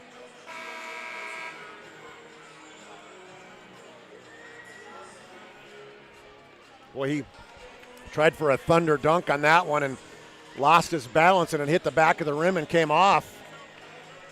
You lay that one in, the game's over, but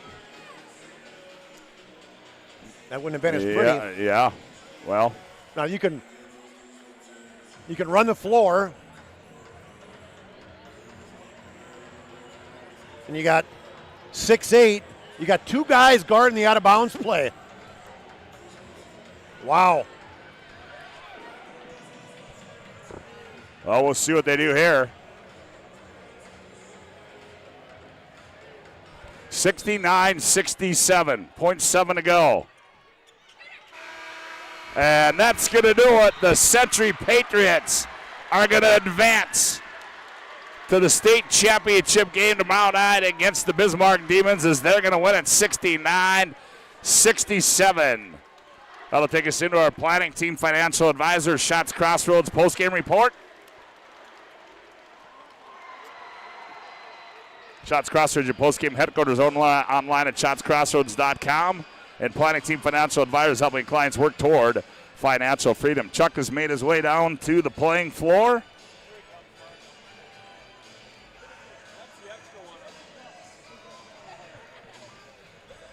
I think he's got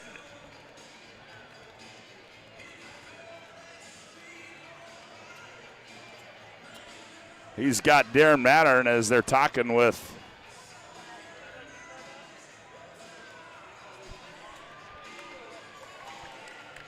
as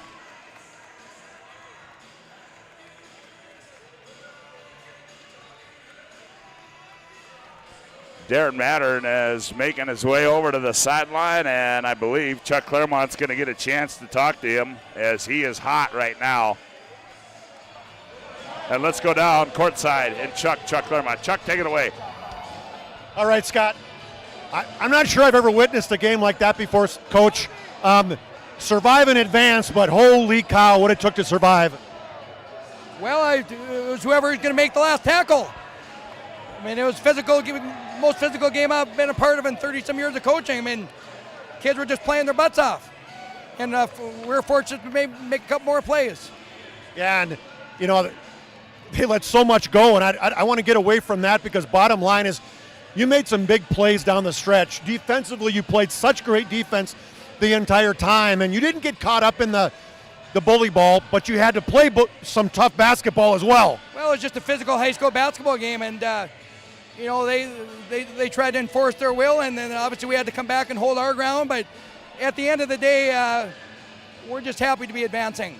You know, you got guys that played their hearts out. I mean, you got Kramer playing the most minutes he's played all year. You got Nisley playing hurt. You got everybody playing hurt. You guys feel to be like you're put together with what it was one of your coaches said. I think he said gum and baling wire. Yeah, these kids are resilient. I mean, you know, we were in the state championship last year. These kids wanted a chance to get back to it.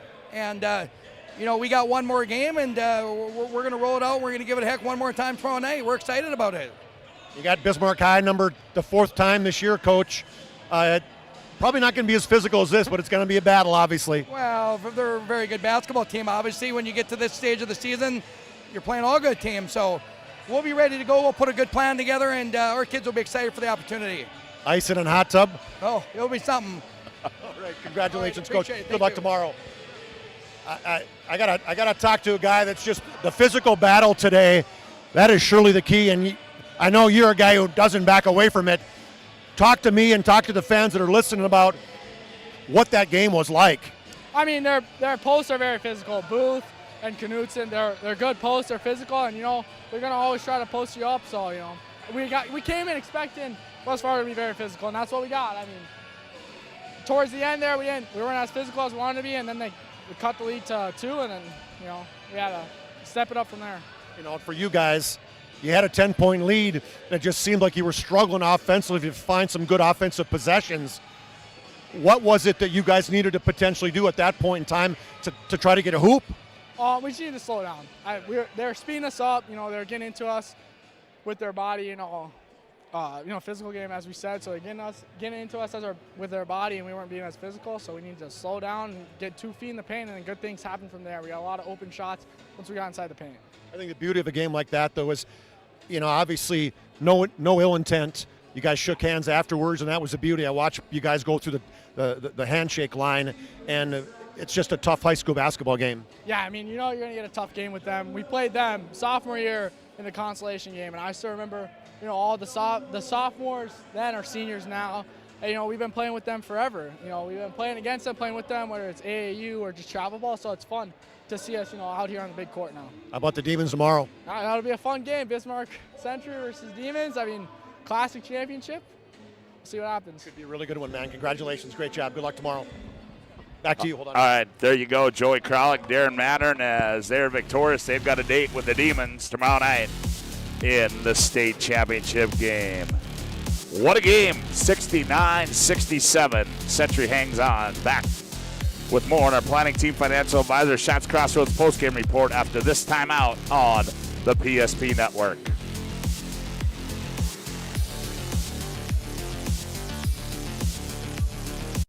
8 gallons of homemade ranch dressing every day, so you can smother your dinner salad with it, dip those crispy golden french fries in it, and dunk your breaded chicken strips. You can even cover your... Wait, no. You can't put ranch on steak. Or can you? Shots Crossroads. Don't forget the ranch.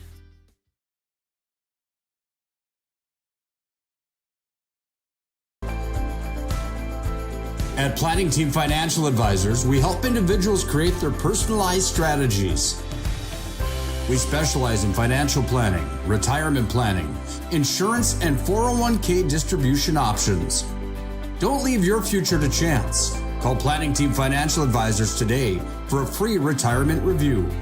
Planning Team Financial Advisors. Your plan, your future, your team.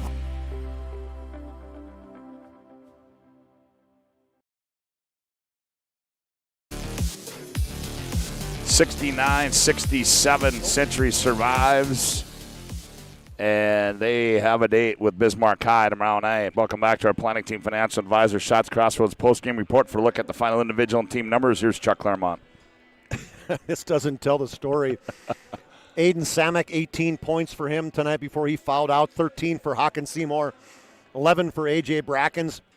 Knutson had 11 and 6 rebounds, 8 for Steph Booth and 8 rebounds, 3 for Sam Glant and a 888, and 3 for Beckett Fowl and a quiet night for the senior, just 1 of 9 shooting from the field for their 67 points. They shot 39% from the field, 30% at 7 of 23 from the three-point line, and 14 of 21 from the free throw line.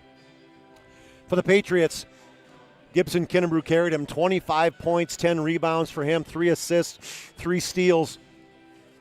Garrett Nisley on one arm, 12 points for him. Camden Kramer, 7 points. The guy Harrelstead off the bench had 7. 8 for Braylon Aldinger and 4 rebounds for him. Xavier Harrelstead had 2 points and 8 rebounds. Ami Spears, 2 points for him. And Joey Kralik, 6 points, 5 rebounds, 3 assists for him tonight in 28 minutes of play. And a lot of sweat. I'm just going to throw that one out there, Scott. 20. I was putting my arm on his back and like, holy cow. 25 or 60 shooting for 42%, 8 of 25 for 32% from threes, 11 of 14 for 78%. That was a battle. Patriots were up 14 at half, Scott, and West Fargo battled back. They never got inside 6 points. They got it to 6 points a couple different times. I take that back. It got 65-61, and then they scored a basket with 0.6 seconds left, I guess, to cut it to 2 at 69-67. Survive and advance, and survive yes, is in it is, capital Chuck. S-U-R-V-I-V-E. Spas Etc. move of the game. It's time to bring a spa to your home. Stop in a Spas Etc. You'll find a massive inventory and a next level sales team that can help you find this perfect spa, sauna, or game for your rec room at Spas Etc. That move of the game. Well, what do you got? You got to go with the putback dunk, don't you? Yeah, I think so. Late in the basketball game, Yep, that might have big been hoop. by Gibby. That's the last points he scored, where it was 2 misses. Haroldstead missed it, and then he came flying in from the left wing and ripped it home. Yep. I would agree. Spas, etc. move of the game. And our Sport Clips MVP, Chuck. Sport Clips brings you the MVP of this matchup, the home to the MVP haircut experience. I think comes close to making you feel like an MVP, quite like the MVP experience at Sport Clips. And that Sport Clips game MVP is? I mean, I couldn't get a picture of him because I don't know how you don't give the MVP to Kinnebrew. I know we took a picture of Joey, so I interviewed him, right? I don't know, where do we go with that one, Scott? I think you got to go. Let's give it to Gibby Kinnebrew. Gibby Kinnebrew, 25 points, 10 rebounds, 3 assists, and 3 steals tonight.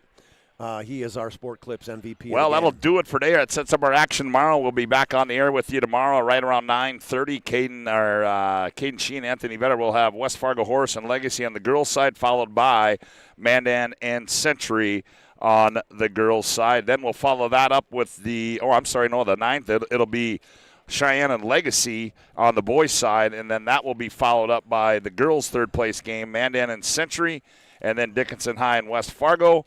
And then tomorrow night, we'll be back on the air with you. Nick Holberg will step in and have the final call of the run that Lily Bell and Maggie Fricky put on Minot High and Fargo Davies. And then Chuck and I will be back on the air with you for the final boys' game, Bismarck High and Century. Should be a fun night tomorrow. Hope you enjoyed the coverage today. As we want to thank all of our sponsors, BNC National Bank, Valvoline Instant Oil Change, First National Bank and Trust, Ryan Family Dealerships. Also, Serpro, Minot State, UPS Store, Planet Pizza, Northern Plains Heating Air, BSN, Farstead Oil, Val Suckery, Aggie Foundation, Bones Barbecue Sauce, also Prairie Coatings, People's State Bank, Thomas Family Funeral Home, 1481 Meats, Sully Family Dental, Raging Rivers Water Park, Jerome's Collision Center, Planning Team, Financial Advisors, Shots Crossroads, Sport Clips, and Spas, etc. Also, those folks you see throughout on the screen, those sponsors as well. Without them, we couldn't do it without you. It's been a fun day. Look forward to tomorrow, the final day of the state AA boys and girls basketball tournament. For Todd Domrys, Cole Higland, Chuck Claremont, repeating our final score here tonight. Century wins this one, 69-67. Scott Woodmansey saying so long from the Bismarck Event Center.